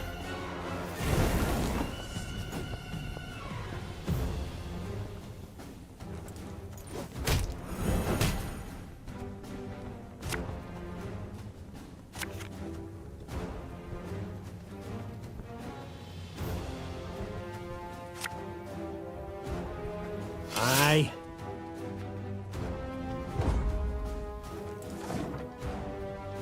Brach! Scheiß! In! Zwei! The battle's won, Your Majesty. The Battle of Gatburg ended in Maeve's victory, much to its inhabitants' displeasure. While she examined the Nilfgaardian storehouses, the city's mayor, an elderly gentleman with a walrus moustache, requested a private audience. Your Grace, I am old.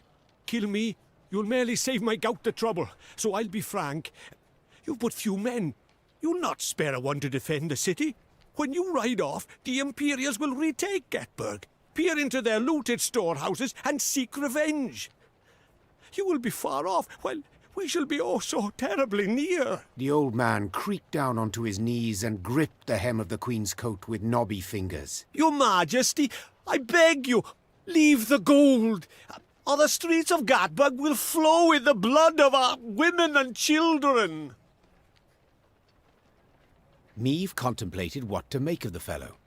Should he be praised for his forethought and concern for his townsmen, or condemned for cowardice and insolence?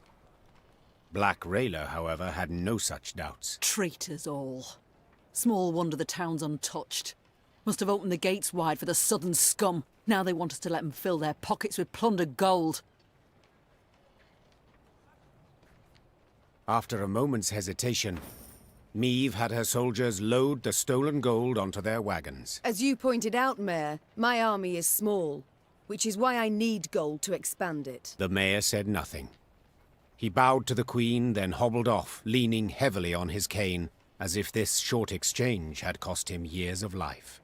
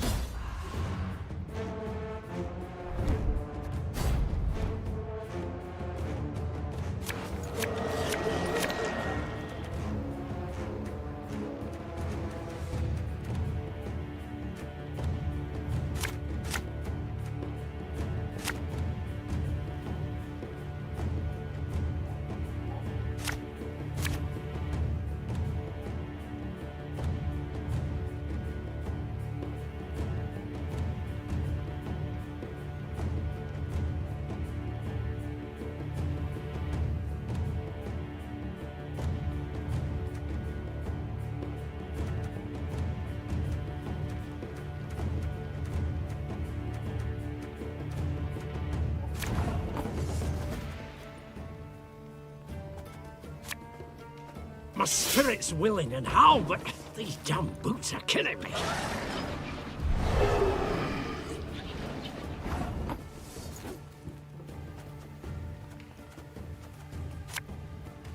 There's a time to reap, a time to sow, and a time to die.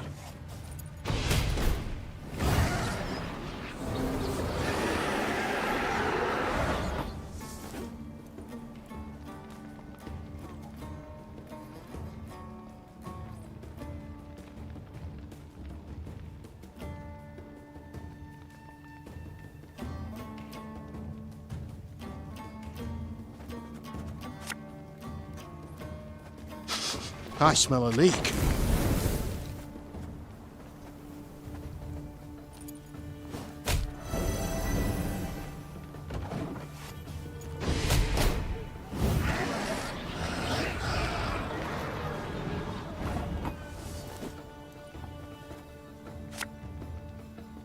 Are you mad? Don't shake that!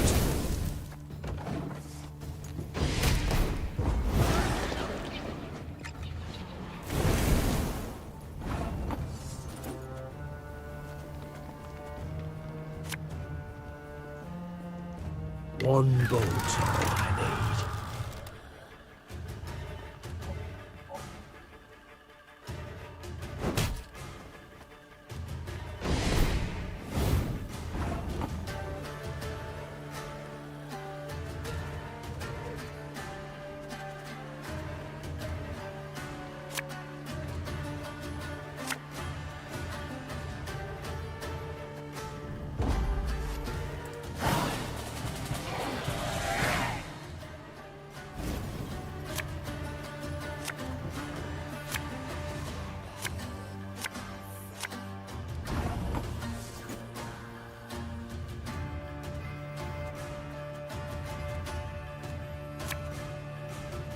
Enough chit-chat. Draw your weapon.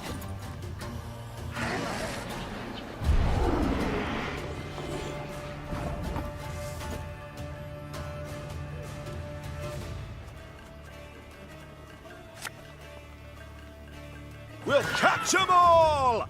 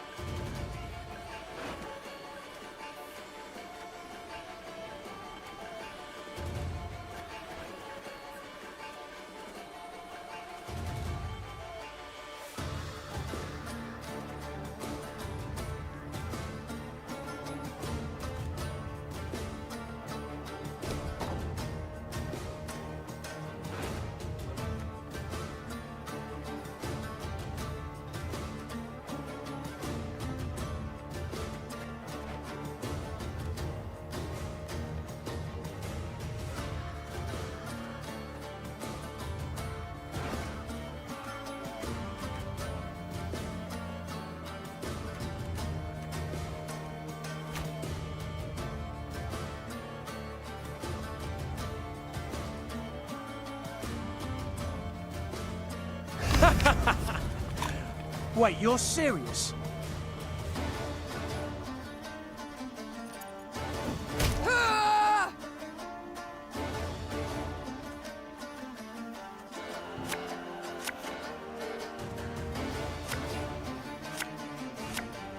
Give me a target.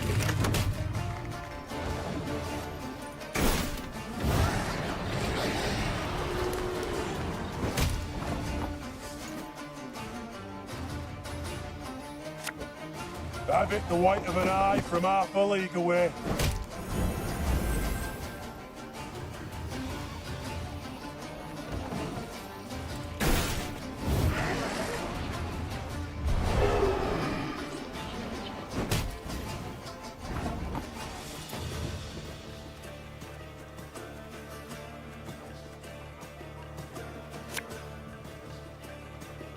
Bigger they are, easier they are to target. For Rivia!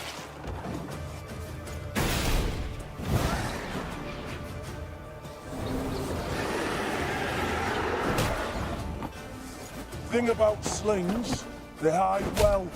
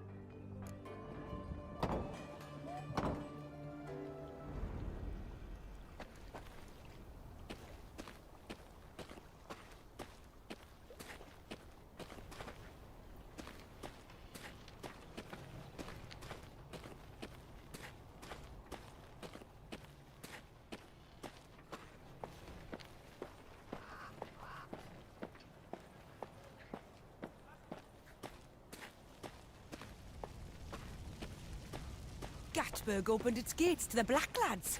Surrendered without a fight. Was here, just a week past. That was a mill. An inn. Out more than ashes now. And of the people, not a true.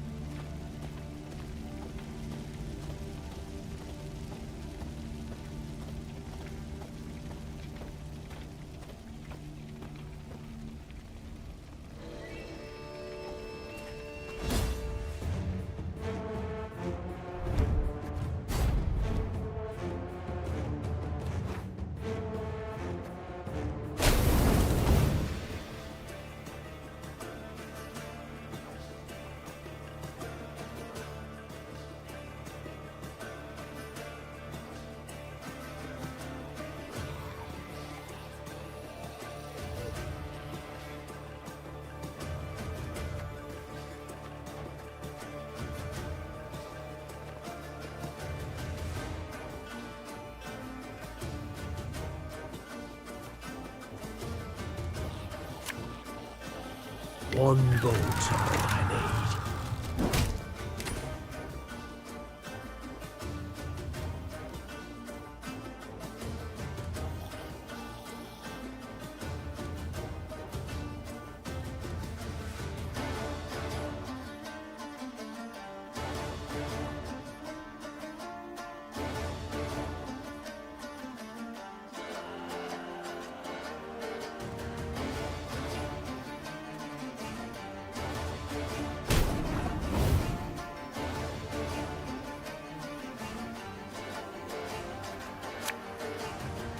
Give me a target.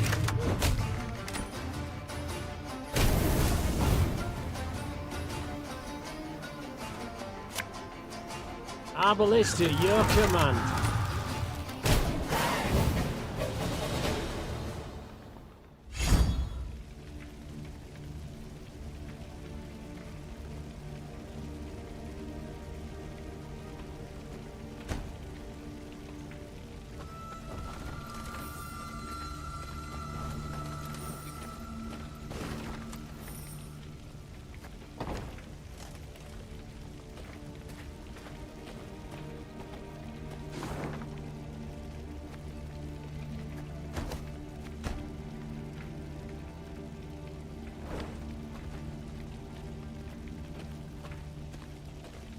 Look to the high road. The earth furrowed by wheels, hooves. The Blackclads went at Rosberg with all their strength. An ominous sign. For Nilfgaard, I'd say. The fortress boasts 2 new towers, a deeper moat, gate of wrought iron. It cannot be taken.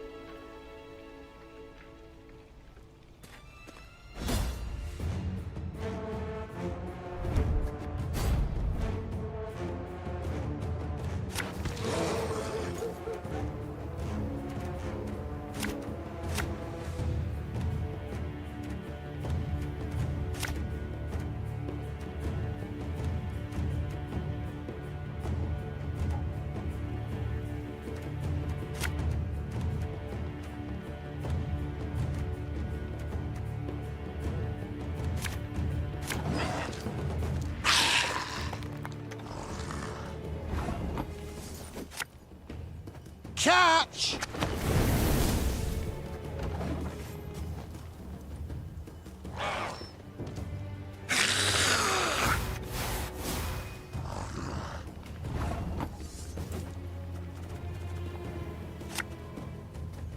Should have listened to me, old lady.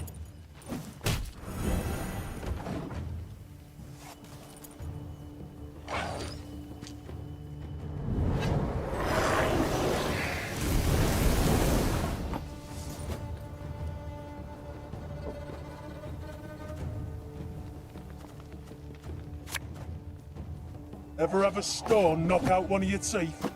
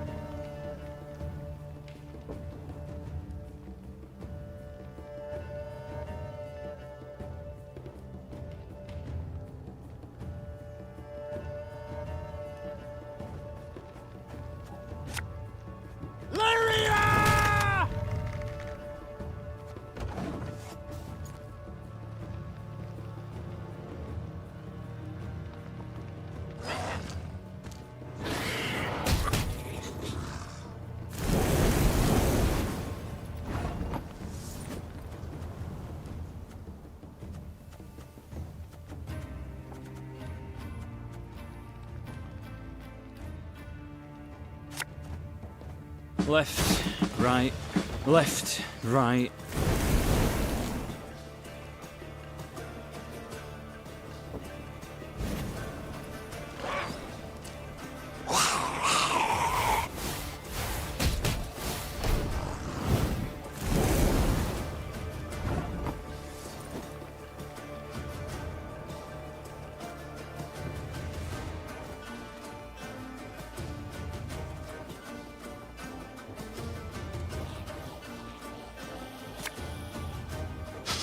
I smell a leak.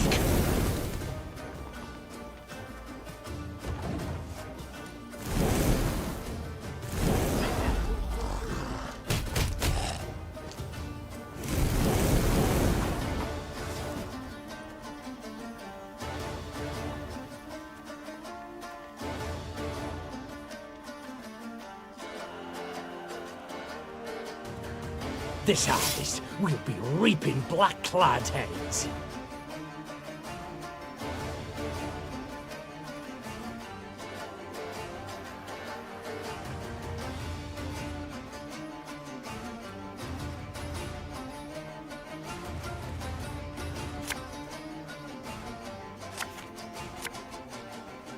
Again and again and again.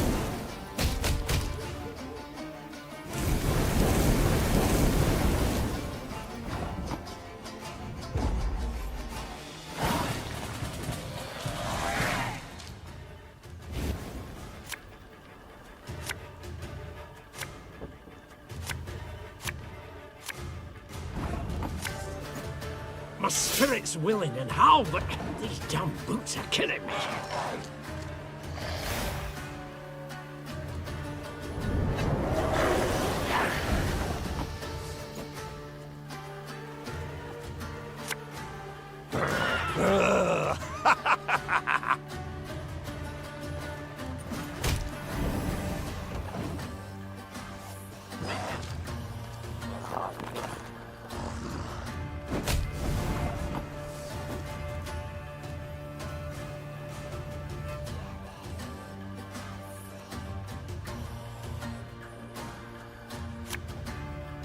I'll fight to my last breath.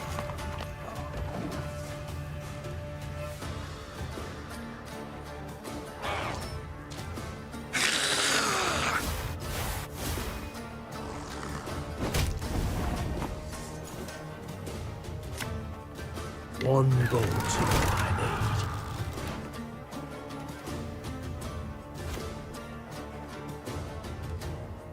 need. I bit the white of an eye from half a league away.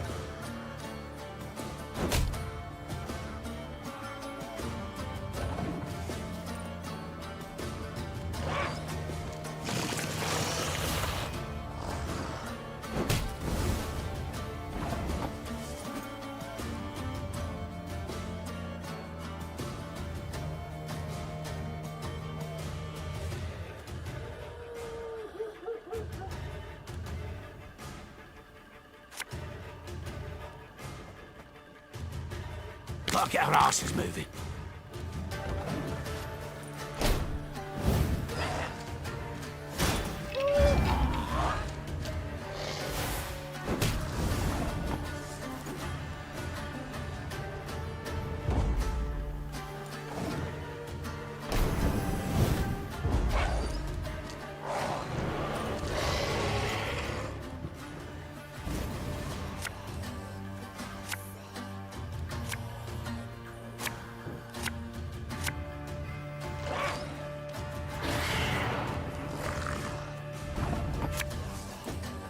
Quick and painful this'll be.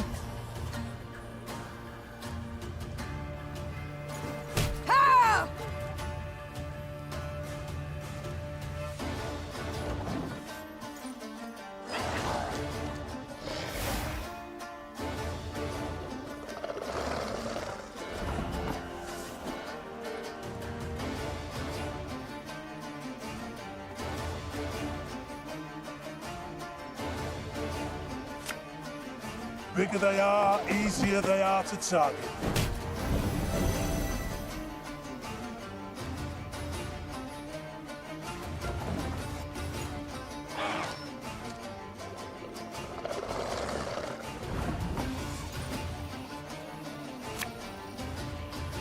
I'm coming.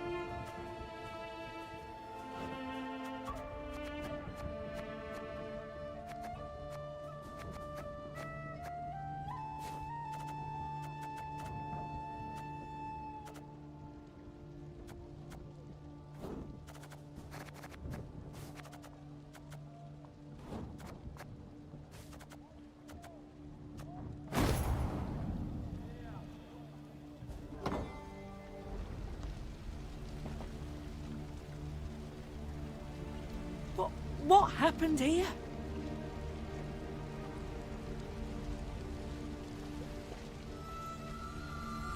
Sadly, it was Rayla who met with surprise. 100-yard gap gaped in the unbreachable walls of Rosberg.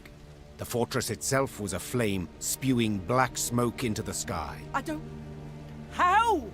It can't be! There was no time to consider her question, for Nilfgaardian scouts had spotted Meave's company.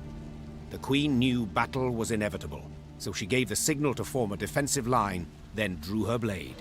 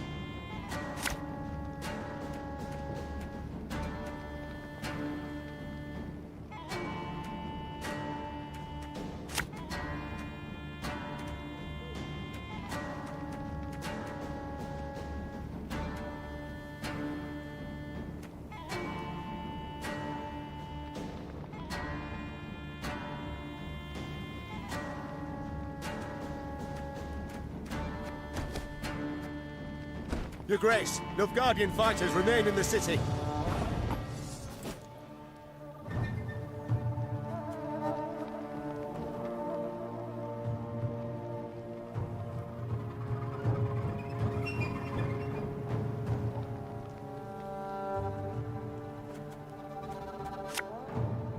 This could hurt.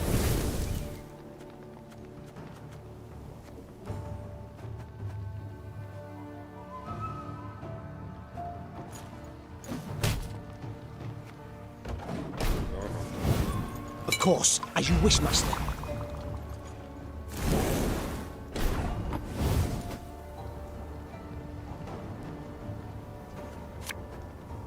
Thing about slings, they hide well.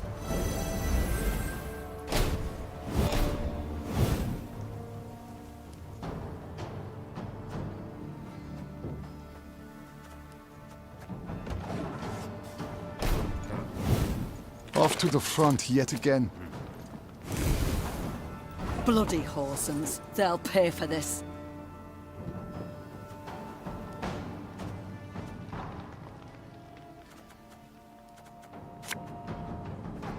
Should have listened to me, old lady. Quiet, or the Commissar will hear.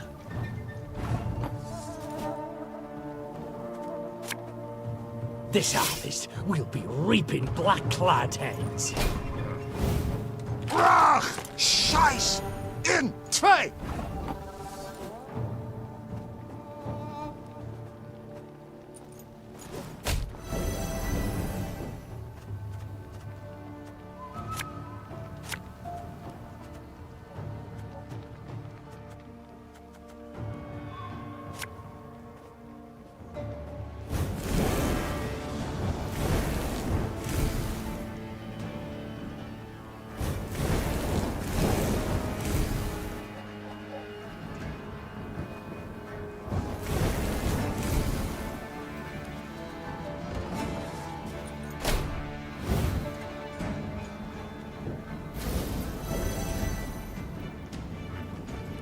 I refuse to believe it. The king could not have died here.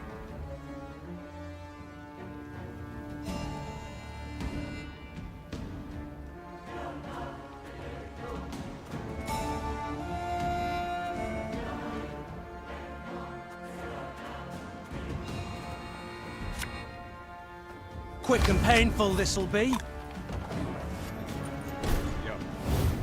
Off to the front yet again.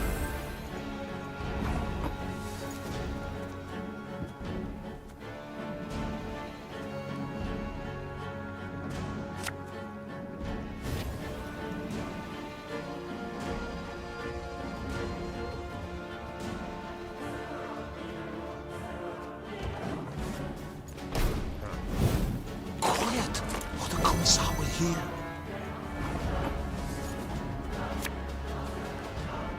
For Demavend!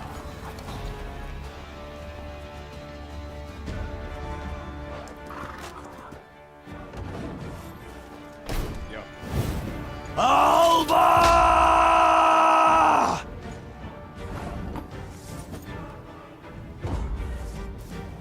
Watch for Demavend's banners!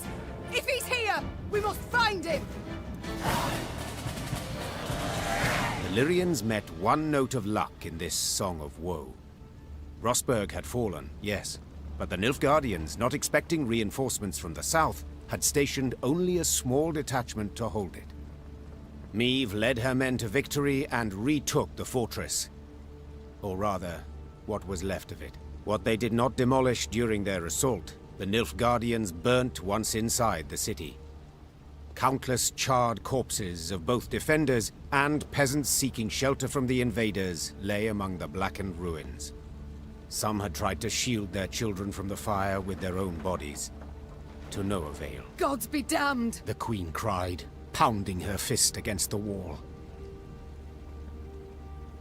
Meve was about to give the order to move on when she caught a stifled whimper coming from a pile of rubble. Her soldiers ran to the rescue, their bare hands digging through the fiery bricks. Here! He's alive! The man they pulled from the ruins had suffered horrible burns.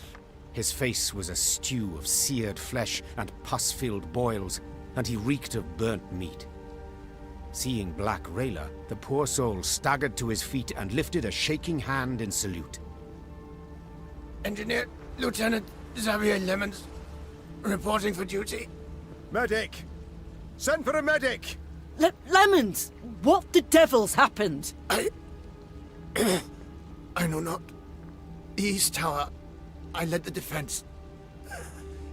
Heating oil to tan Nilfgaardian hides. A catapult struck. The cauldron tipped, burst into flames. The rest, I cannot say. The fortress fell. Fell? Damned Scoia'tael. What was that? Our preparations were perfect. A month, 2 we could have lasted, but traitors were among us. Elves, dwarves. Planted charges on the buttresses. An explosion shook the tower, a hole gaped in the wall. Our men threw themselves in, filling the breach. Vermin, filthy, rotten vermin. I know you suffer, soldier, but Queen Meve wishes to meet with your sovereign, Demavend. We must know what's become of him. Gone, luckily. He oversaw the preparations, then returned to Aldersburg. 3 days past. Then let us do the same. Reynard, prepare our departure. Hold your grace. Did anyone survive? Anyone at all?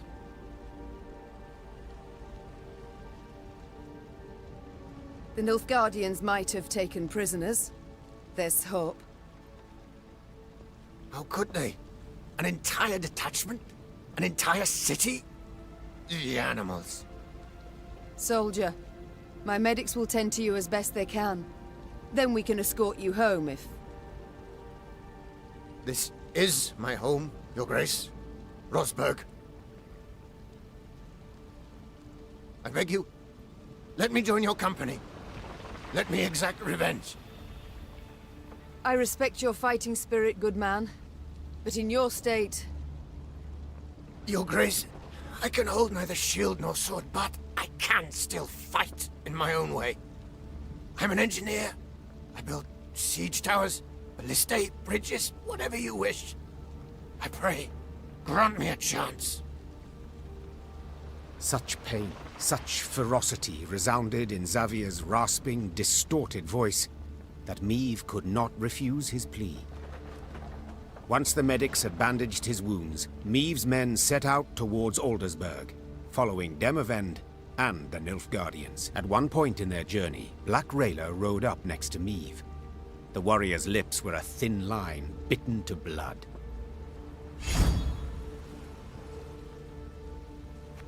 Milady, the road to Aldersburg leads through Moulderwood, where Eldane's Scoia'tael prowl. Same filth who killed my men, and delivered Rossburg to the Black Butchers. Rayla breathed deeply to steady her furious, shaking voice. Please, my lady, I ask you upon the holies, let us find them and destroy them. Meve gave a slight nod. It seemed the road to Aldersburg would prove long and full of challenges.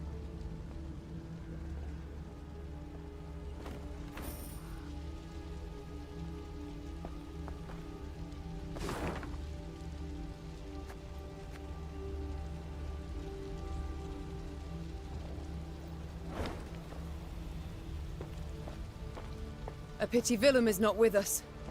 Were he to see what lies before our eyes, caught a whiff of the burnt bodies, perhaps he would see with whom he now consort.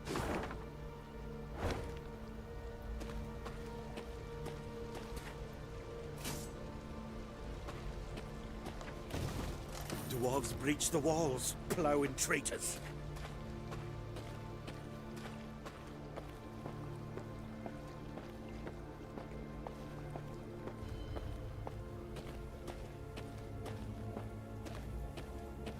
Meve's ears caught the sound of a ruckus coming from the camp. Thieves! Ingrate! A pox upon you all! It was her quartermaster, hurling oaths at the peasants she had freed from the Nilfgaardian slave convoy. A few had stolen supplies under the cover of darkness and escaped into the woods. Terror and dread gripped the other freed prisoners. Meve mulled over what to do with them, and Reynard, as always, offered some advice. 'Tis high time they went off on their own, your grace. They are too great a hindrance. They slow our march, divert our soldiers from more important tasks. And now this. Gascon was listening to their conversation. Meve shot him a questioning look. I opposed taking them in. So, for consistency, I now oppose forcing them to leave. We made their miserable lives our responsibility, did we not? Well then, that is a burden we cannot simply shrug off.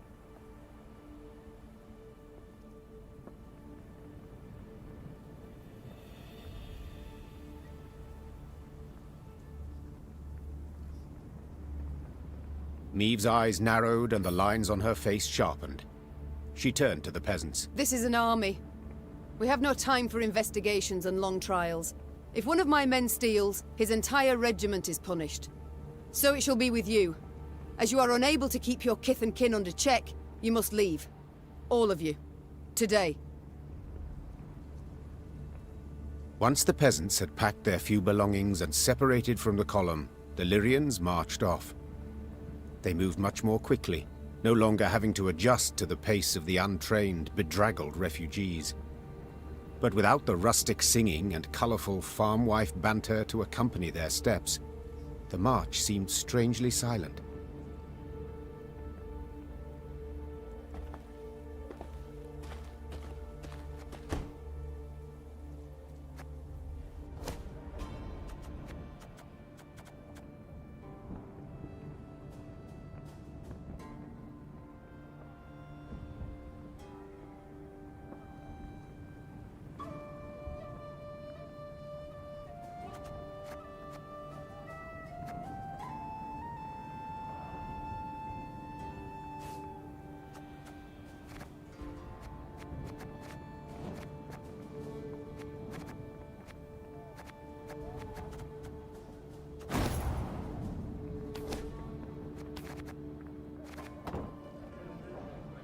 Your Majesty, I've been meaning to thank you for allowing me to join your ranks. Certainly, Xavier. I welcome all foes of Nilfgaard to march beneath my banner. But what did the field surgeon say? Have you not resumed work too soon? I've strength enough to wield a hammer, though my scars still burn, and fiercely so. My lady, I've seen folk turn and frown at the very sight of me. If my appearance disgusts you, I can... Nonsense. The Nilfgaardians, not you, should be ashamed. You've no reason to hide, no reason to cower. Thank you, my lady. It means a great deal to hear that.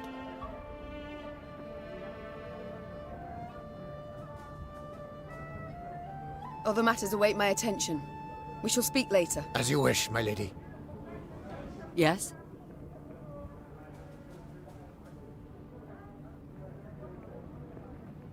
Rayla, how are you holding up? Not certain I understand what you mean. All Edern is aflame. Nilfgaard's banners fly over its cities. Don't tell me you're not troubled. Of course I'm troubled. I stationed at Rosberg for 5 years. Knew all on the crew there by name. But that's war. That's its nature.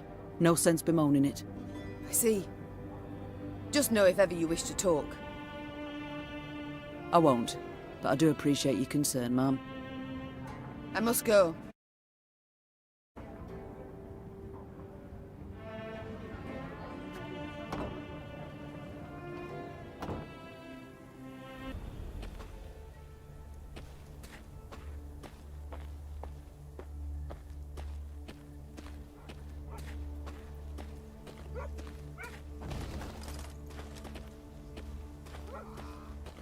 Not liking the looks of this. Gascon said, furrowing his brow. Meve followed his gaze. Before them, beside the road, stood a hut with a scorched thatch roof. Why? Huts abandoned, yet dried fruit and mushrooms hang from the eaves. Famine raging all around and no one's been tempted. I'd send a scout if I were you. The Queen did as Gascon suggested, and sent 3 infantrymen to reconnoiter. They entered the hut and found only silence, that was soon broken by a blood-curdling growl. The soldiers ran out at full speed, tripping over their own legs. Meve drew her sword, convinced a horde of neckers or ghouls would soon attack. But her fears proved unfounded. Instead of monsters, out of the hut came a shaggy dog, a torn scrap of fabric clutched in its teeth. Milady! One of the soldiers began, his face red with embarrassment and his hands covering a hole in his breeches. Was dark as a well inside, and that hound, it jumped out at us all of a sudden, biting it and snapping. Bad boy, Gascon said with a smile, then pulled a hunk of dried sausage from his bag. Bought by this generous offering, the dog calmed down at once. Further examination showed the dog was the hut's only resident. Like many others in Edern, its owners had disappeared without a trace. Their loyal mutt still guarded the premises, waiting for his master's return. Let's take him with us, Gascon said. Otherwise, he'll die here, of his own hunger or someone else's. A watchful sentry like this could prove useful in our camp, said the Queen. Fine, he can join. But he shall need a name. How about Reynard? Proposed Gascon, a cheeky grin smeared across his face. That way, he'll come when you call, sit on command, and always be a heel. Always heel, that is. Watch your words, said Reynard, hand tightly gripping the hilt of his sword. Or you'll learn I'm not at all as tame as you believe. Enough, both of you. That's an order. As for you... The Queen took a good look at the dog, who still had a scrap of fabric in his teeth. Since it seems you've a taste for the cloth of the nether regions, I dub you... Knickers. Will that do? The dog wagged its tail vigorously, as if thoroughly pleased with its new name. Meve's company marched off, a furry new recruit richer.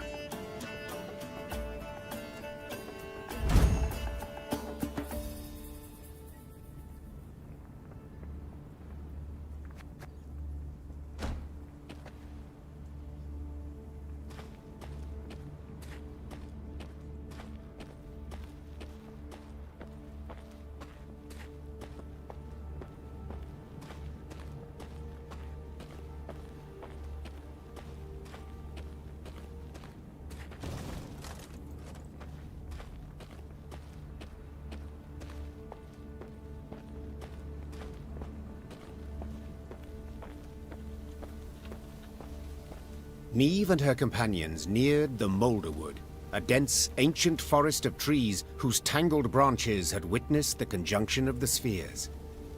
It was not until King Vidamont's day that a road was finally carved through the primeval thicket, significantly shortening the journey from Rosberg to Aldersburg. Even when peace reigns, danger rules this road. Rayla said. Now no one dares travel it. At the edge of the wood, by the road, stood an enormous willow. its branches swept down to cover its trunk, looking for all the world like long tresses shrouding a woman's face. Meve had an ill premonition. She did not like the sickly sweet aroma wafting from this tree, nor the metallic buzzing of insect wings. She sent a scout to investigate. He drew aside the drooping branches and stumbled back. There were men bound to the tree, covered in sap oozing from gashes in its trunk.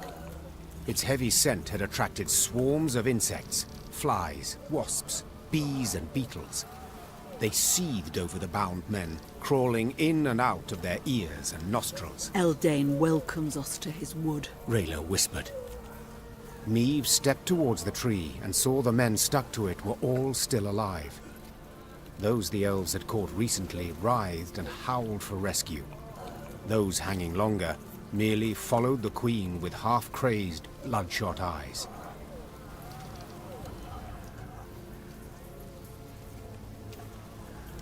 Well, are you to stand there all day? Meve screamed to her dumbstruck Lyrians. Free them, at once! Her soldiers needed no more prompting and set about sawing at the ropes with their blades.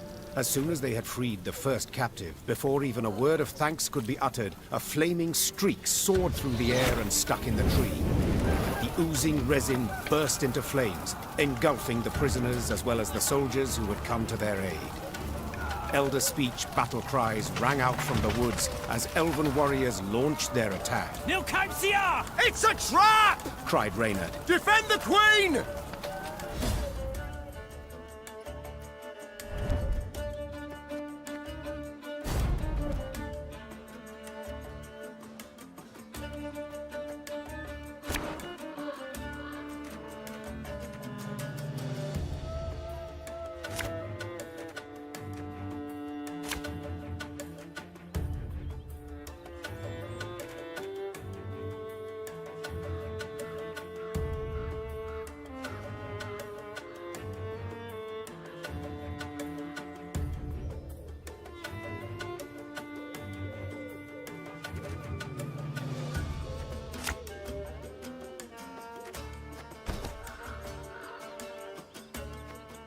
Keep your heads in the fight!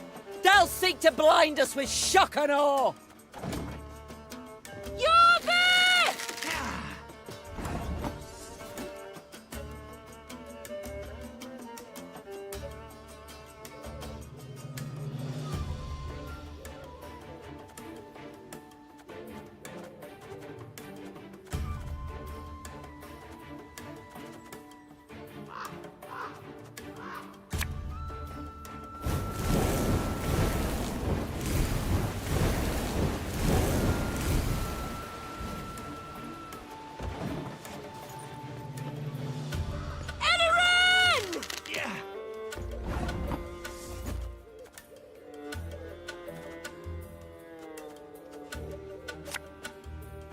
Army's a waste of time for one like me. Now we will see who is weak! Kill them! Kill them all!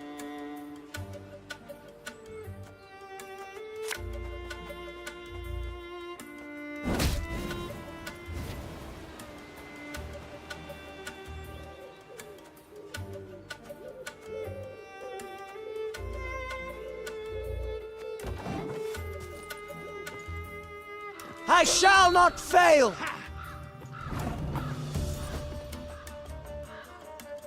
Catch!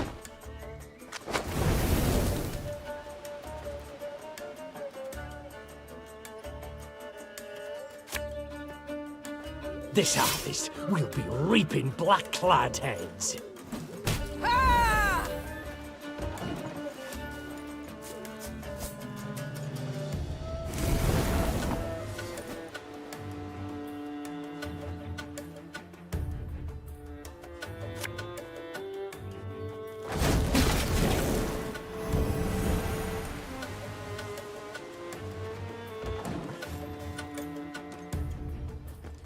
Death awaits us all.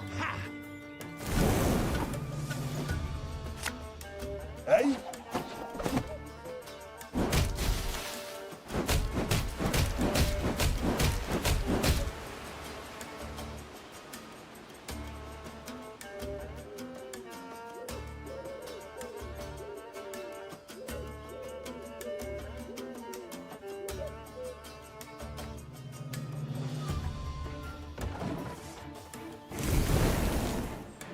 This is elven land, Dwan, upon which your kind dies. Ever have a stone knock out one of your teeth?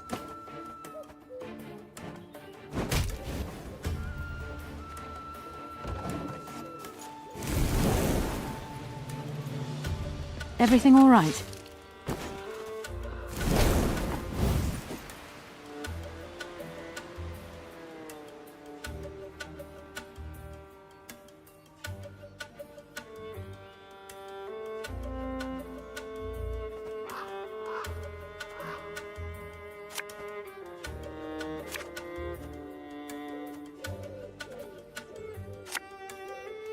Have it the white of an eye from half a league away.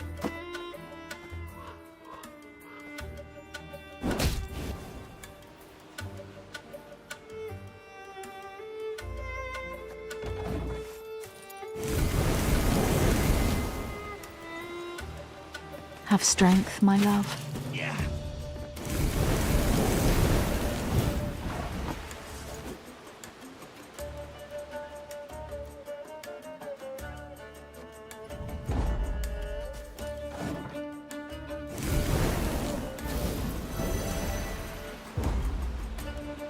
Don't let them regroup!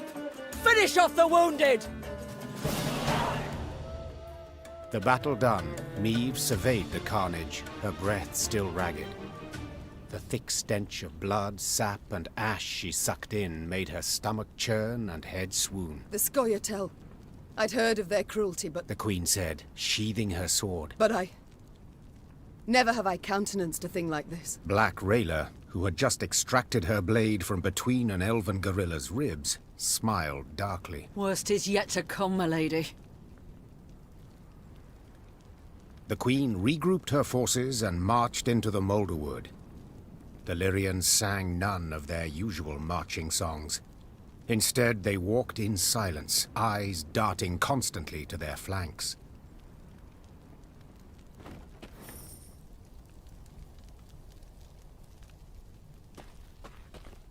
Hear that?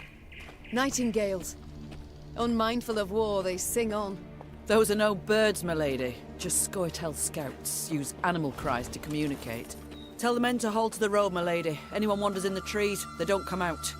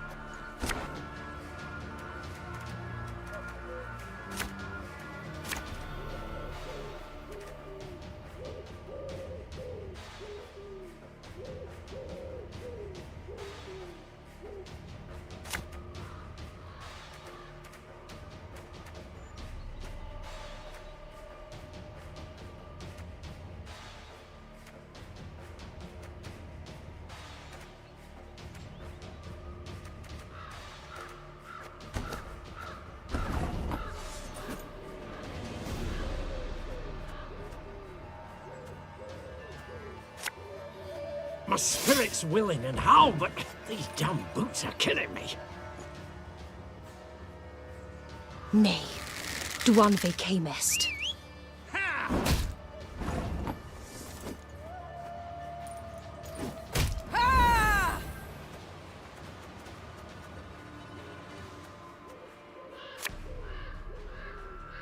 Quick and painful this'll be.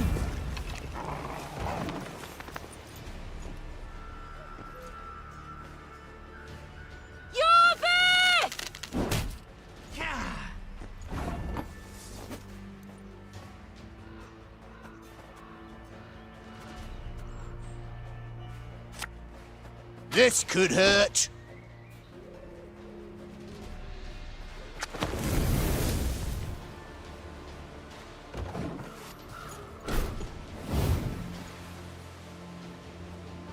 Onward, Fryhead!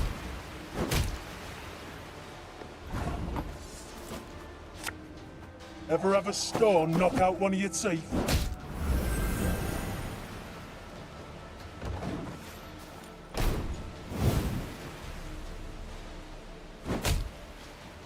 Death to humans!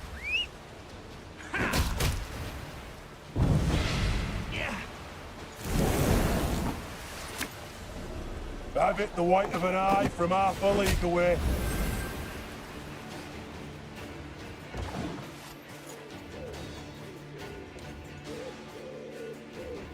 None shall tread on us!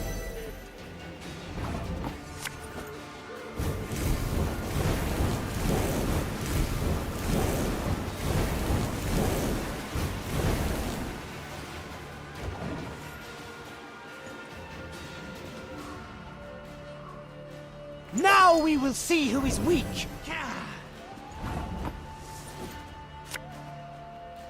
One boat's all I need.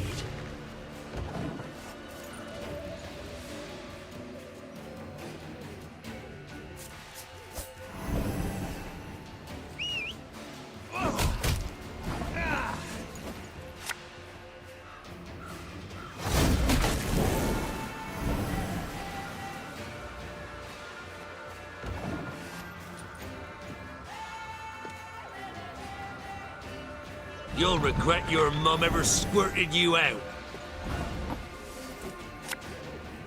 Bigger they are, easier they are to tug.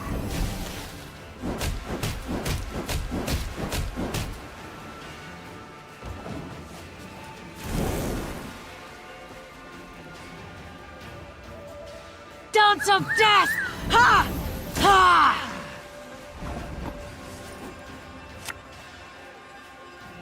For Rivia!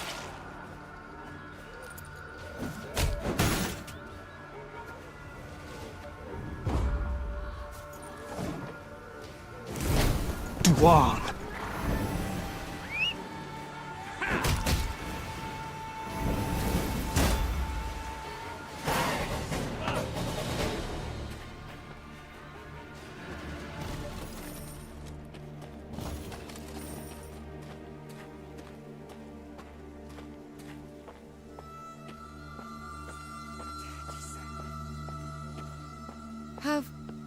Have we not passed this way before?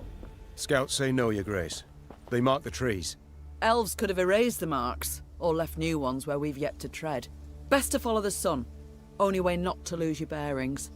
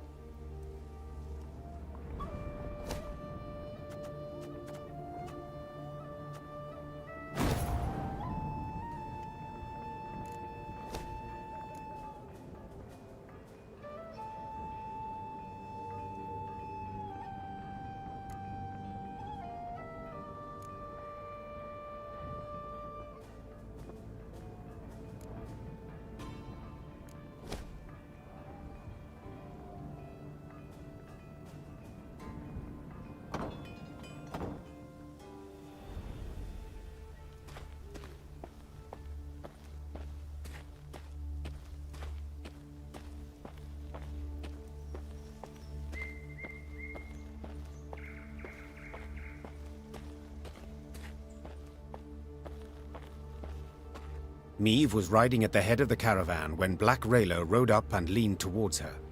She spoke in a whisper, a hand shielding her mouth. Your Grace, I've something important to tell you. Yet you can't show anything's amiss. Look straight ahead. Make no sudden moves. Meve nodded slightly and waited for her to continue. Scoia'tael scouts in the woods, watching us. Eldain's near here somewhere, preparing his attack.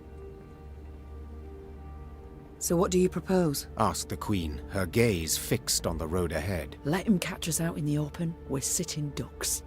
But there are ruins nearby, an elven cemetery.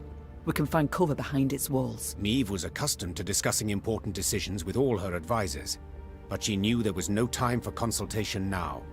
She had to trust Black Rayla's advice, and so without further delay issued the appropriate orders. Meve's retinue reached the cemetery before dusk. Her soldiers knocked down the marble statuary and piled them into barricades, while scouts took up positions outside the walls to watch for the foe's approach. When the sun set, the woods exhaled the heat of the day, and a thick fog soon arose. Out of the mist stepped Reynard's scouts, bound and pushed forward by elves. One of the Scoia'tael, a sturdy elf with long hair, stood by the cemetery wall and cried, I am Eldain. I would speak to Meve. I am she. Speak. Cadmil and Kedva Genvid, Renna. This place is of great import to us, the Enshe. I would tell you of its monuments, of the weeping Ensevern, carved by 3 generations of sculptors, or of the alabaster relief of King Kellad, so beautiful even the birds would gather to admire it. But I see your men have found our memorials, and in the way of Dwan, destroyed them without a second thought. I cannot say this comes as a surprise. You've already shown the gods molded you from the basest of matter. Get to the point, Eldain. So I shall. As you certainly know, the necropolis is surrounded. Soon, there shall be a battle.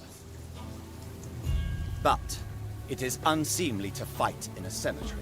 So I ask you to come out into the open. And surrender our tactical advantage. I suspected a matter so impractical as respecting the dead would mean nothing to you, Dwan. So I submit one more argument. The lives of the soldiers you sent to spy. If you leave the cemetery, I shall set them free. They will fight at your side. If not, I shall kill them, here and now. Milady, don't listen to him. He can't be trusted. Rayla, those are good men. Fabian, Gerrit, Matthias, they've served me for a decade. They'd crawl through 7 hells for their queen. They do not deserve such a death.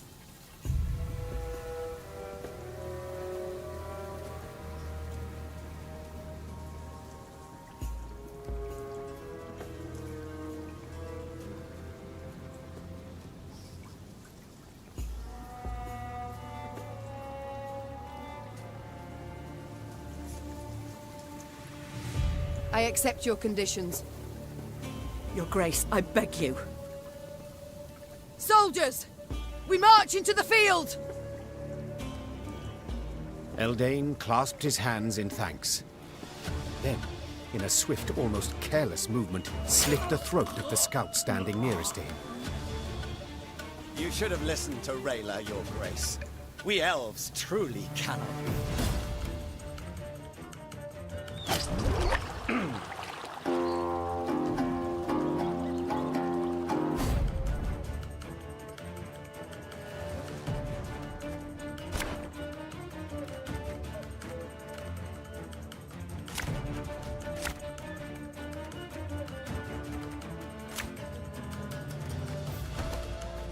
I warned you. Now we've lost the advantage. I'm sorry, Your Grace. I take full responsibility.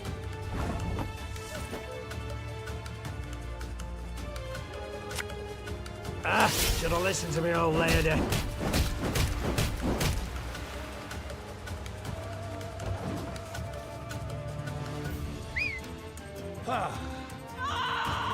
Show me the coin or sod off.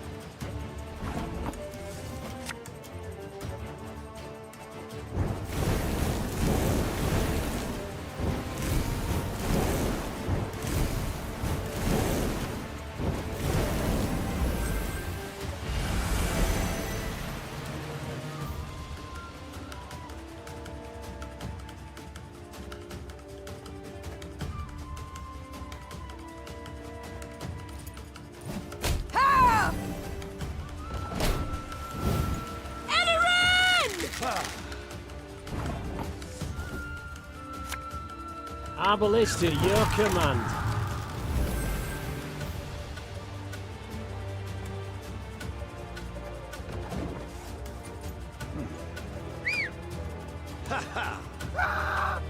Ne. Dwan ve camest. I'll fight to my last breath. Death to humans!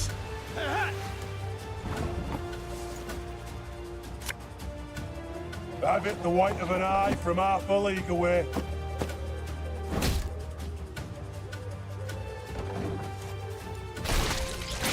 Your Grace, our soldiers. We could have spared them that death.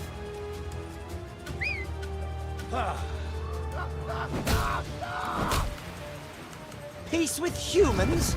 By thus!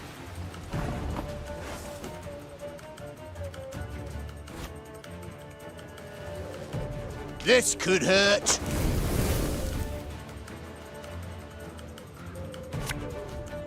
Bigger they are, easier they are to target.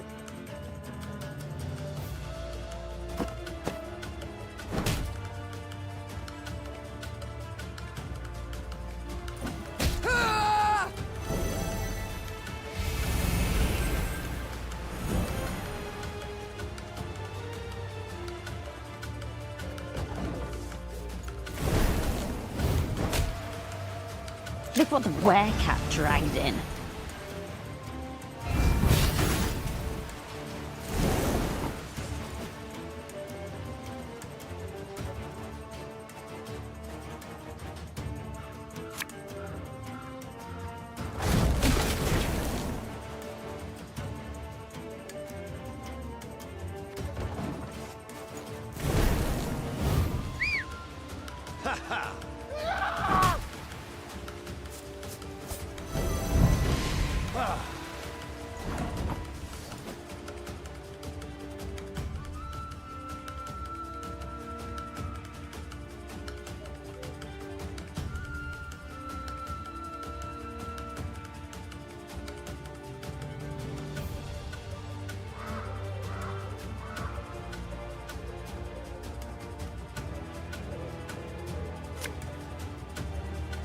Army's a waste of time for one like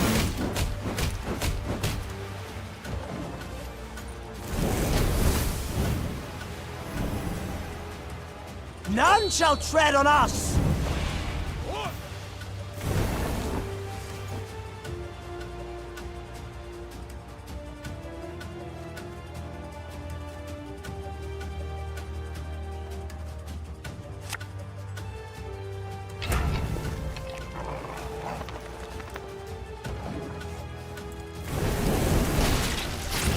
Your folk were dead the moment they fell into Eldane's hands.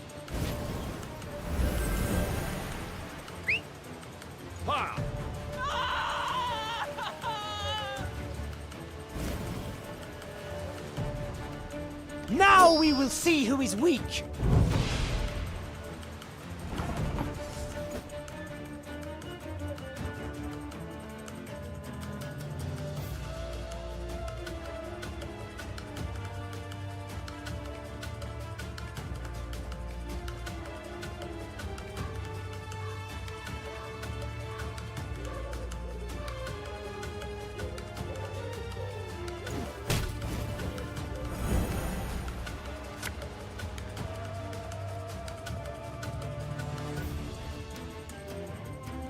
Go, hop, hop.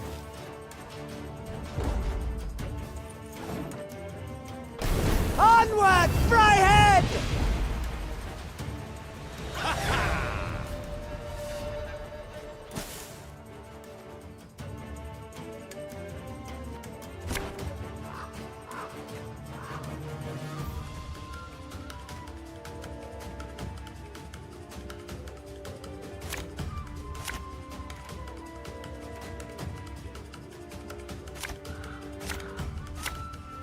I warned you. Now we've lost the advantage. I'm sorry, Your Grace. I take full responsibility.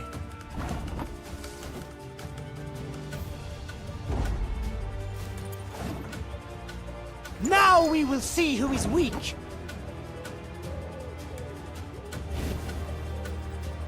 I shall not fail!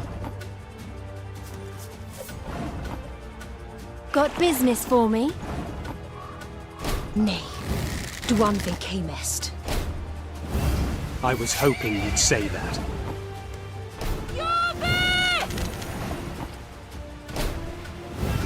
Look what the werecat dragged in.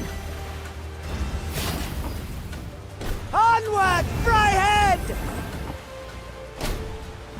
Slaughter them to a man!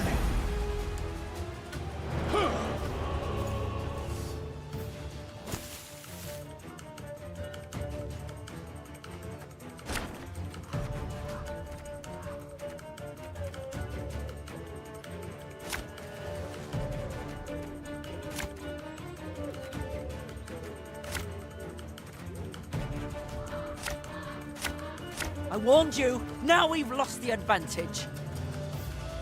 I'm sorry, Your Grace. I take full responsibility. Catch!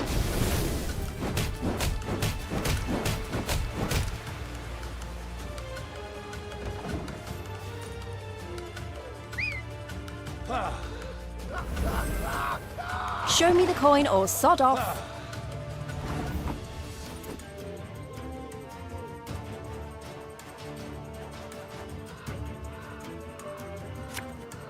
Give me a target.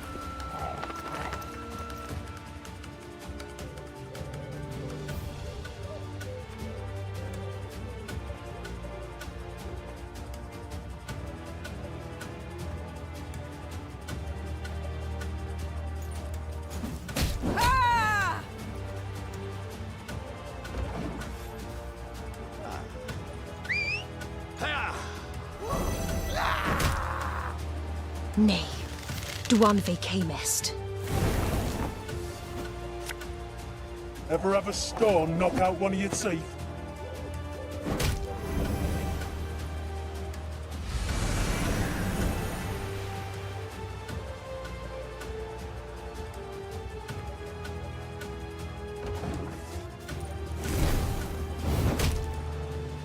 Onward, Fryhead!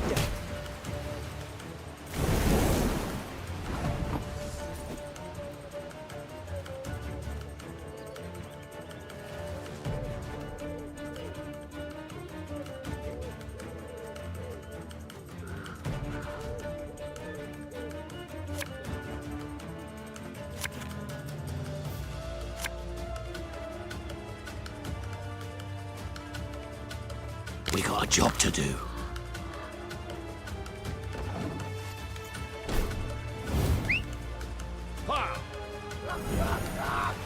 Death to humans!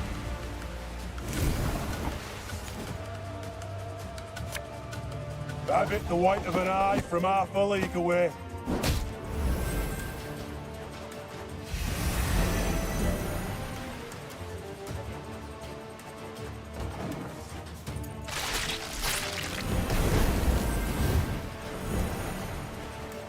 Now we will see who is weak.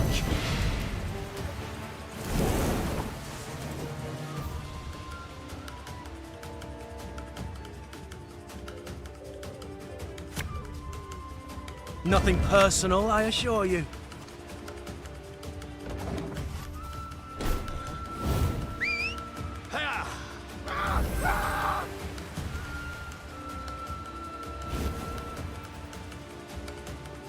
I shall not fail!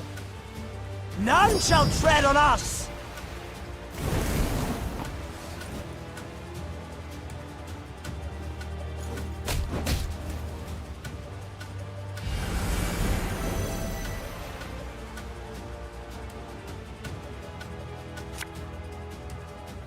Bigger they are, easier they are to target.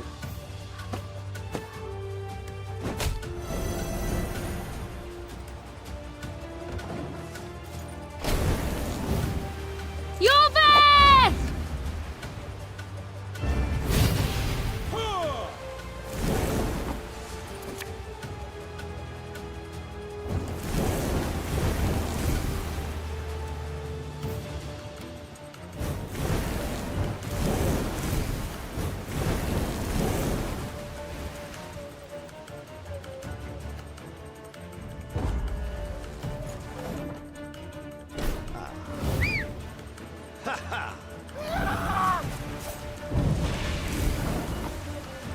Slaughter them to a man! Blacker! Beaner! After a long, bloody battle, Eldane's unit was destroyed, and Eldane himself sat at Meave's feet, defeated and dying. To die in a cemetery. Something amusing in it, wouldn't you say? I am surprised you are in the mood for humor. All my tears I shed years ago. My family, killed in a massacre aimed at eradicating our race. Senseless. Utterly senseless. Reyna, we have lost. Me, my Scoia'tael, Ian Shay. We shall vanish from this earth. Your grandchildren will know us in fairy tales only. I know I deceived you, but lay my bones to rest in a grave. Let me part this world with dignity. Ager. Oh, please! How dare he? Look, he laughs, Your Grace! This dog should rot in an open field. Need I mention the willow? The many strung from it? The many burned alive?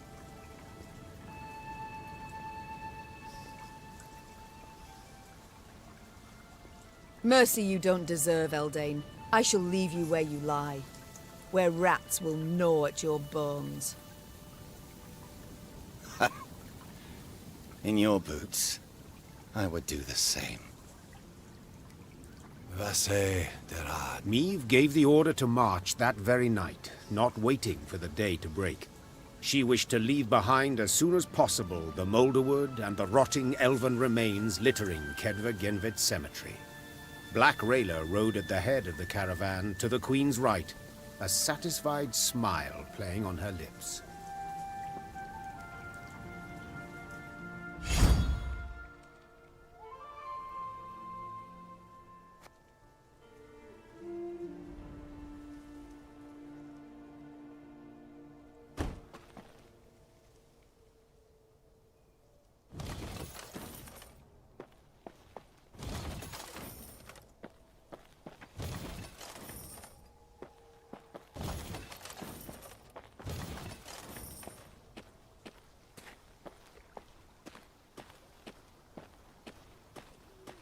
At last. I'd begun to think this wood had no end. And I thought bandits knew their way round a wood. We do. Around those not brimming with elves armed to teeth.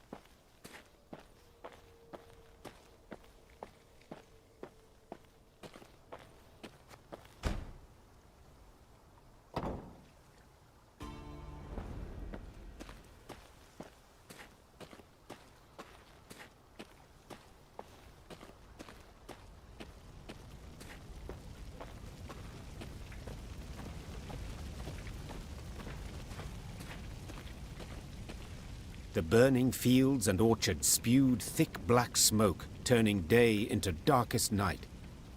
Riding in the middle of her caravan, Meve could see neither its head nor its rear. Reynard ordered the men to keep formation and march in silence. Eyes open, fore and aft. The foe might well use these conditions to spring a trap. When a scout's shrill horn cut through the silence, Meve immediately galloped to the front of the column. She found herself in a pile of red-hot coals that had once been peasants' huts. What the devil happened here? Bodies lay amid the ashes, barefoot men in nightshirts as if caught in their sleep. Meve deemed them yet more victims of the black-clad invaders, but Gascon had another interpretation. Look at the arrows. Imperial issue. Not hardly. Nor are they the type the Scoia'tael favour. And the tracks in the mud, the attackers fought not in formation, but man to man. Bandits. It must have been. Reynard, standing next to him, nodded in agreement. Gascon can be relied on here. After all, he knows of what he speaks. An uncomfortable silence fell over the group, ending only when Meve ordered the scouts to determine the direction of the bandits' tracks. They returned to report the killers were hiding somewhere to the north.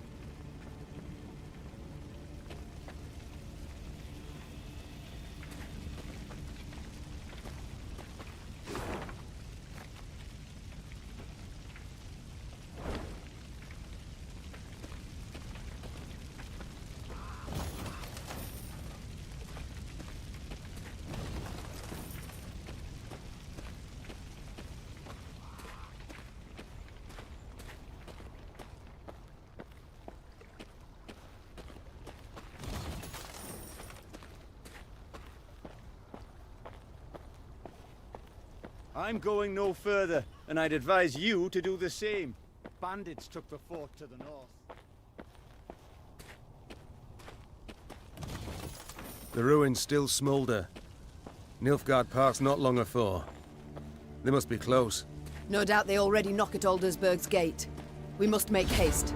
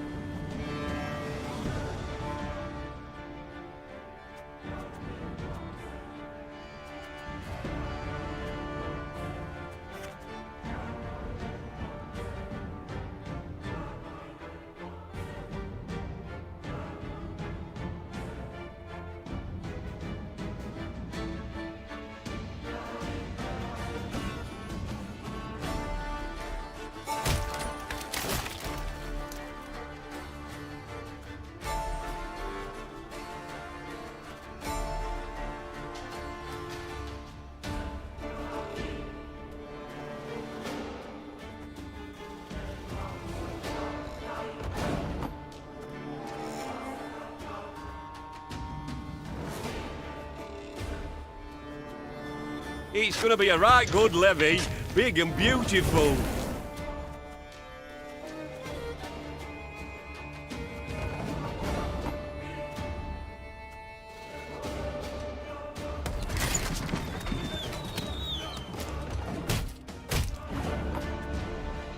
Give me a target.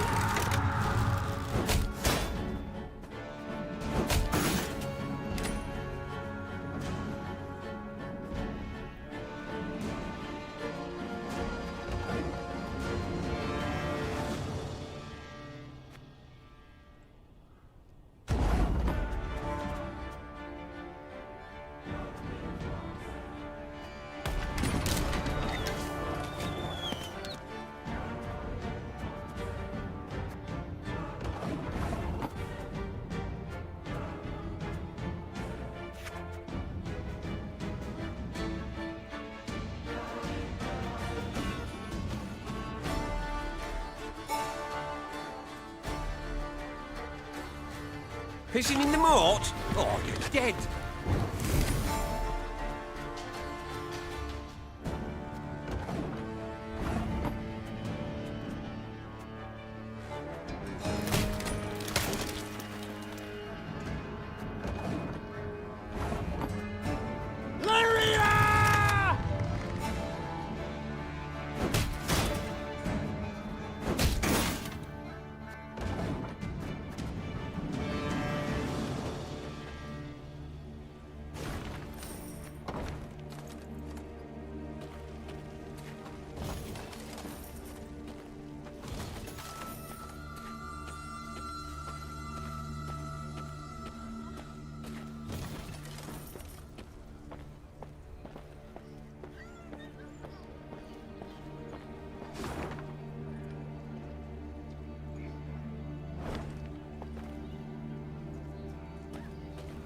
Maeve shook her head in disbelief as she surveyed the landscape before her.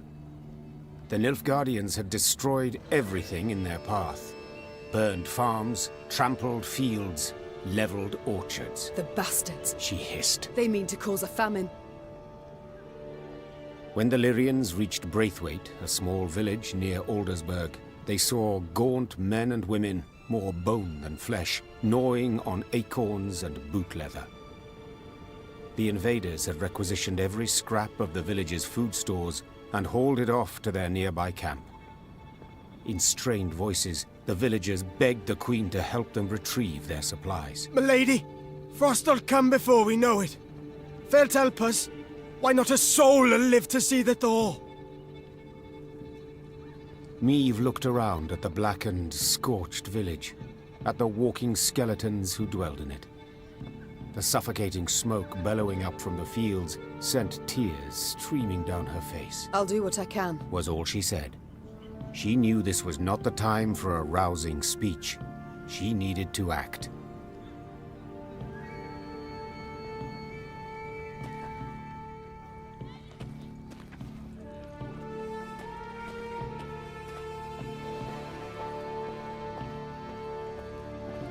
Maeve's mount reared and flattened its ears, spooked for no visible cause. Trusting in animal instinct, Maeve jumped to the ground and felt tremors under her boots. At first, they were faint, barely palpable, then grew stronger and stronger. What's going on? Maeve cried. Why does the earth tremble?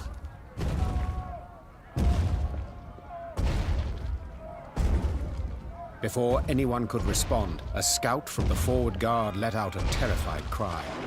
A moment later, snap trees crashed down around them, and out of the woods came a 30-foot-tall stone giant. Gods, whispered the Queen. What is that? That I cannot verify, Your Grace, Reynard said. But it does indeed seem to fight on our foe's side. As if to confirm his words, soldiers marched out from behind the giant, clad in heavy black plate. Their leader, however, wore but a light tunic, and his hands glowed with a strange blue light. Dithen Quan Illyrian! He shouted, giving the order to attack. Gloire en ard feyin!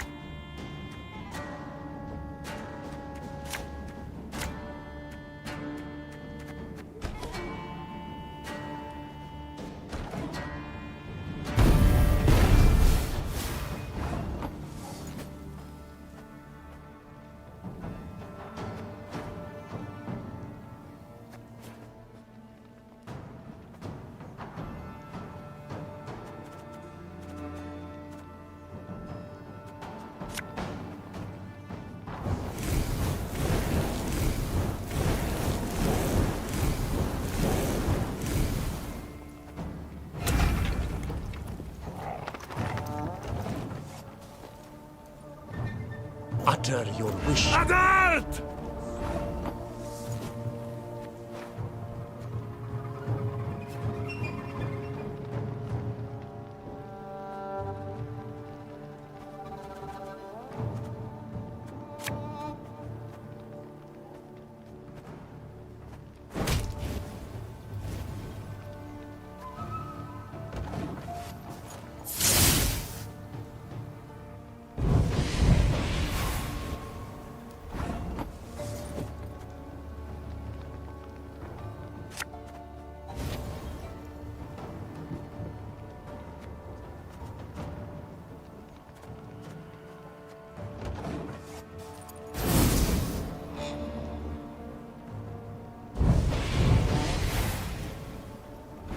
Mage!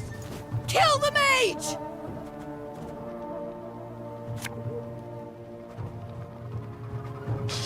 I smell a leak.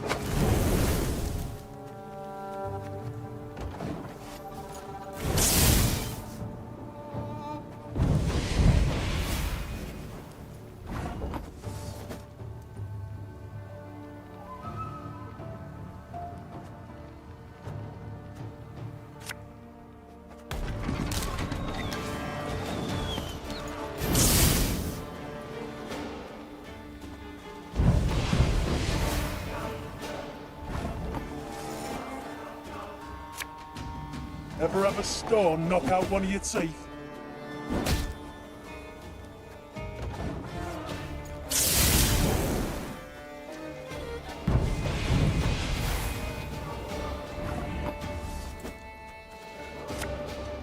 I've hit the white of an eye from half a league away.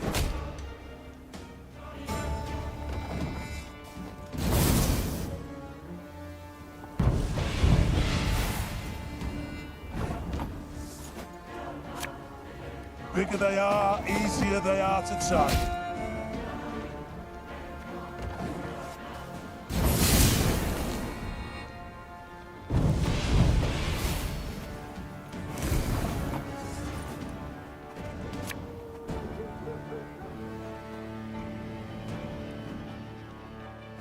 Thing about slings, they hide well.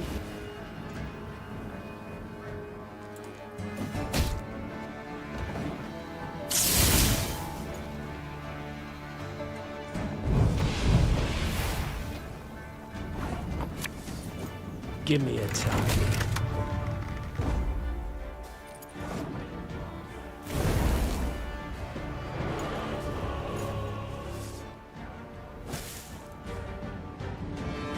Raising her shield against the whistling rain of arrows, Meve fought her way towards the Nilfgaardian mage leading the attack.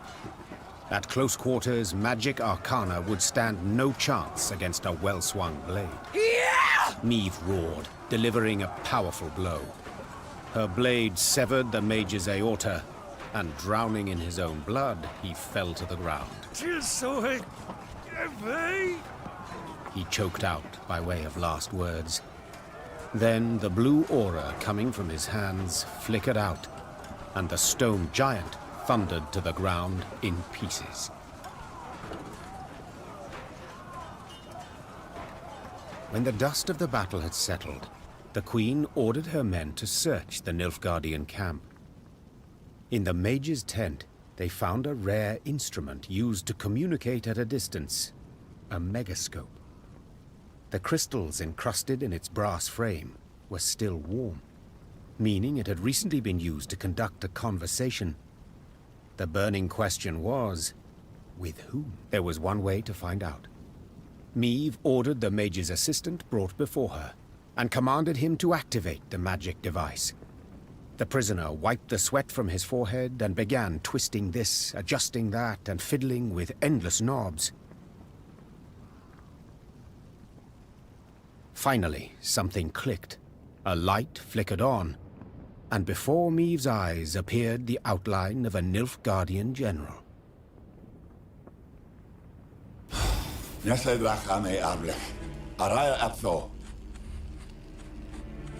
Speak common, please. I know not your tongue. Oh, forgive me. I thought I spoke to someone else. Good to see you in good health, Queen. Or ex-Queen, I suppose, would be the more apt title. Instead of fretting so much over my title, give yours. Of course. Where are my manners? Duke Adel Ebdahi, Grand Chancellor, Commander of Army Group East. I believe you've heard of me.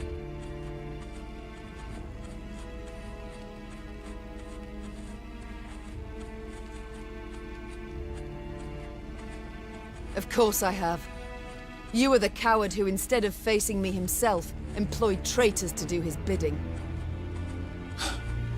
What you call cowardice, I call diplomacy.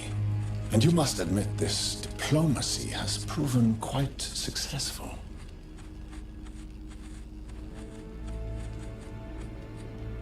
First Lyria, then Rosberg, and southern Edirne, all taken without any real losses. Enjoy it while you can. Easy victories are short-lived. Is that what you think? I'm afraid you're in for an unpleasant surprise.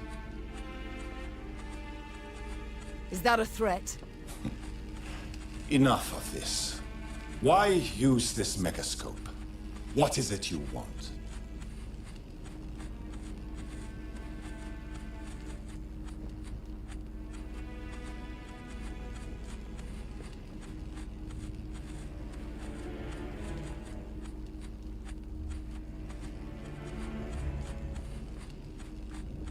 To tell you I shall never surrender.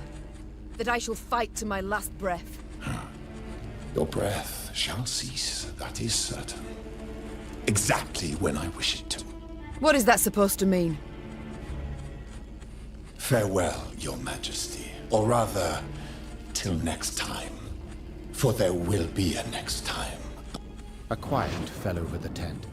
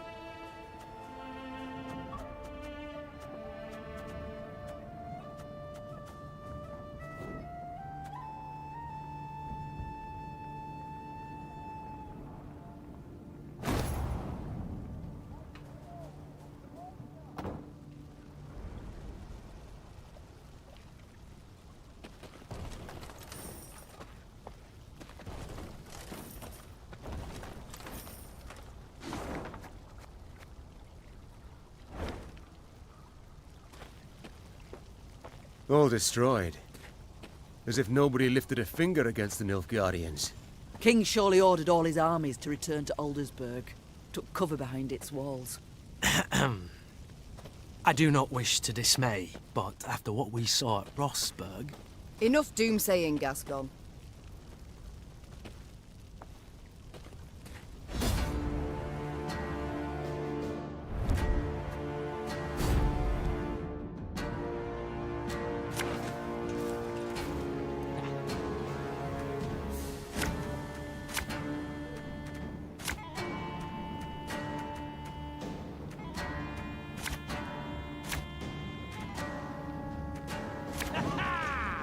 Scrubbing duty again? Oh, gods.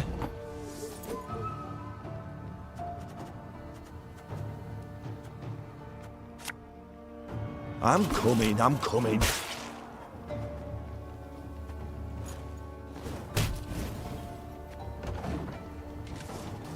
New orders? No? Ah.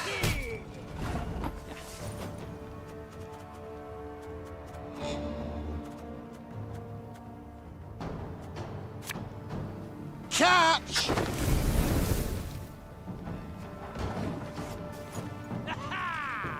Wise choice.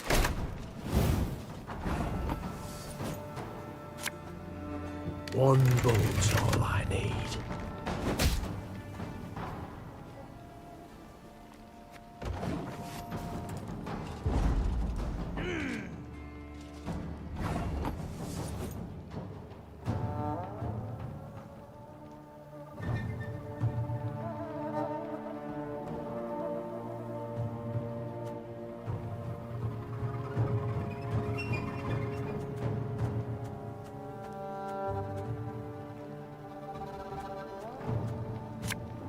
We'll catch 'em all!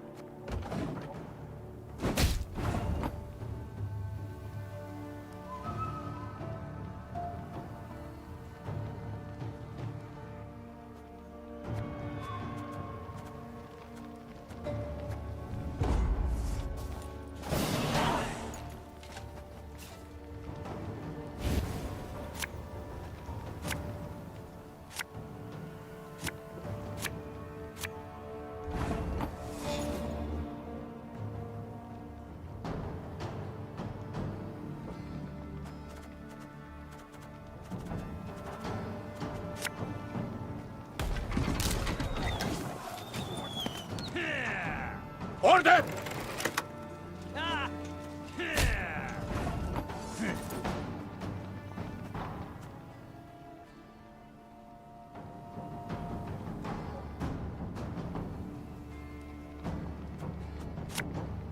Fear not! We shall achieve our goal!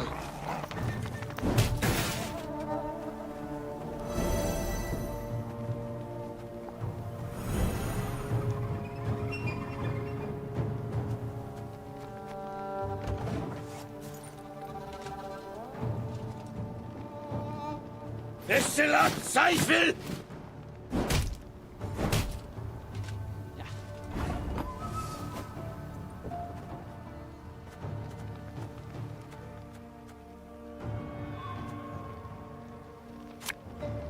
This harvest, we'll be reaping black-clad heads.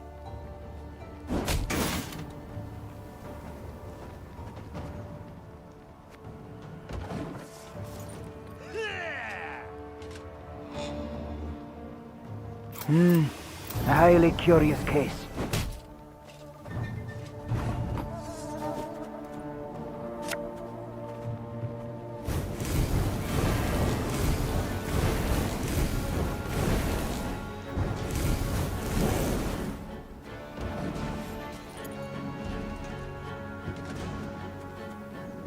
Elherzer.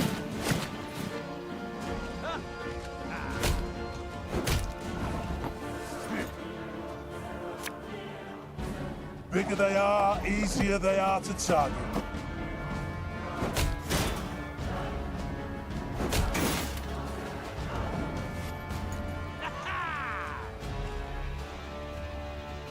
Yes.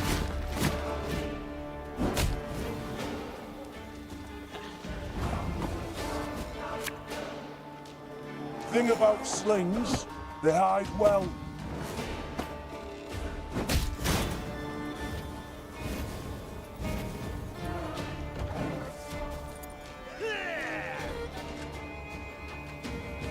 Your life is mine now.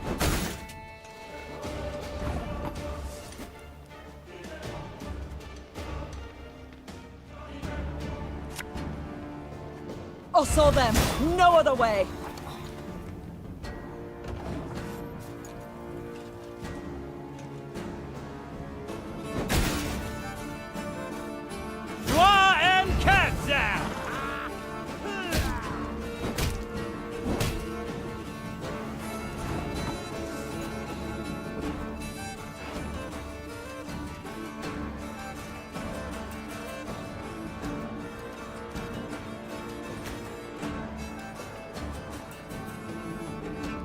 Coin never stinks, no matter how rank the pouch.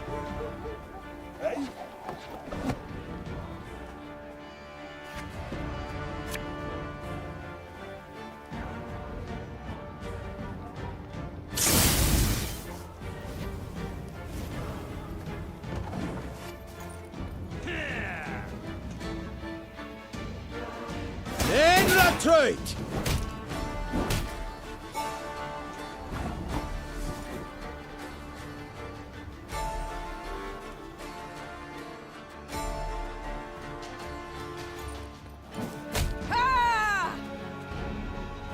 Ever have a stone knock out one of your teeth?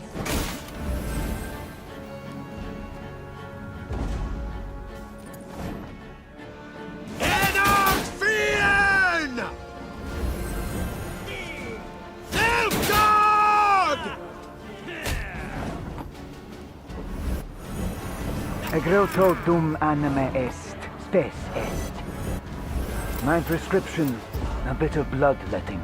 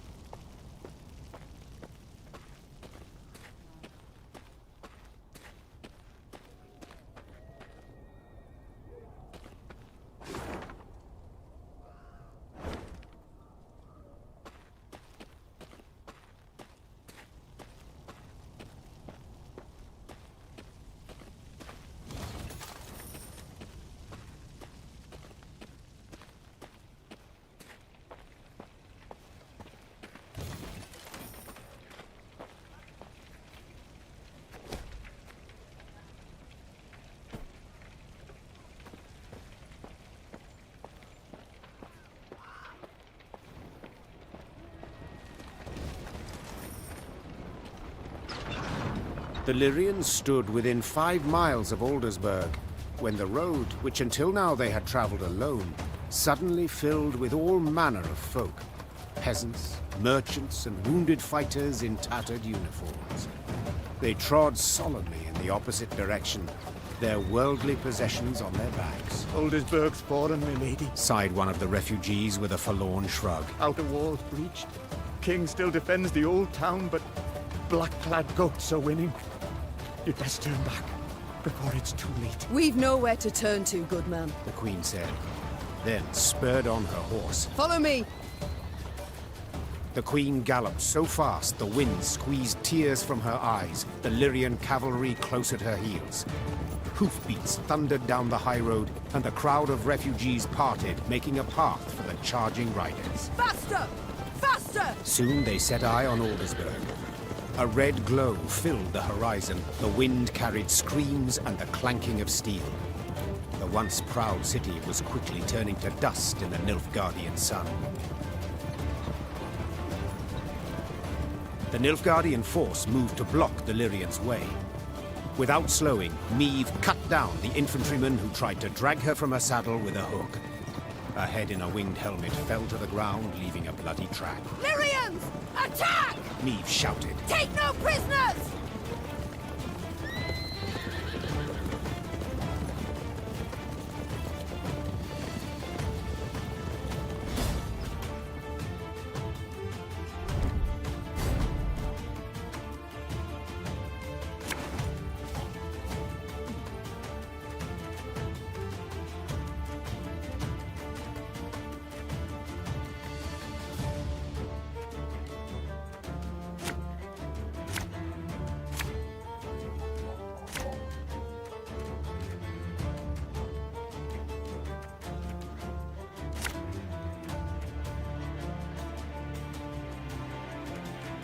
Bloody hell! You shan't stop me. Not now! Yes? Aye.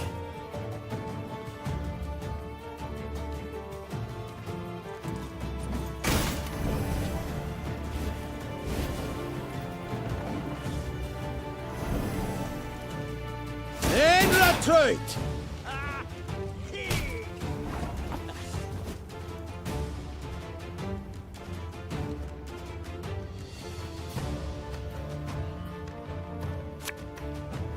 I'm coming, I'm coming.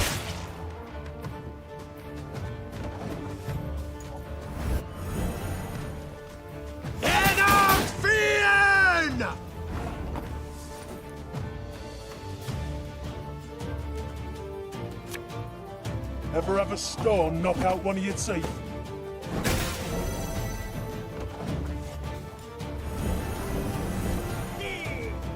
Yeah! Yeah!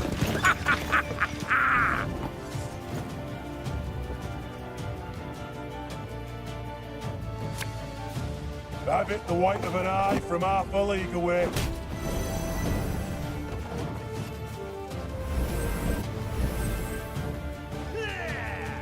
Wise choice.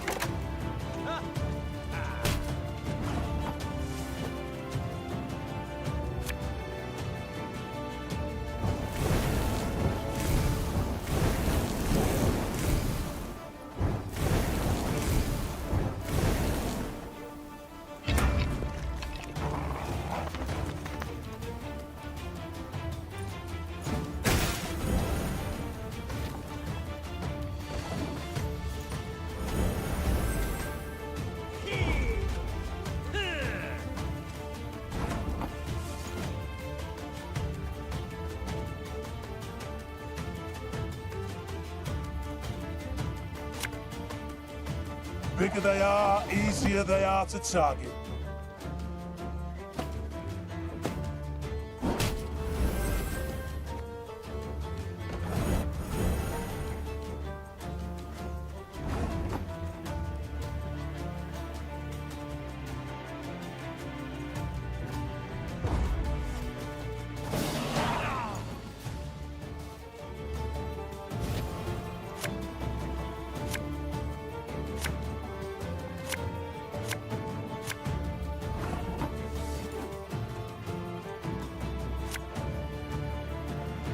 Again and again and again. My boots got sand aplenty in it.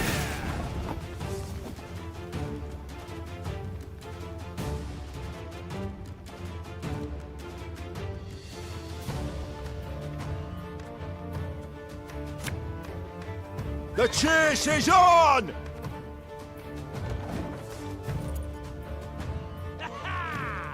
Order!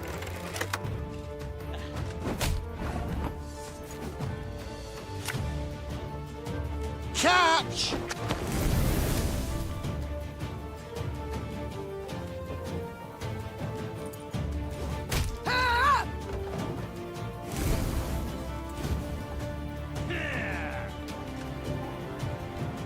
Discipline. That is what you folk lack.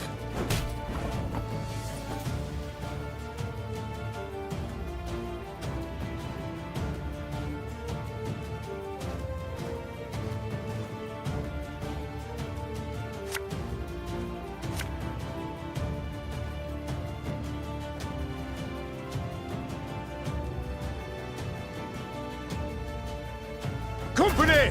Forward march! One boat's all I need.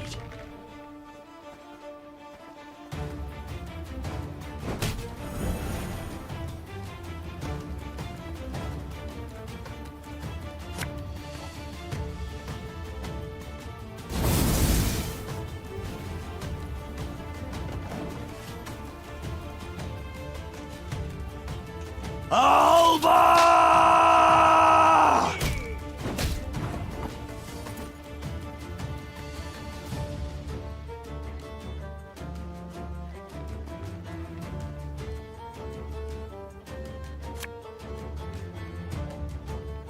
There's been a mistake. I'm no mage.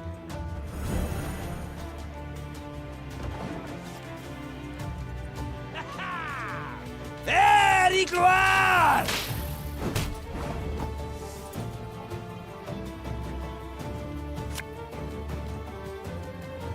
Army's a waste of time for one like me.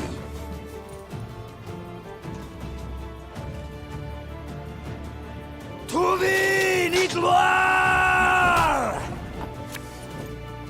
Quick and painful this'll be.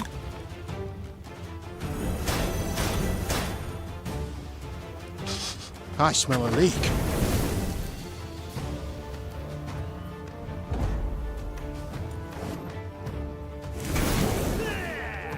Very glad.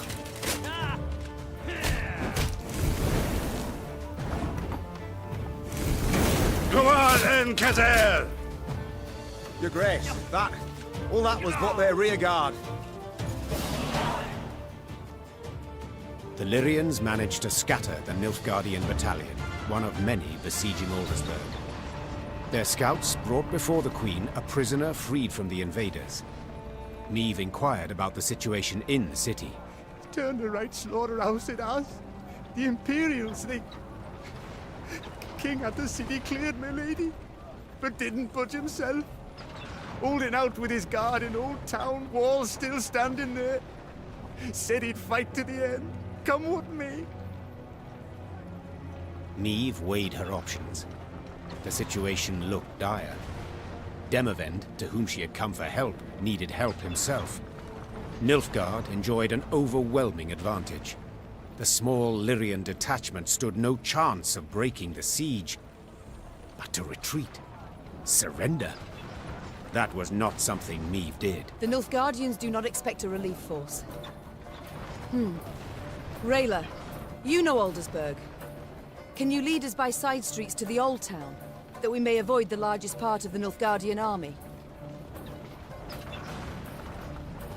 The warrior nodded, and without waiting for any further orders, strode out in front of the party. Reynard followed her with his gaze, clearly troubled. And what then, Your Majesty? We burst into the lion's den and... And we pray the lion chokes. Follow me!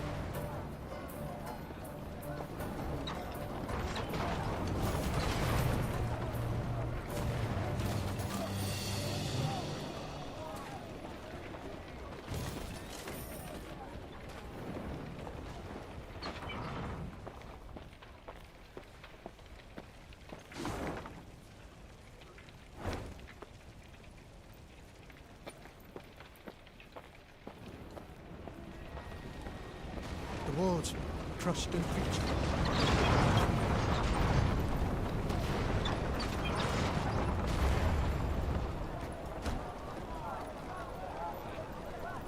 Gods have mercy. And demons take it all!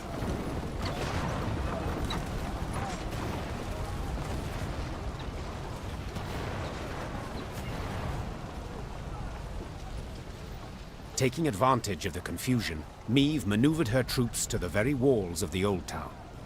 Spying Lyrian banners, the defenders suspected a trap. But when they noticed Black Rayla among them, they immediately lowered the drawbridge. The Old Town was a maze of brothels and shady taverns. In normal times, students and other pleasure seekers prowled its dark alleys. Now, tired soldiers slumped in every corner, though the Lyrians' arrival clearly buoyed their spirits. The Fraternal Realms warriors clasped each other's hands and swapped tales. Even Edirn's king, Demavend, made no secret of his pleasure at seeing these unexpected arrivals. Meve, of all the besieged cities in all the world, you walk into mine. Come to the rescue, have you? To be quite frank, I've come to be rescued. Oh, yes. I've heard much of the events in Lyria. Disgraceful. Such betrayal. However, as you might have noticed, things are none too rosy here either. Yes, that is hard to miss. I thought we'd trade blows with the Blackclads. That it would be an even match. 2 weeks. That sufficed to annihilate the army I'd spent my whole lifetime building. Your Majesty, I cannot say what fate will bring, if we shall reach this war's end alive. But I wish to say now that I admire you. Oh? You evacuated the city, yet refused to evacuate yourself. You fight to the bitter end, like a hero.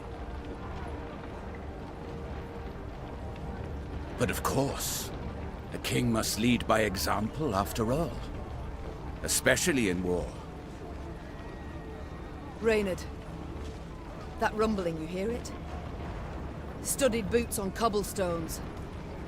The Nilfgaardians. Prepare the men for battle. Yes, Your Grace. So, now that we're alone, what's really going on? What? Did you not hear? I'm defending my capital, like a hero.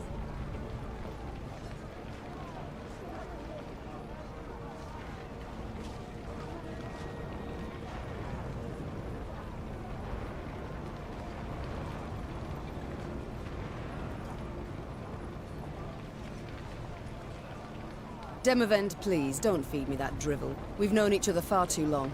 Why did you stay?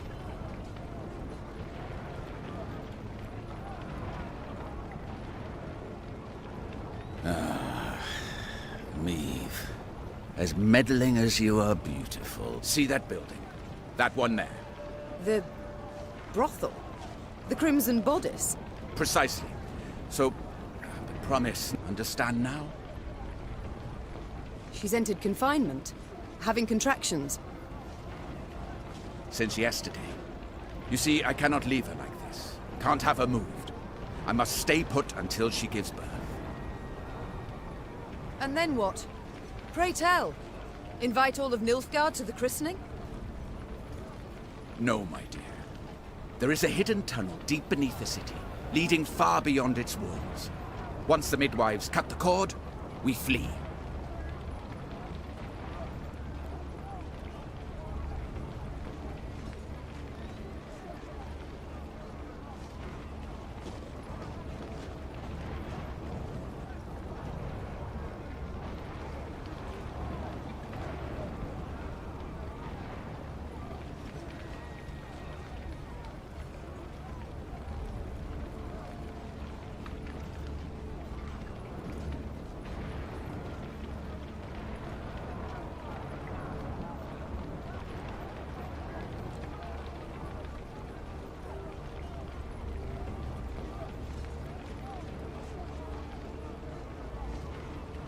Demavend, you risk the lives of thousands of men for a single child?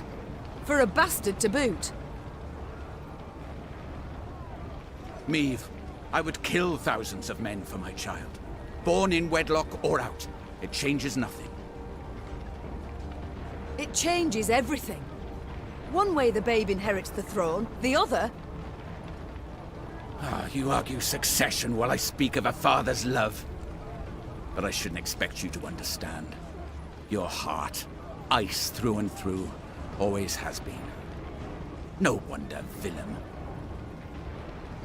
Your Majesties, the Nilfgaardians are attacking. Meve, we must hold out.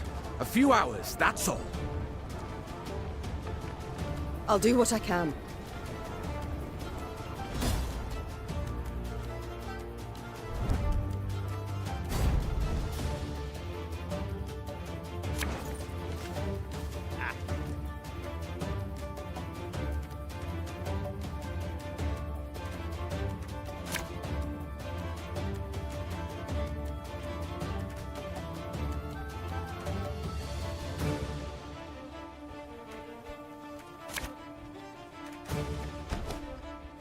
Defend the king! We must stop them!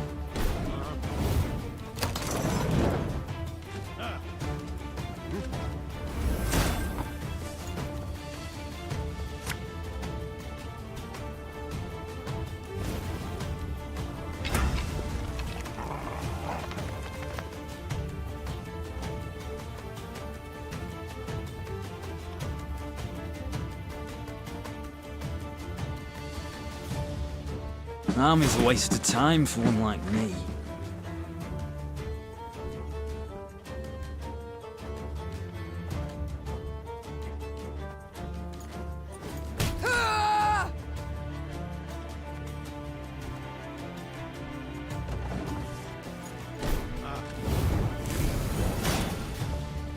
Inarin Yalde Kronfair.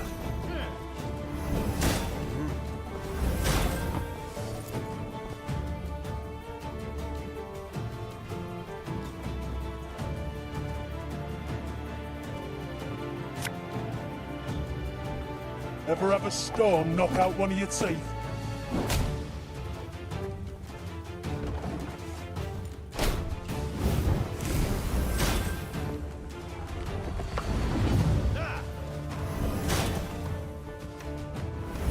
I want their heads! Anvalnen order!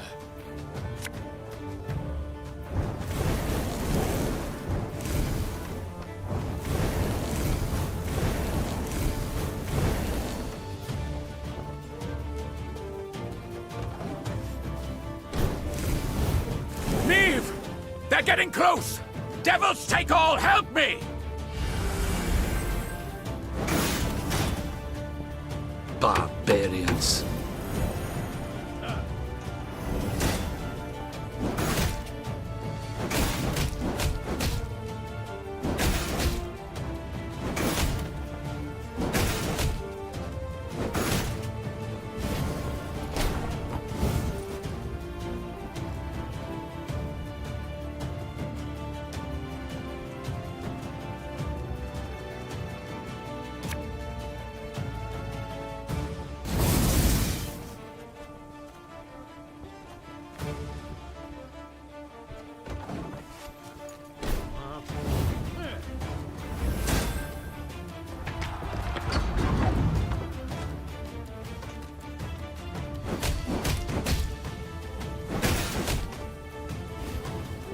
Neve! We must hold on a bit longer.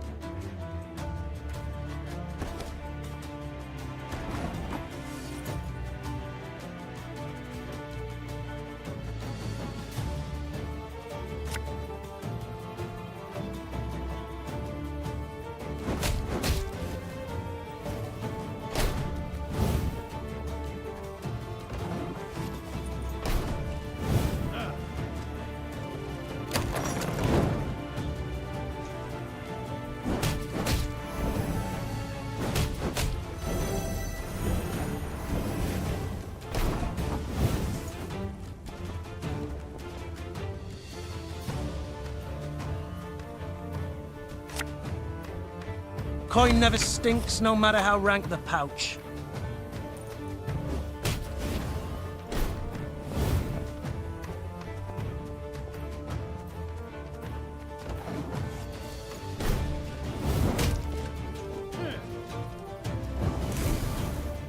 Alba!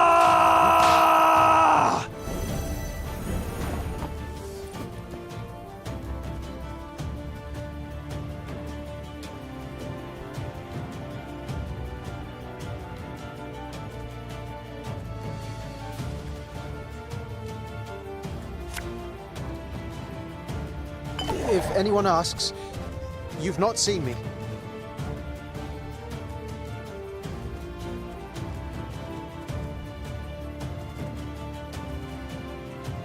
There's been a mistake. I'm no mage.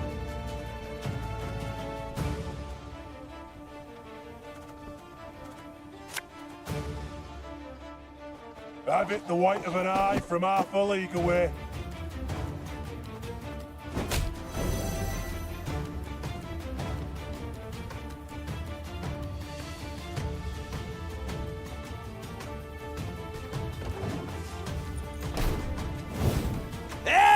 Gloire!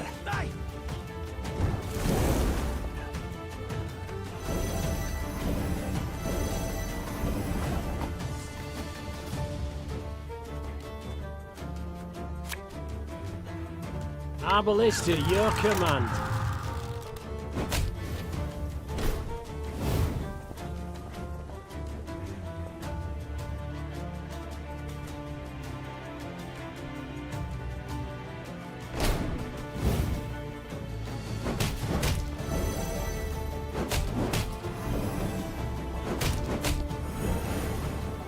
No! Ashes!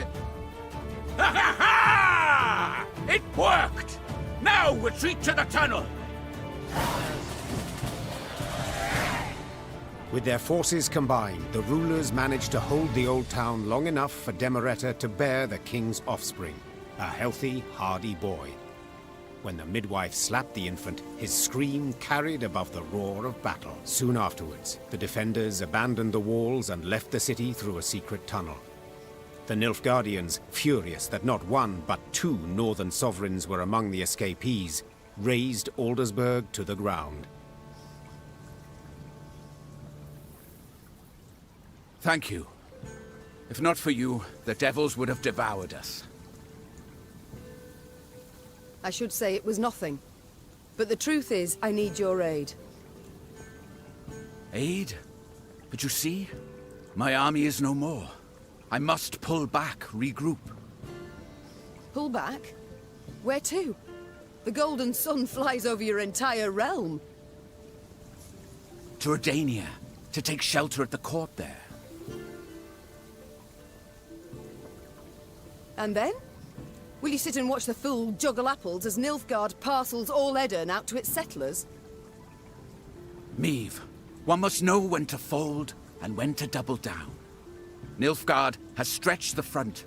Winter will soon be here. Let the costs claw away at them.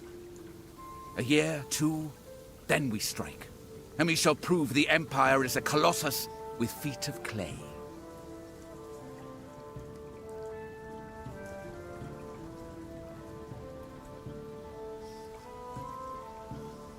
You're a coward, Demavend.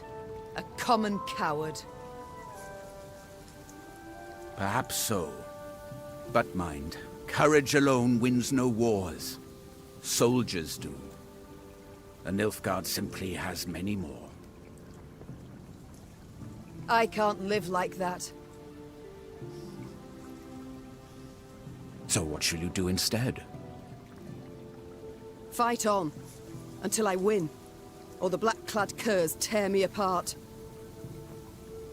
Gods, such pity I have for your husband. The poor man must have had a rough go of it. He seemed content with his life while it lasted.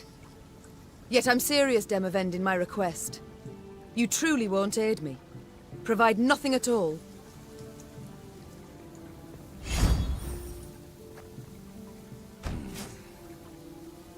I will tell my men whoever so wishes can join your party and fight on. But please, curb your excitement. They are tired. Few will choose the path of greater resistance. But... Are you familiar with the saying, when at wit's end, a dwarf's your friend? Yes, it and many others. Yet as much as I appreciate folk wisdom, I prefer facts to philosophy at the moment. Preferably facts relevant to my situation. How about this? Mahakam is but a week's ride from here. And there you'll find thousands of dwarves armed to the teeth. Enough to turn the tides of this war, I venture. Yes, they could. If not for another fact. That the dwarves have always been famously indifferent to strife between humans.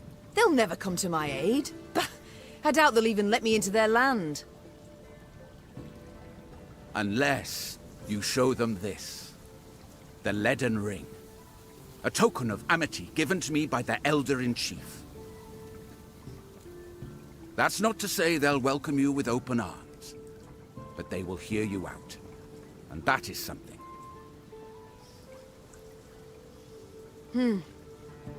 Dwarven infantry I'd make good use of. I shall do as you say.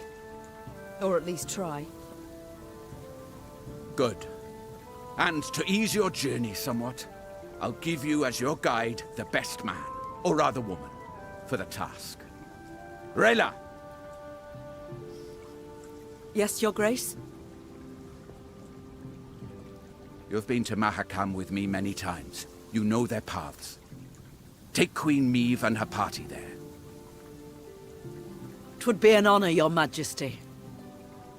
I'll send messengers ahead that the dwarfs may expect your arrival. Until then, good luck, Meve. And may we one day waltz upon the grave of our foe, Emperor Emir. May it be so. Just as long as I get to lead. Ah, of course! Farewell, Queen. Meve left Aldersburg in ill spirits. Rather than provide the help she had hoped for, Demavend had merely sent her on to Mahakam. Her way west was lit first by the glow of a burning city, then by the smoldering remains of charred villages by the roadside. It was clear the war against Nilfgaard had taken a bitter turn. Each stranger was now treated as an enemy, and the customarily hospitable Edirnians slammed their doors at anyone's approach. The party's morale was somber as well, and did not even improve with the first sight of mountains looming in the distance. Wandering among the ashes, Meve entered the dwarves' domain. Along perilously steep paths, Black Rayla led the Queen and company towards Mahakam, the dwarven homeland. There, among snow-capped peaks, someone awaited. Rayla, you brought strangers. Gabor, I present to you Meve, Queen of Lyria and Rivia. Ah, a queen. Crivens. Well then. A large shadow swept across the sky. The dwarf swallowed the rest of his greeting as all raised their gazes to see a dragon soar swiftly toward Mount Carbon. Keltalus, dinna be afeard, he isn't a threat to us. The dwarf had broken the silence gently, he himself quite familiar with this altogether unusual sight. And now, sit yourselves down afore the pottage grows cold. But... Flew... Drake? Stone shrivelling marvel, innit? Makes you almost sad the lizards are dying out. Should you not worry more about the fate of your brethren? That creature will soon have all Mahakam aflame. Ha! Keltalus? No! He's lived here centuries. Harmless for the most part. Now, your grace, a taste? No, none. Though your offer of repast I value, good sir. Oh, no need of that. Gabor, please. Enchanted to make your acquaintance. Gabor here's a true local notable, from one of Mahakam's leading clans, the Zigrins. But then he wouldn't be our guide if he wasn't. A guide for all important guests. A pleasure. And as I said, I thank you for your hospitality, but I've no time to feast now. I must speak to your ruler at once. Don't mean no offence, but Elder-in-Chief Bruverhoog's a recluse of sorts, as humans go. Didn't even meet the ones that wear crowns. But I suppose I could, meaning if you drafted a letter... Her Majesty's got Demoven's signet, given willingly. Ah. Well, that's a We didn't let many human folk into Mahakam, and for good reason. So those who we let come through the second gate get blindfolded. Just after they've surrendered their arms at the first. But you've the leaden ring. Given one of your kind to confirm trust and amity. So, we're certain we can treat you as one of our own. Elder-in-Chief's in the pass visiting. Looking to his flock. Come on. No reason you two shouldn't jabber right quick. Though the Lyrian infantry rose half an ell taller than the dwarf, he moved with remarkable ease through the waist-high snow, while those behind him slipped and stumbled on the ice-slick rocks. Meve and Rayla trailed the party, so they might speak in private.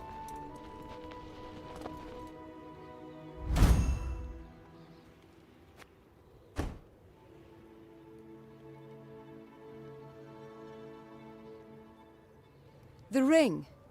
However did Demavend come to possess it? Elder-in-Chief himself gave it to him, years ago. A decade, perhaps more. Why? Oh, you must have heard the tale, Your Grace. You see, formerly, Foltest of Temeria's sovereign of Mahakam, he believed it was his right to tax any Leand lands, so he sent collectors. Well, the dwarves felt stripped, so they stripped the collectors down to their natural state. Put them in beer barrels, they then rolled down the mountainside. Ah, my. That incited Foltest's ire, I'm sure. Indeed, Ember hot ire. A punitive expedition was assembled immediately. We're about to set off when Demavend managed to dissuade Foltest. Elder-in-Chief gave him the ring in thanks. I see it all now. Prevented Mahakam's slaughter, Demoven did. Your Majesty, Demoven prevented a slaughter, true. But faultists in the Temerians, not the dwarves. Mahakam and fortifications. Well, you'll soon see. No human will take them. Ever. The Elder's gratitude, then? Not certain I know where it came from. Had the dwarves crushed the Temerians? No, when they had done so, what would have happened? Why, retaliation against all non-humans in Temeria. Bruva knew this, so in fact, Demoven saved them. Exceptionally provident, the Elder-in-Chief. And shrewd as a swarm of snakes. So when you speak, beware his hiss, and weigh your every word.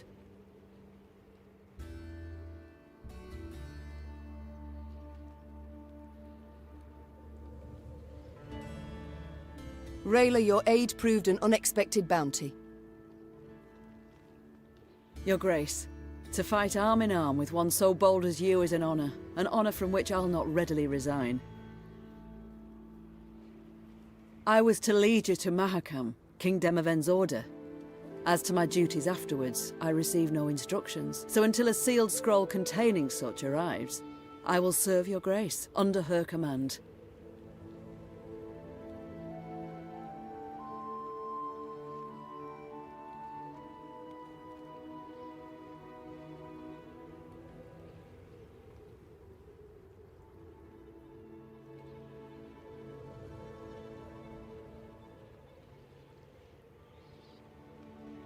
I'm content, Rayla.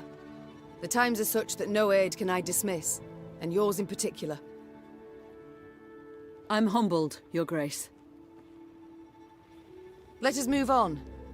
I've grown amply curious of this Elder-in-Chief, this Bruva Hoog.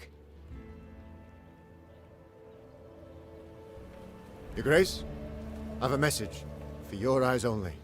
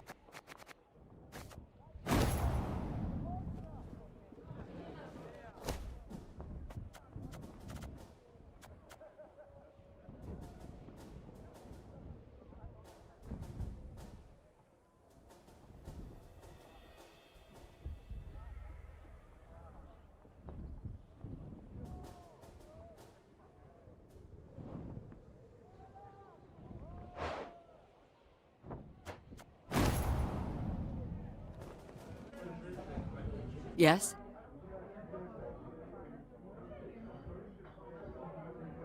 Rayla, might I ask you a personal question?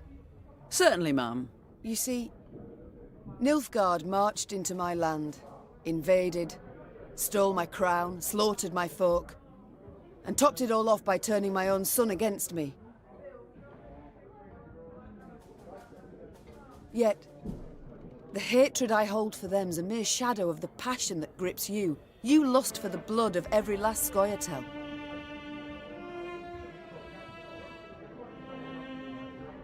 Haven't heard a question yet, Your Grace. What did they do to you, Rayla? What happened to make you who you are? Elves and humans, they can interbreed. But you must know that. We lived in a hamlet, and all around us knew. The other children would bully me, beat me, spit in my face.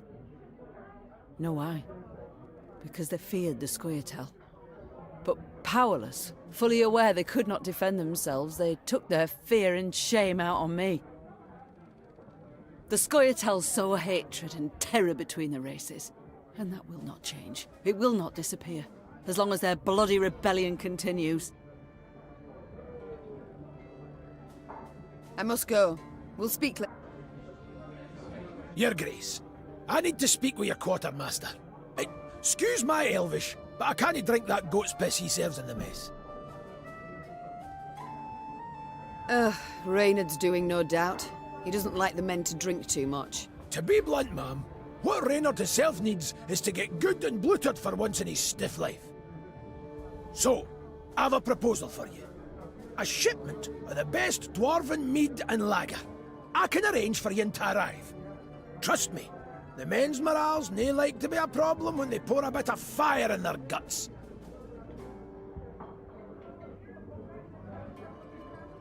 Stiff or no, Reynard's right on this one.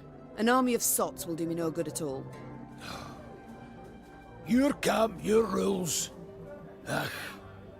Least of my pipe. We shall return to this conversation later. No skin off my back. We seen each other. Yes, Your Grace?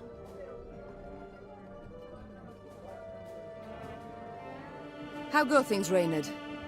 You and Gascon get along now, I hope. Well, you might say we've established a certain rapport, Your Grace. Tell me more, friend.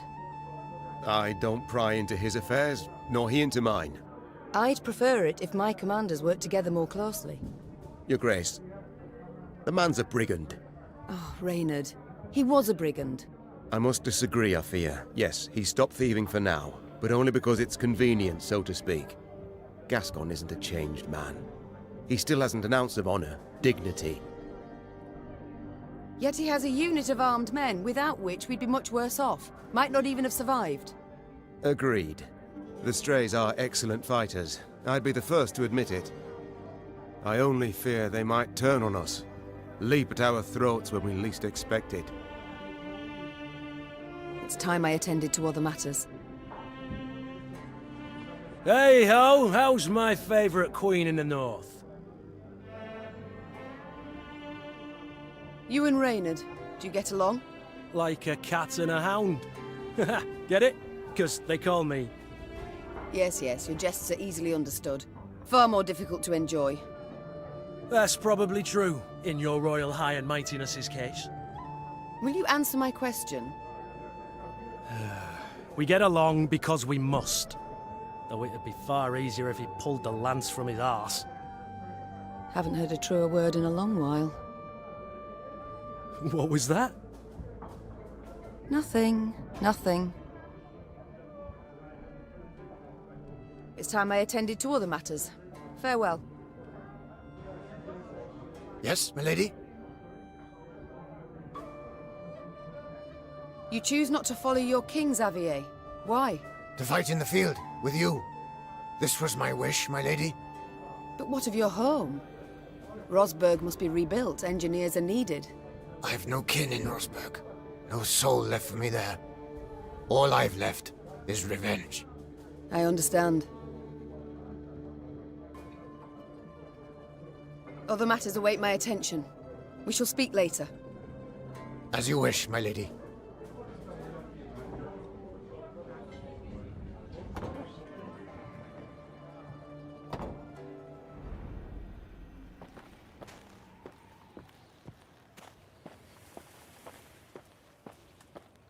A hearty Mahakam welcome to you. What an honor! Even the arbalists salute us with cocked quarrels. Oh, that well. An ounce of prevention saves a slag heap of trouble.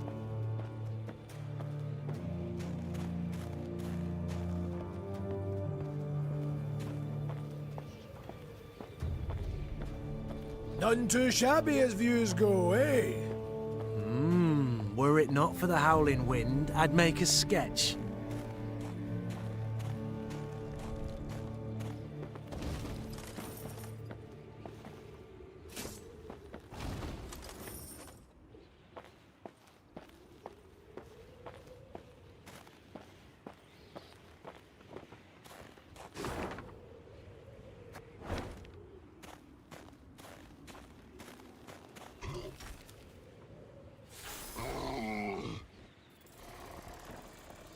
Meve rode slowly, her surroundings interesting to her, her ears keen to take in the cacophony of sounds. The sharp whistle of wind rushing past towering peaks, the squeak of wagon wheels rolling over frozen snow, and the roar of beasts. What the... I dare not venture a guess. Gabor scratched his chin. An ice troll. Or one of them Barbigazar majabbers. These beasts, are they tame? As the dragon? Not in your life. Fierce horsens, every last one of them. Spring cleaning year past, 1 year bit my arm clear off. The Queen's brow rose in a silent inquiry. All right. You don't quite ken the context. Each spring, with the melting of the snows, a good bit of that filth comes out the ground. That's when Bruver Hoog summons all dwarves for spring cleaning. We cut down as much of the filth as we can, and that means relative calm the rest of the year. Out of the corner of her eye, Meve noted a dark shape darting between rock formations. Calmly, she drew her sword and brandished it a time or two to warm up her stiff arms. Seems it is our lot to assist you with this cleaning. Lyrians, arms at the ready. Prepare to fight!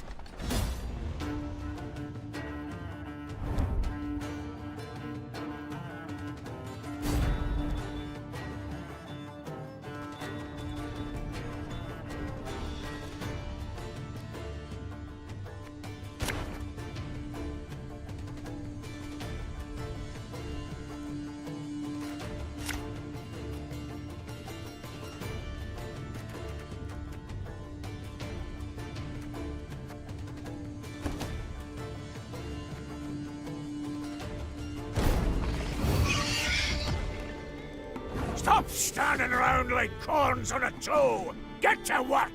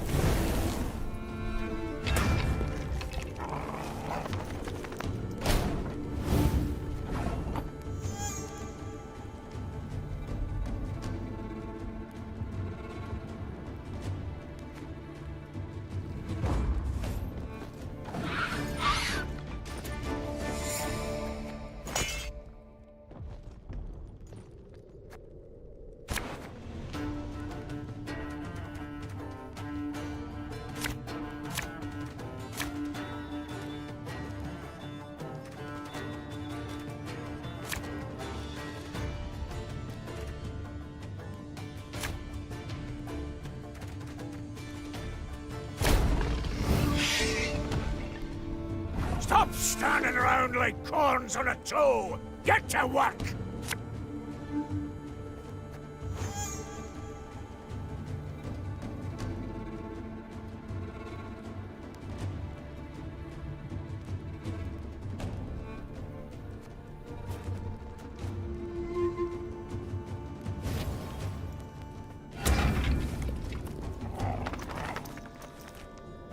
Ours is not to reason why.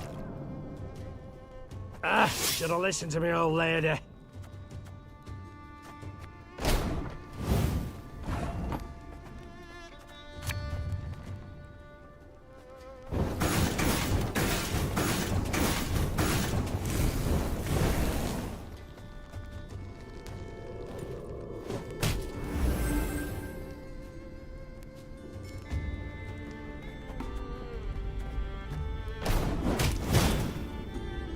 Watch out! It's rolling our way!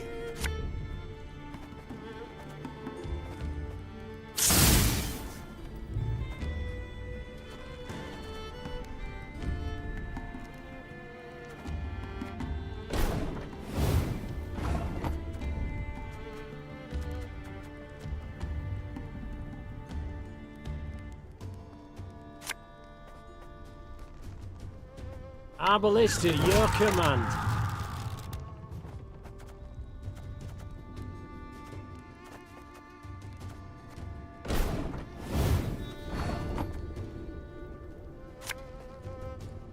The chase is on! Your Grace, be careful.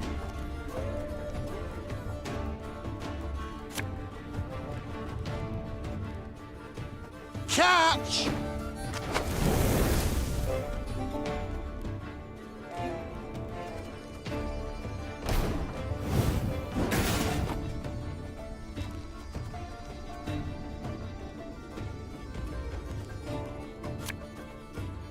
Hey?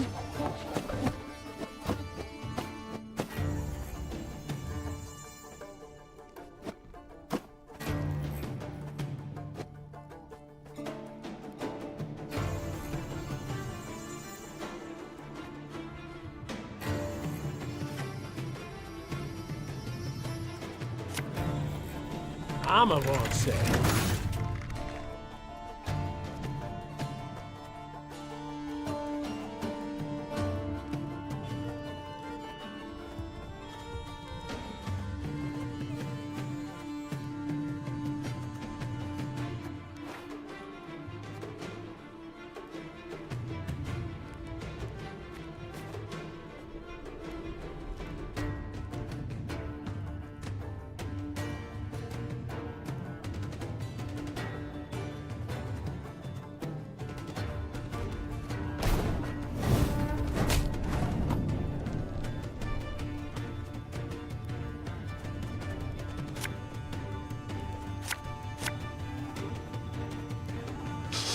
I smell a leak.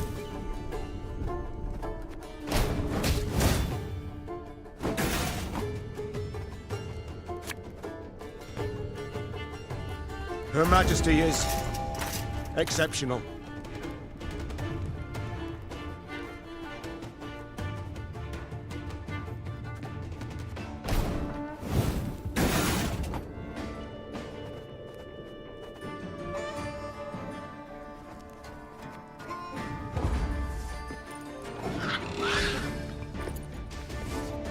As the wails of speared Shaelmars died down, the crowd of Mahakaman infantry parted.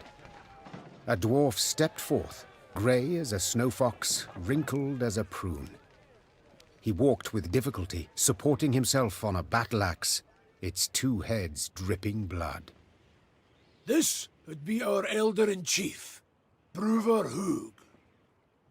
And who might your guests be, Gabor?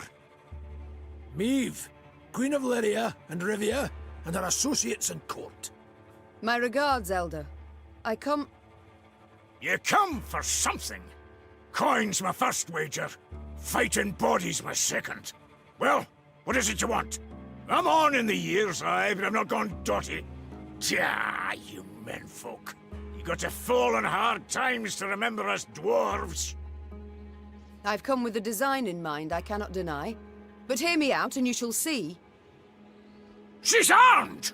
Gabor! Why the devil did you let her in here like that? And without a sack or her heat! She has the leaden ring, Elder.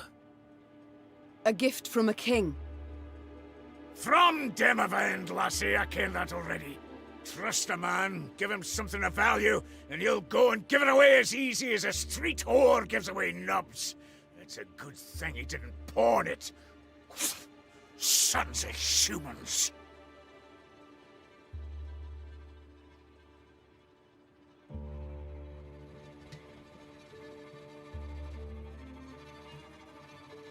I've traveled far to see you. Hear me out, I beg you. Let it be my loss. Go on, heave her away. Nilfgaard has overrun my realms. It has overrun Aedirn. The Blackclads are at the foot of Mahakam. They will seek to overrun your land sooner or later as well. We must act. We must react together, while there is still time. Time? What do you ken of time, lass? Got how many summers to you? 40, maybe? Had you grown up amongst dwarven folk, at your age you'd be learning to crochet dolls. No more than that. I've seen 400 summers come and go. And I've been elder for 200. And you know what I've learned in that time? That meddling in your idiot scraps doesn't ever bring any good. Now, on a normal day, I'd have you all thrown clear out of this land I love. Bet you've the leaden ring, and that grants you the right to hospitality. And here, in Mahakam, laws and rights are sacred. You may stay in the pass long as you wish. Young Zigrin'll serve as your guide. And once you've tired of the mountains, well, you ken the way down into the valleys. I bid you farewell. My Lord Elder, with all due respect, we came to your aid. We smote the beasts with you, yet... And who the demons is this one?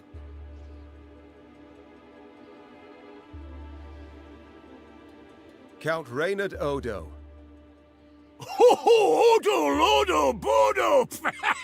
Now, you listen and listen well. We didn't ask for aid, and you know why? 'Cause I've my dignity. Not like some. Mates and wenches! Spring cleaning's done, beast culling's over. Mount Carbon beckons us home. Follow me! Your Grace, be not dismayed. We will find a way.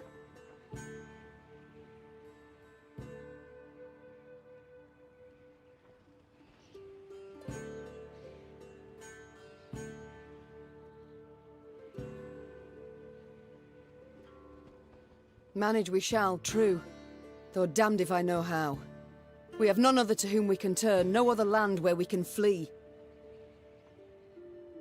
Let us convene in council, Your Grace. Consider together what's to be done. We've yet Redania, Temeria. Your Grace, might I draw you aside a wee moment, for a jabber? Reynard, please excuse me. Well, what is it you want? I ken the Elder-in-Chief dinna make a good first impression.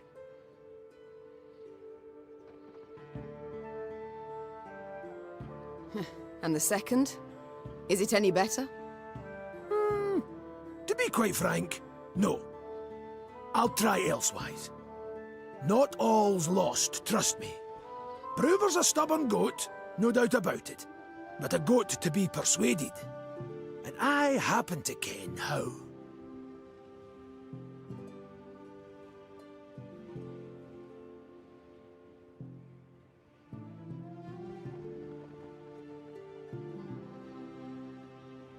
Very well, I'm all ears.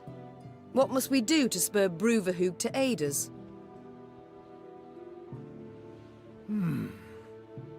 I might start with the thorn in our side that are beasts. A bigger thorn than most expect. See, in our never-ending search for gold, we dug deep, too deep, and reached abysses where monsters are born, or however they come to be. Soon as it turns a bit warmer, they crawl out to feed. And there's more every year. What you saw there, the spring cleaning, that's just light yearly upkeep. It dinna go at the source of the blight. Every spring we cull enough so we can live and trade and mine normal-like. But there are corridors in the upper valleys midst the peaks, where more lie waiting to pounce. So many, there's settlements that have done been abandoned. I still fail to see how this relates to myself and Bruver. Your Majesty, slay the beasts down to their last, and you'll win the hearts of the clans. All of them. And with the clans behind you, why, the Elder will have no choice. He'll bend an ear, treat you serious. You got two sites through which beasts swarm in great numbers. There's Davor's Abyss, and an abandoned underground settlement called Burr's Rump. Destroy those, collapse the corridors, problem solved.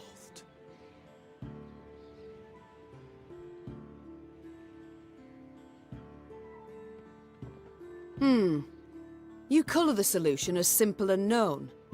Why has Bruver Hoog not gone at the matter? Ha! You must learn one thing about us dwarves of Mahakam. Customs, traditions, why, we're obsessed. Goes thrice for Bruver. The Elder deliberates weeks on end. And that's in considering if we shouldn't wear suspenders, because they might be through outside, and should thus be forbidden.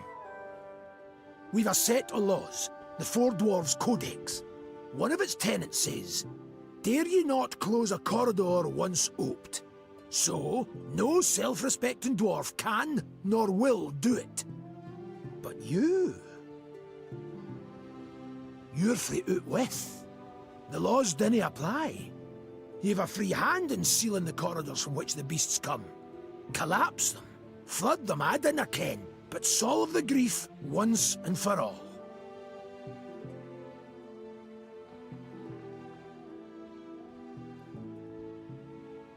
And this, 'twould suffice. I believe it would. But find you other ways to win the heart of a clan or Bruver itself. Do so. Can he bring no harm? All this sounds rather toilsome, yet I do favour this to losing another moon seeking out a court where we would at first be welcomed, only later to hear another rebuke. You've my gratitude, Gabor. You've shown me a way. Very well. Let us think on these beasts. See what's to be done.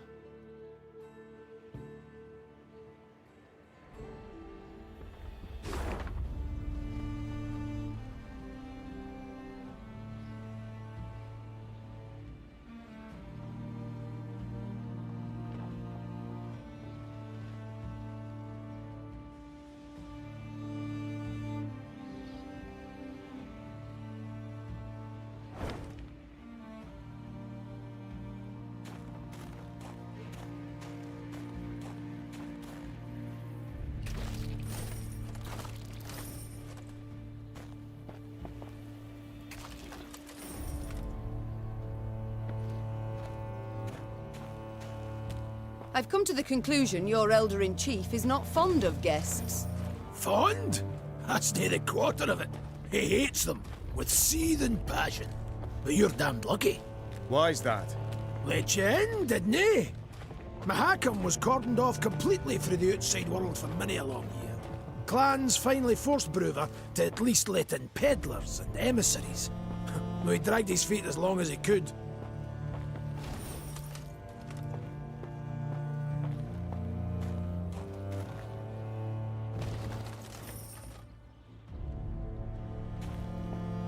The dwarves are demanding a pretty sum, but their steel's worthy of any crown.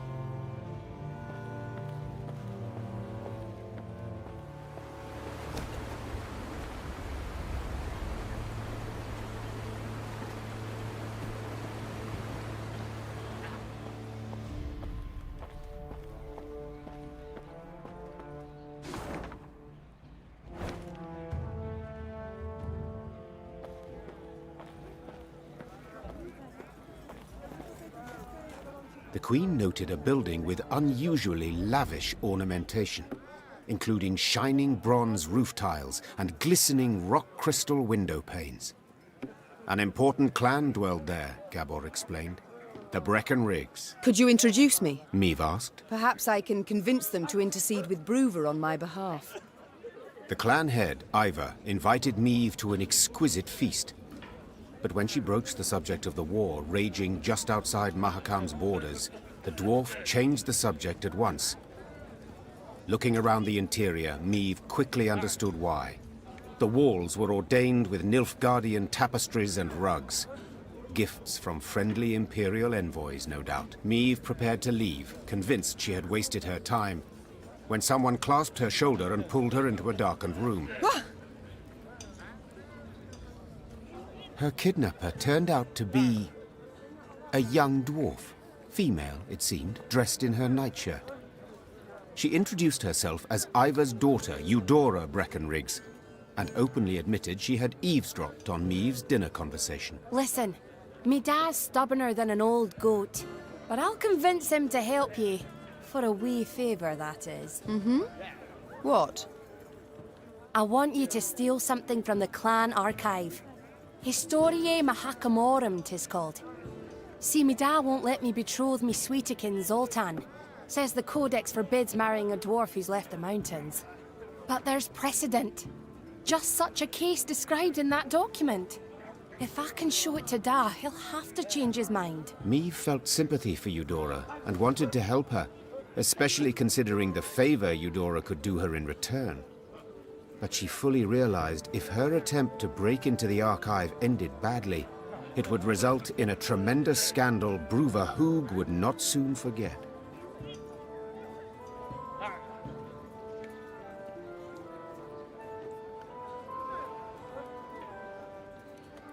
Listen, I wish all the best for you and Zeltan.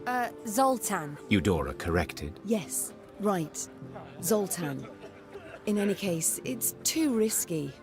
I've much to gain from the support of your clan, but if the mission ended in failure, I'd lose even more. Eudora shrugged and returned to her bedroom. Meave resumed her interrupted journey.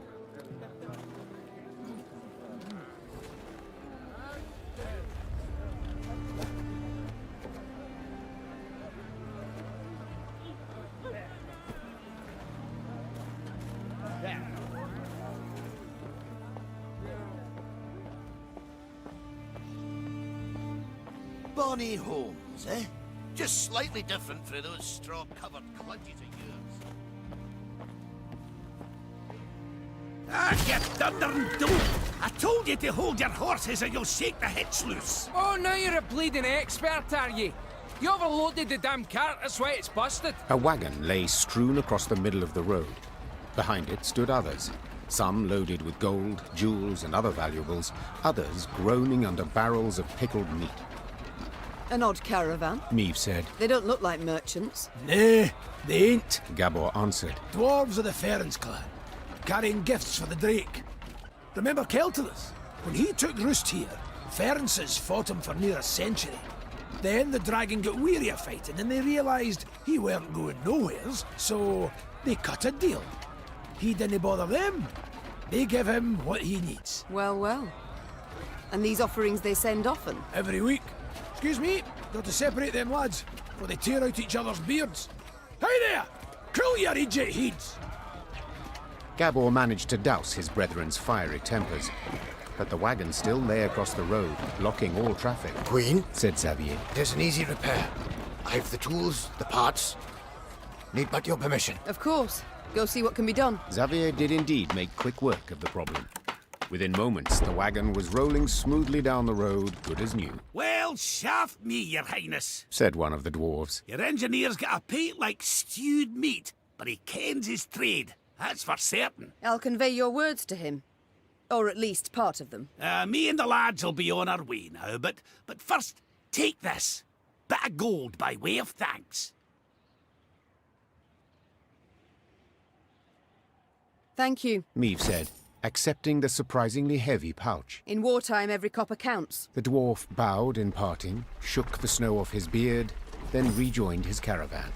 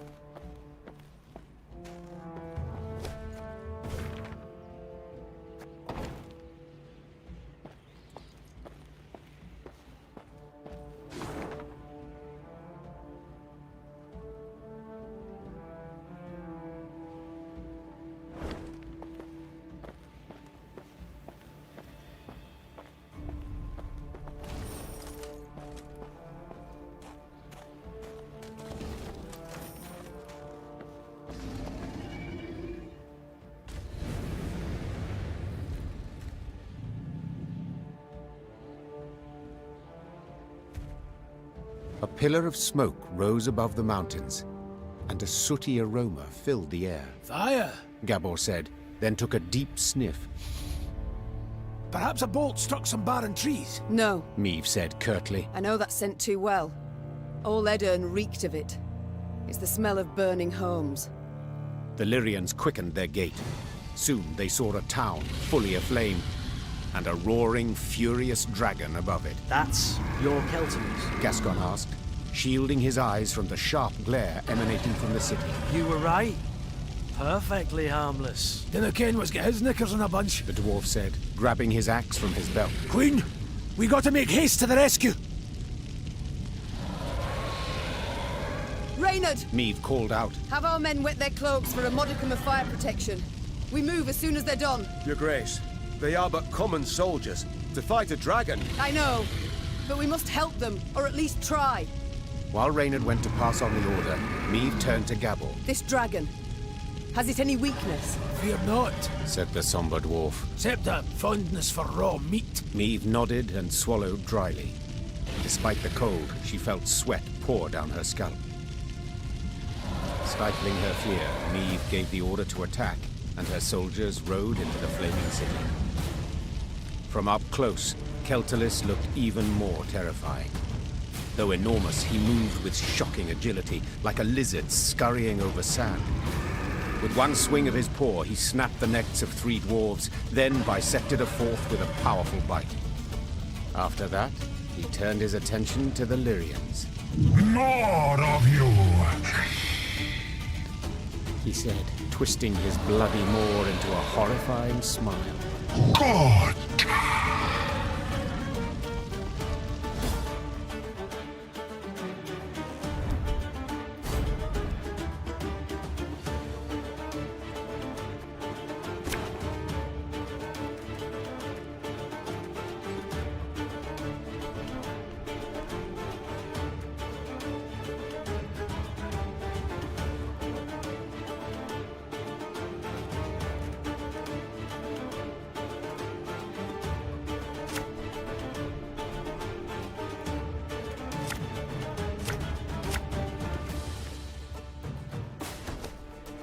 Behind me!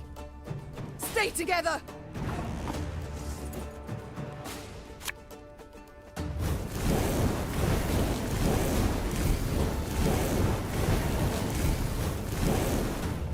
Your Grace, we're taking losses!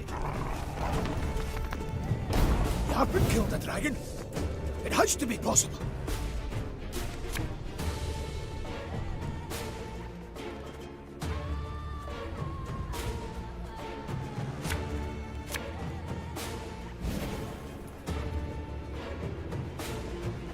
Yeah! Our ballista, your command.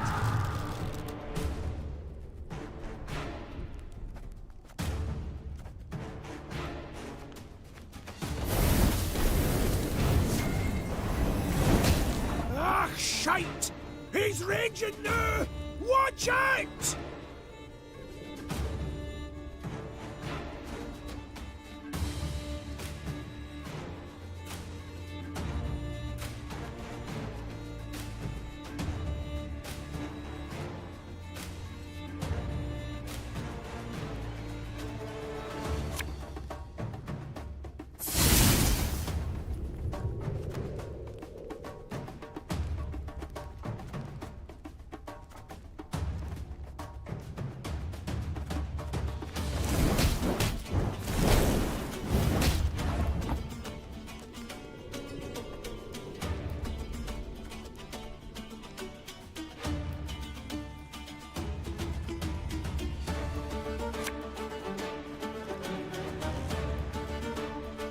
Armor won't save.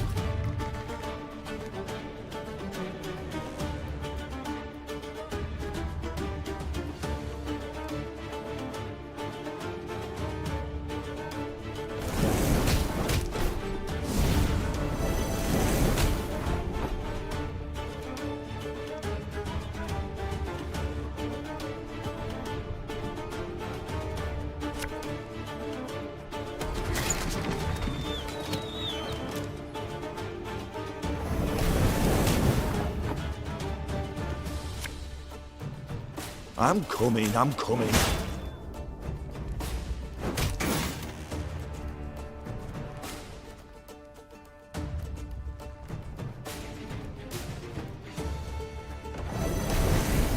Your Grace, he's vulnerable! We must strike now!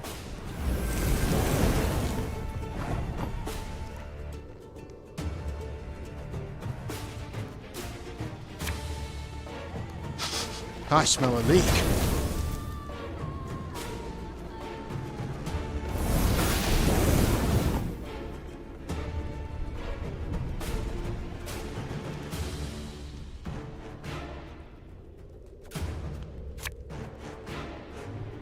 Coin never stinks, no matter how rank the pouch.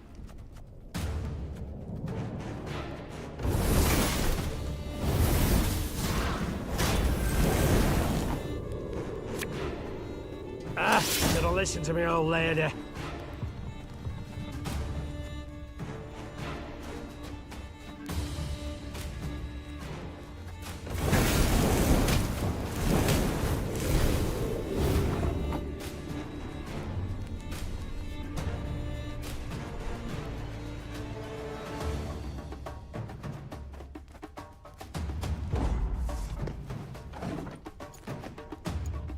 That day, many Lyrians perished, either to the dragon's all-consuming fire or to its flesh-rending claws.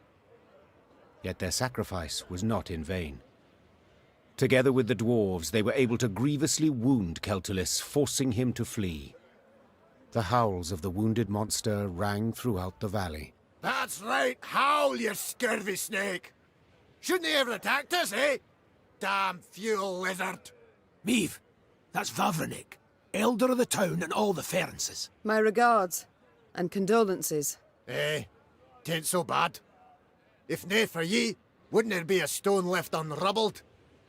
To be honest, when I caught wind some human queen come to Mahakam looking for aid, I said a crocus would sprout twixt my cheeks afore I'd vote aye on that. Gonna be a fear to look in my breeches after, but changed my mind. After what I saw today, what ye did for us, you've the support and undying gratitude of all Ferences. Thank you. Faced with a Nilfgaardian peril, that means a great deal. Forgive me for interrupting this tear-tugging scene of interracial reconciliation, but I can't hold back no longer. Vavrenik! Double shice! What happened? Why'd Celtulis attack? I ken as much as ye, meaning squat diddly. Just flew up, started spewing flames, half the town lit up in a flash. Sheepshank! 300 years I've been a good neighbour. What's done's done. Gotta think about the future. The Drake's just taking a breather. Gotta finish him off for he's regained form. Meaning we haven't much time. He heals like an alchemist's pup. And the nearest guards are miles away. He'll be up flying again before they get here. Aye, that's what I thought. Perhaps, your grace, you'd, What? Jest you must. I ken you're tired frae the fight, dinna want to risk casualties, etc. But remember, the beast's sleeping on a bed of gold and rubies. All belonging by right to Bruther, of course. But if, quibbling some wandered off, he'd nae notice.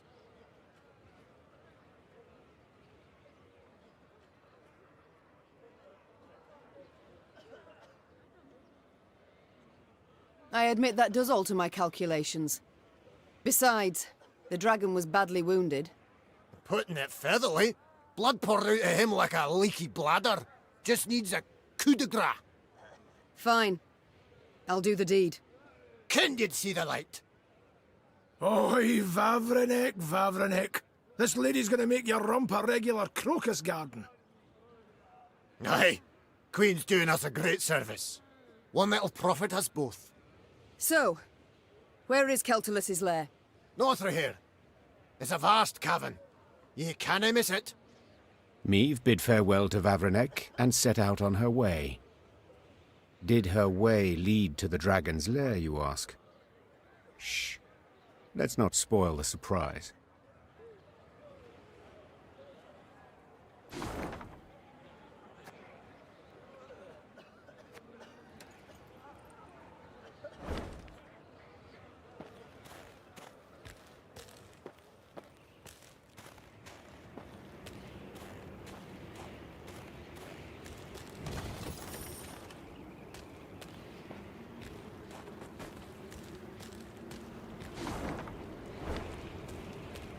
Keltalis' lair was indeed impossible to miss, as would stand to reason, for any space capable of containing a dragon must be enormous. The lair's maw, a black triangle cut out of a vast plain of snow, loomed from afar. Confirming the dragon's presence was the powerful odor emanating from it, one of sulfur and blood. Well then, Gascon said. Ready to become a legendary dragon slayer? My father oft said, never should you count pelts till the hunt is through. Meve said, dismounting her horse. It's all the more true when you hunt dragons. He's wounded, yes, but one puff of flame, and we shall be not legends but corpses. Leave all thoughts of foolhardy bravery behind. The Lyrians crept across the dragon's threshold. They walked single file, shields raised, watched by bats hanging from the ceiling. Keltalis lay curled up on a bed of diamonds and gold coins turned red from his blood. Seeing how he strained merely to lift his massive head, Meve knew the dragon no longer posed any threat. Come to finish what your poison began? The monster croaked hoarsely. Fine. Do it then. Keltalis turned over, exposing his vulnerable underbelly, and waited calmly for the fatal blow. Wait. Meve said, dropping her sword. What poison?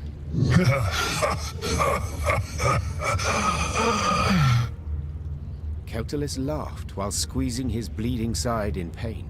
So they didn't tell you? Lousy munchkins. Hey! Watch your tongue! Gabor yelled. Sides! I didn't ken anything about it. Keltalis looked the Lyrians over mistrustfully with his snake-like eyes, then began to tell his tale. The caravan Meve had met on the road was different to the others.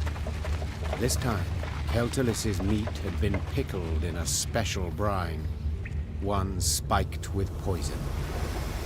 As the dragon lay curled up in pain, Ferenc dwarves entered his lair and smashed his head. So if I understand correctly... Meve interrupted. You're female? Correct. Same as you.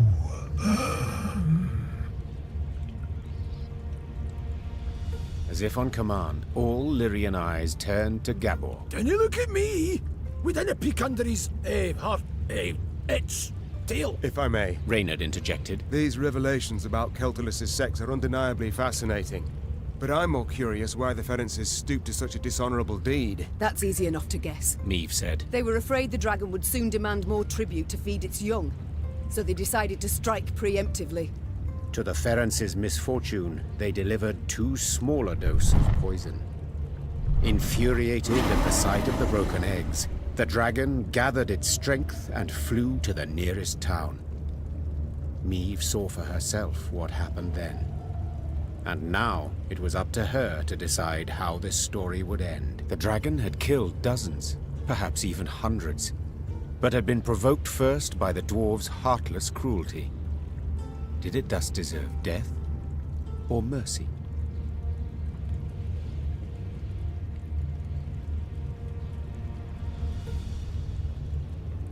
I understand your pain, Meve said. But nothing can justify the massacre you wrought. Nothing? And what would you have done in my place? Snorted the dragon. Pen a letter of complaint to Elder-in-Chief Hoog? They killed my children? I'd have done the same. The Queen replied, not hesitating a moment. I'd have sought revenge, knowing what punishment I'd earn. The monster looked Meve in the eyes a long while, then dropped its head. I have no more strength to fight. I have no more reason to fight. Do as you see fit.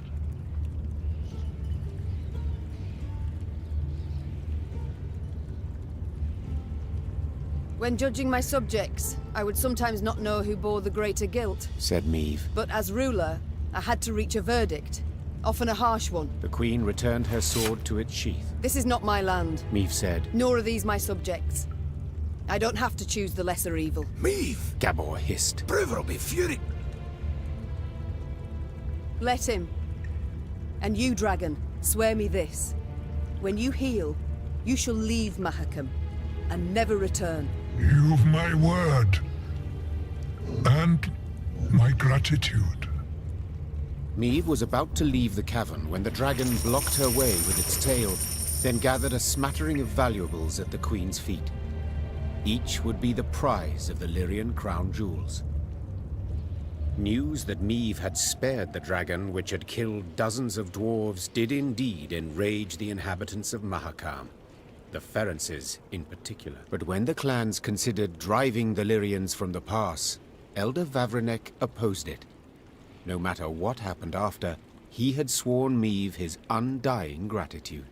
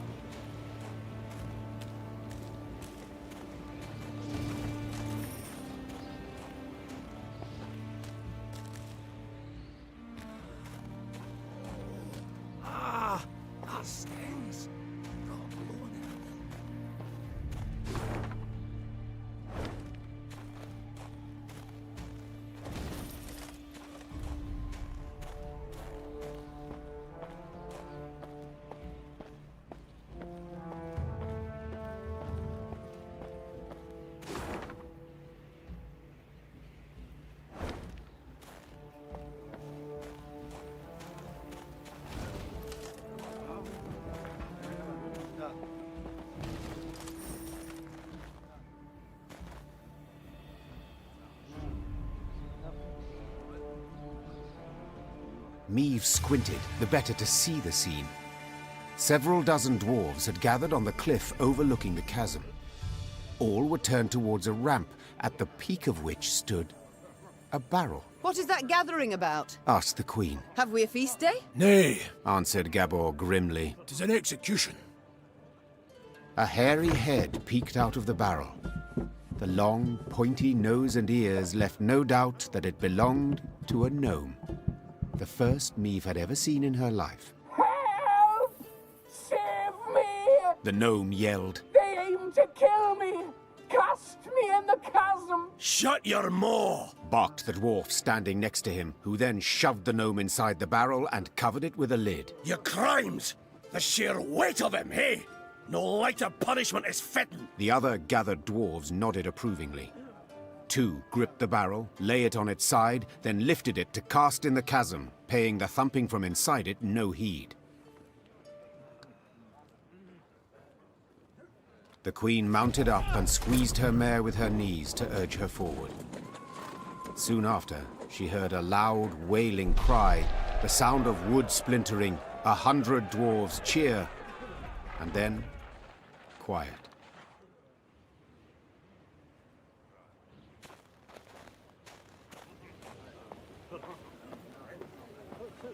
The blizzard's blowing in. Your Grace, perhaps we'd best pitch camp and wait for clear weather. Tain't a bad idea. Said we might be waiting a week. Then we march on. We've no time to waste.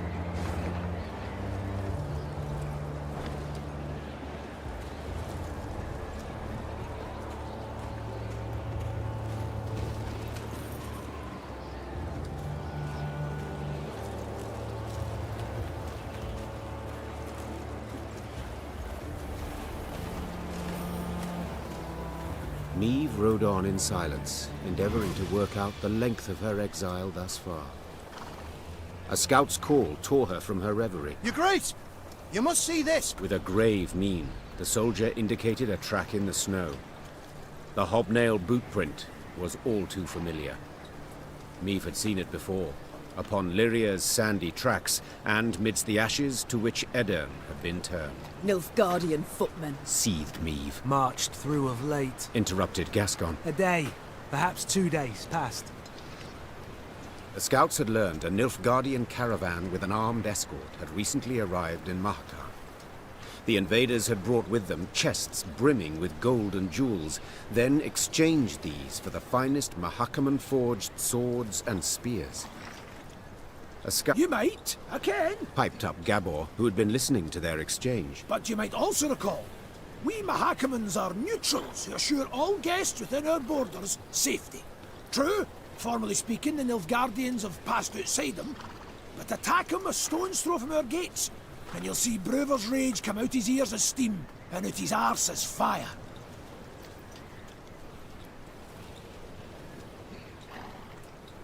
Gabor, forgive me, said the Queen. This caravan we must attack. I must stop the Nilfgaardians. And entirely apart, I should be quite content to watch Brewer spew fire. Gabor's mouth gaped as he tried to protest, but the Lyrian soldier's laughter drowned out his grunts. Meve gave the signal to depart. Soon after, Queen and company descended upon the foe's caravan, and a battle ensued.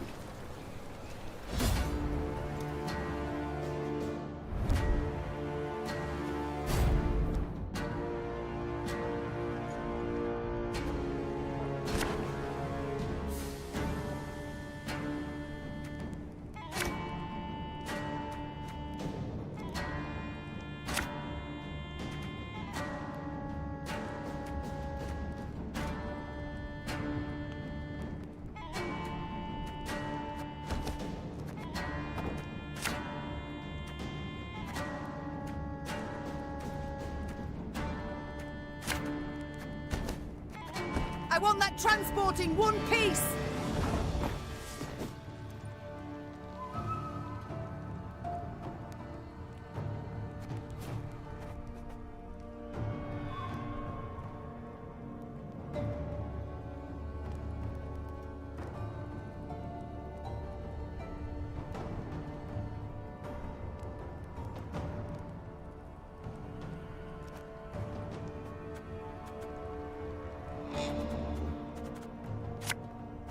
Thing about slings, they hide well.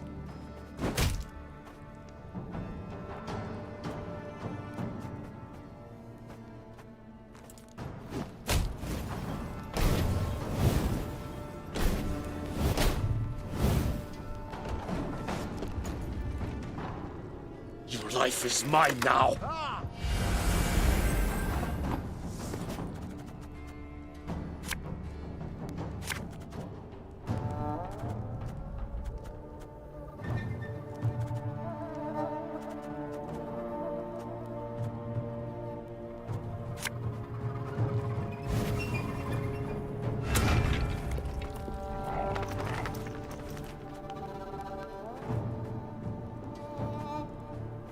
Her Majesty is exceptional. Watch your heads!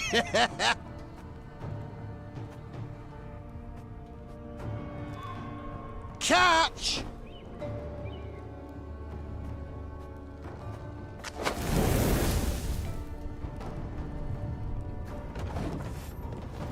Ah. Elfgard!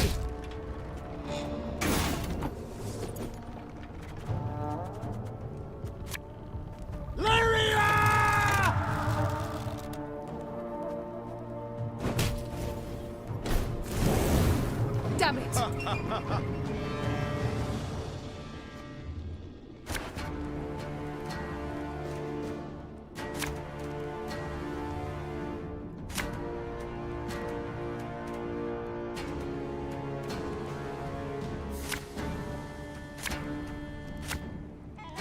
I want that transport in one piece!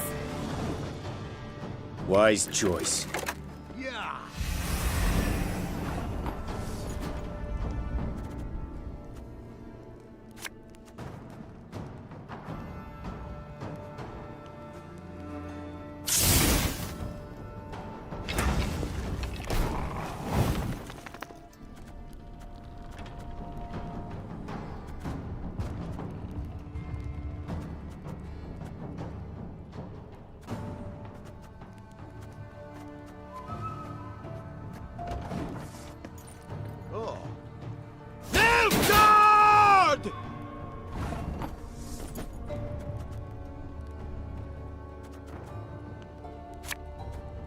Give me a target.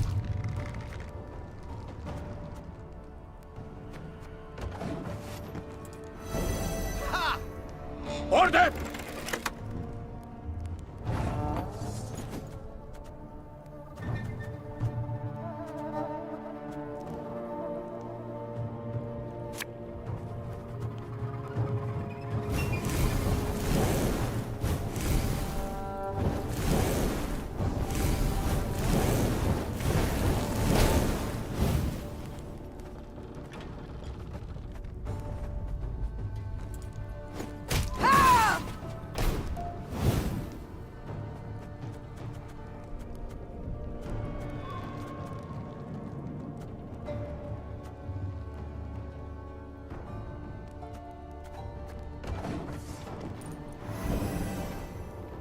Now, how did that incantation go?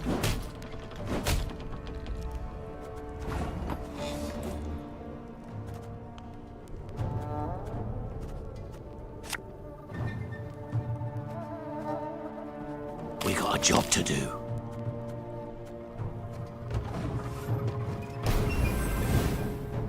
Quiet! Or the Commissar will hear.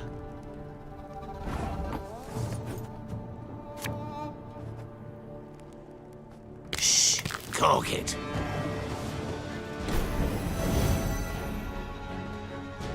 Brach! Scheiß! In train!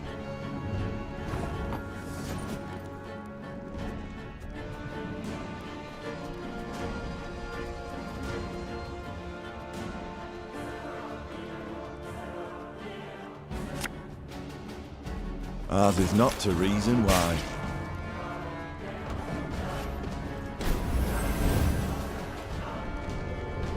Off to the front yet again.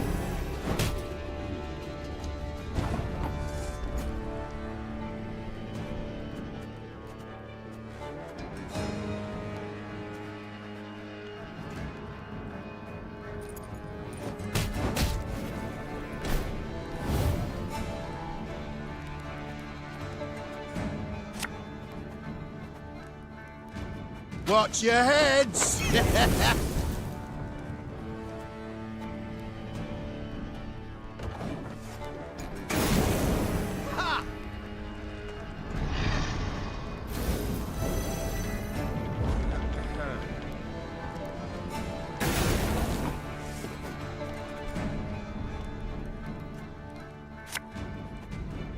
I'm coming, I'm coming.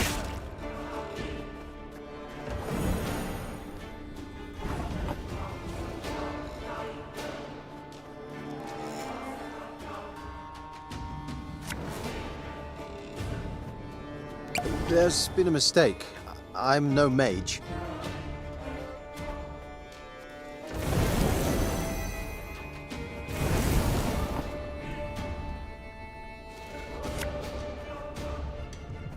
We must trust each other.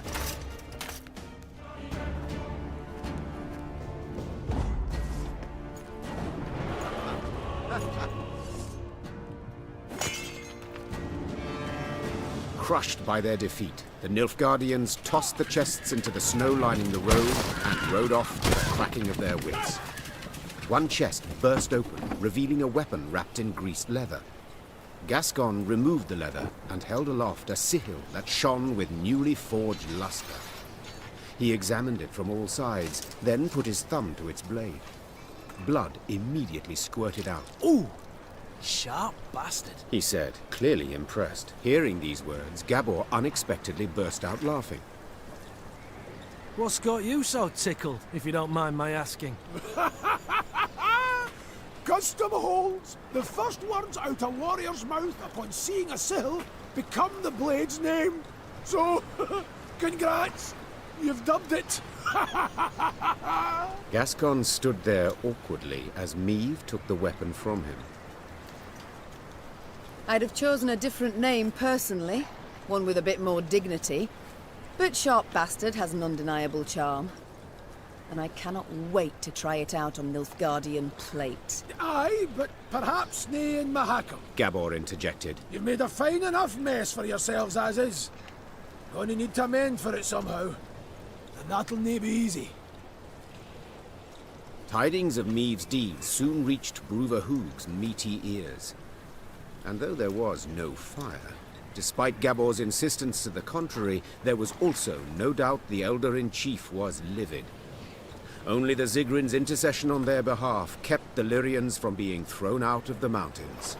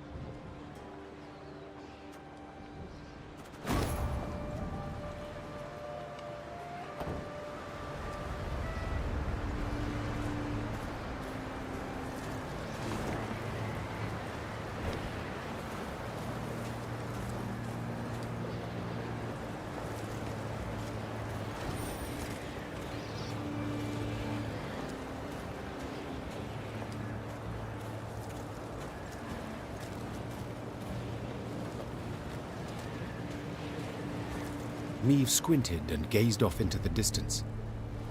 It seemed to her that hundreds of black patches covered the peaks on the horizon. Once she had ridden up closer, she realized these were the windows of homes carved out of solid rock. Our pride this was, sighed Gabor. Burra's Rump. A city carved out of mountain rock. Hundreds of miles of tunnels, dozens of steelworks, smithies and forges. Now, it's a vast lair to monsters. They ooze from underground, weave their nests, hatch their young, and when hunger hits them in the gut, they prowl down into the pass. Meave stood at the entrance to the underground city. The monumental gate, cast in bronze, lay on the ground, folded multiple times as a scroll of paper. Out of blackened windows oozed a stench of rotting meat and mold. The Queen bent an ear to hear water dripping, and, in the distance, a metallic scraping. A sound akin to chitinous scales rubbing against rock. The soldiers await your order, Your Grace, said Reynard quietly, as if he feared he would wake the beasts asleep in the caverns. Do you recall my words as we fled Lyria? Said Meave, turning to Reynard. You swore you would retake your crown, even if you had to penetrate hell to do so. Time to follow that oath. The Queen inhaled deeply and stepped forward, her sword raised and prepared to strike or parry. Moments later, it was swinging, biting, as the current tenants of Borrow's Rump came out to meet her.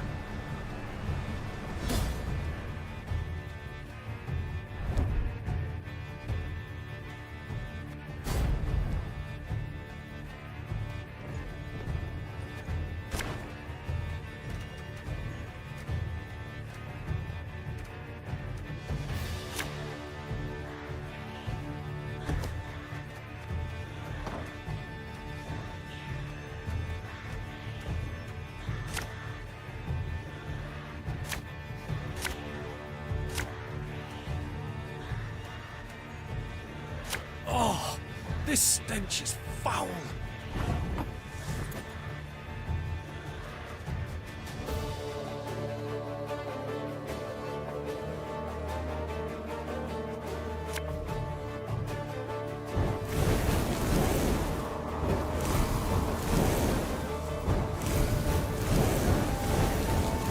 Ah, damn it! They're hatching! Place is about to swarm with creepers!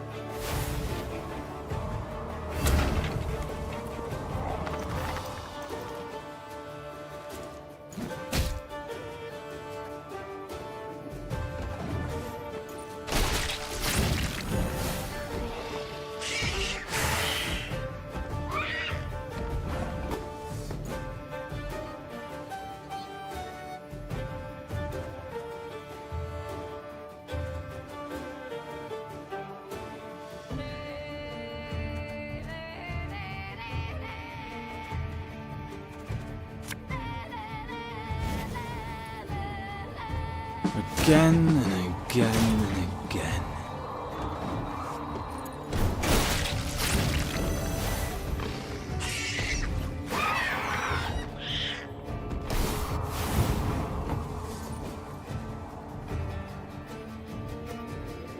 Yeah, yeah!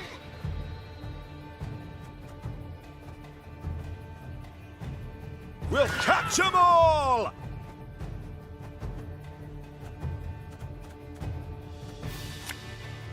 Watch your heads!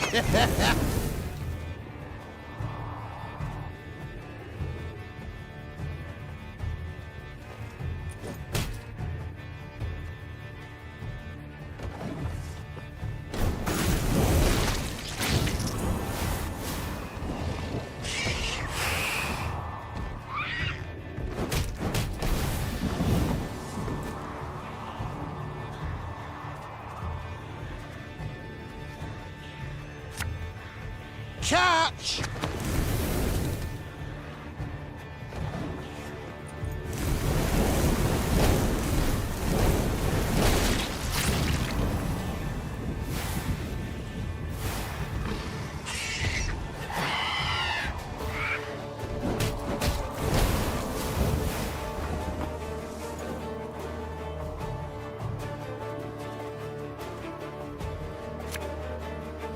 Bigger they are, easier they are to target.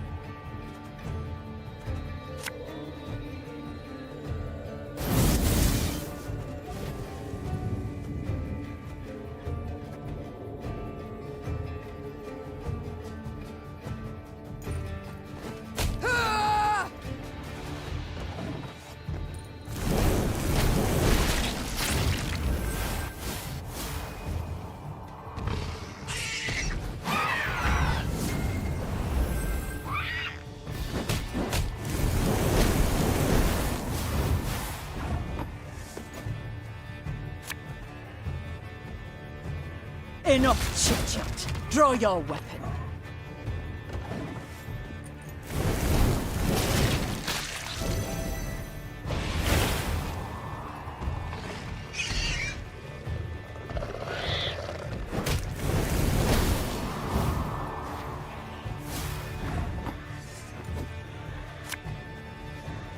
Thing about slings, they hide well.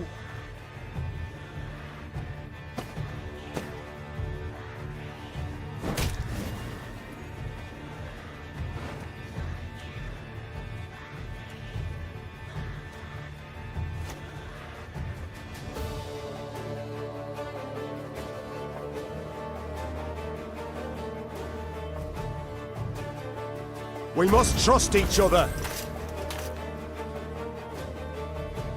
This harvest, we'll be reaping black-clad heads.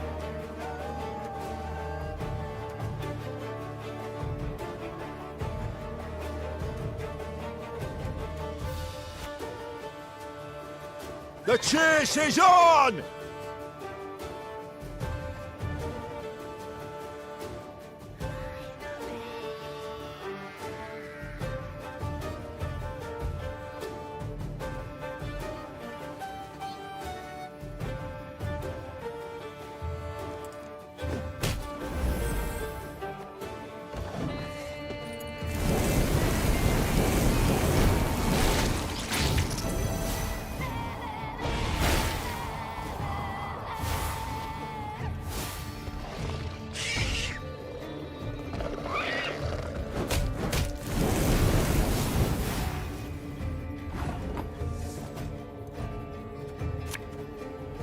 Oh, Lyrian lummoxes.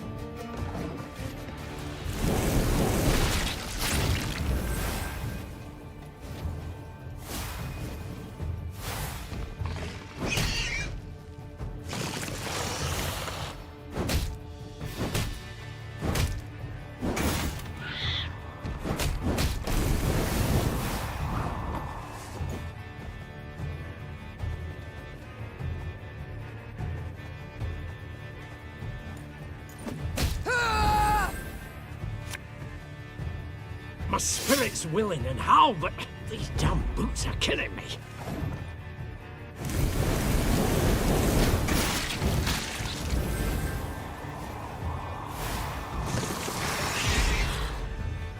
This way!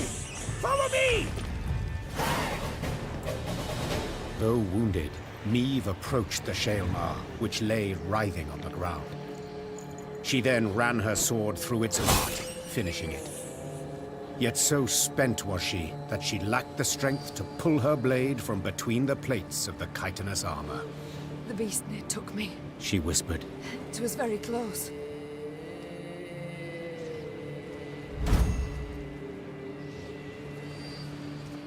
The Lyrians reached a vast hall that had once served the clans as their meeting room. The stone benches were covered in sticky slime and insectoid eggs, while bats of varying size hung from the crystal chandeliers. Gascon rummaged through old, weathered bones, surely hoping to find something of value.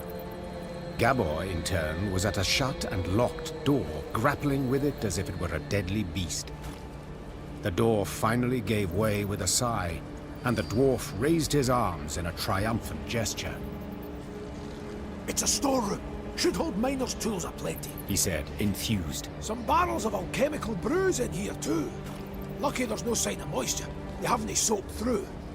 Alls we've got to do is roll them out into the corridor and set a bit of fire to them. And whoomph! We'll have sealed the beasts off from the pass once and for all. Meve treated the dwarves' instructions as hallowed. Soon after, the mountains trembled from a powerful explosion. Rubble came down and blocked the tunnels. They say the plumes of smoke escaping the window openings in the rock could be seen as far as Aldersburg.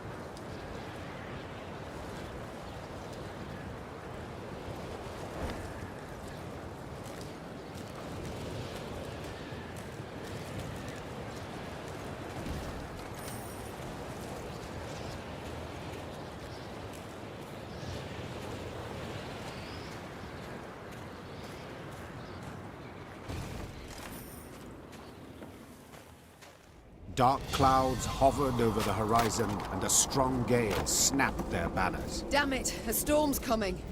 Gabor! Take us to the nearest settlement. We must seek shelter. Soon, the Lyrians arrived in Stuhlkamp. The town square proved full of folk. Several dozen dwarves, laden with large sacks and satchels, stood about in smaller groups. When a thick snow began to fall, the dwarves cheered. Tears streamed down the cheeks of several, but Meve could not tell if they issued from some fortuitous occurrence, or if the strong wind had wrung moisture from their eyes. What is it we witness? Why do they rejoice at a snowstorm? Asked Meve, pulling her hood over her head. Well, the Blizzard's good cause to postpone their expedition by another day. Gabor responded. See, they've been conscripted by drawn lots to be settlers. Found homes in a village in Blackbrook Vale. 7 expeditions have gone that way already, and none survived longer than a year. Valley's cursed. No two ways about it. Intrigued, Meve proceeded to speak with the settlers' leader. He confirmed Gabor's claim. He had buried many a previous colonist.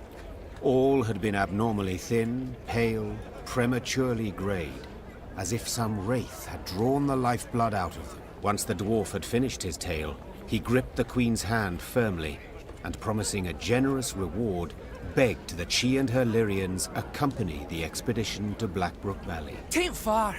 Mere few leagues north along the main road. We'll make the march much easier to ken with the whole army, in case of any danger. I know not how useful our swords can be against curses and spectres, said Meve. but leave you bereft and in need I will not. We shall march with you into Blackbrook Vale and see to it that you are safely arrived.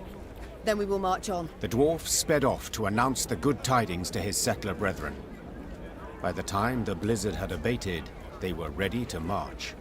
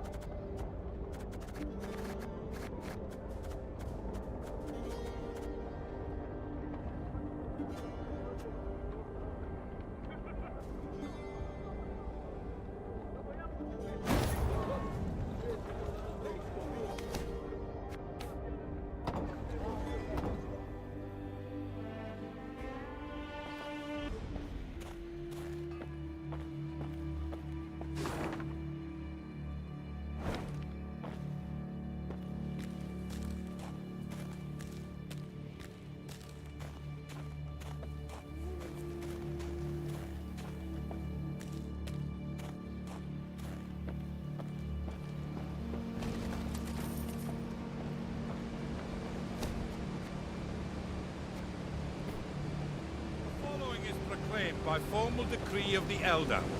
From here on in, you're on your own.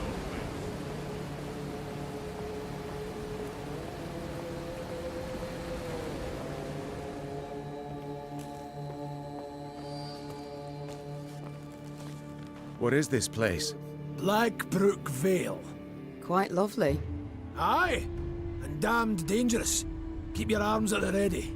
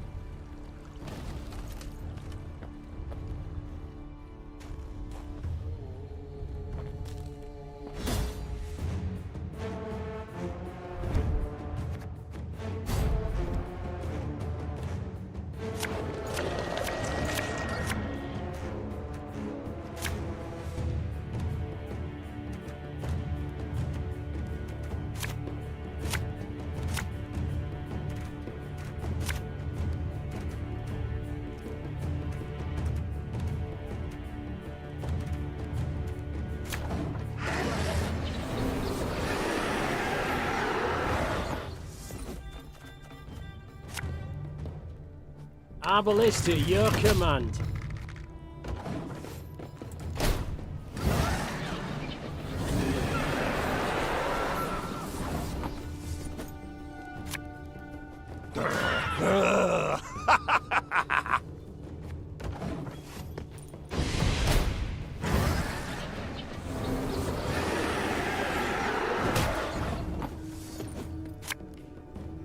Yeah, yeah!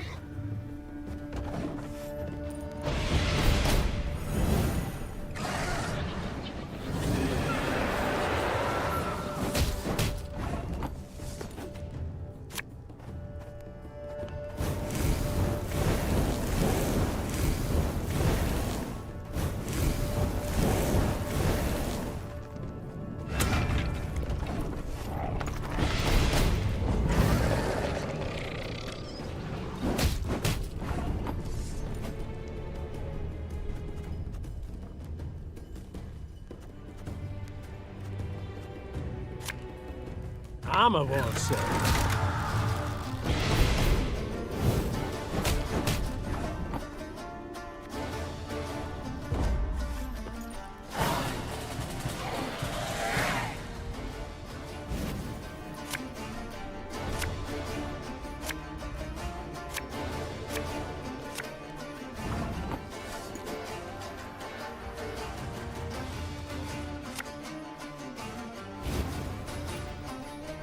This could hurt. An army's a waste of time for one like me.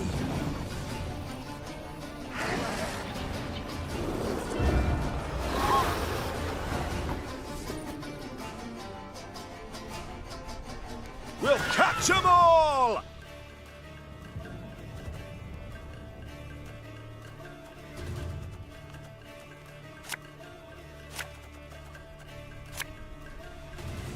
Discipline shall bring us victory! Aye.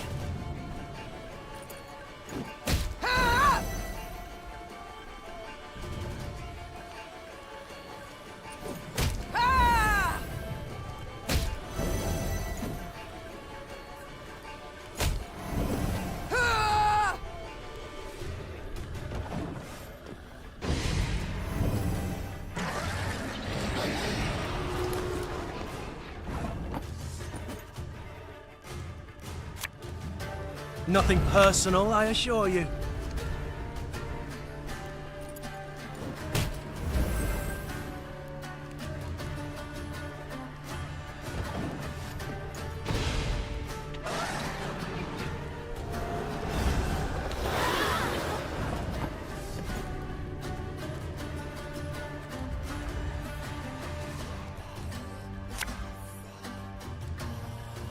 Should have listened to me old lady.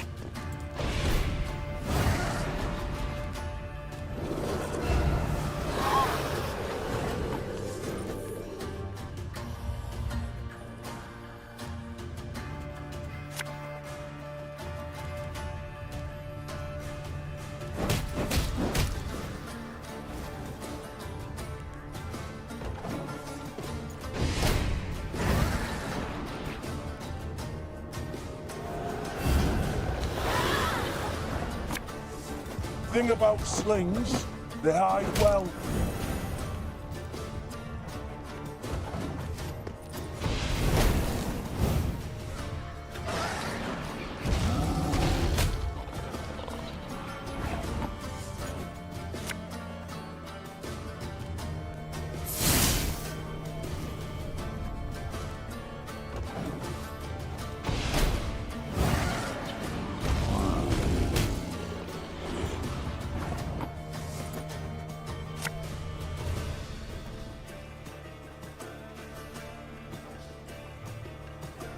There's been a mistake.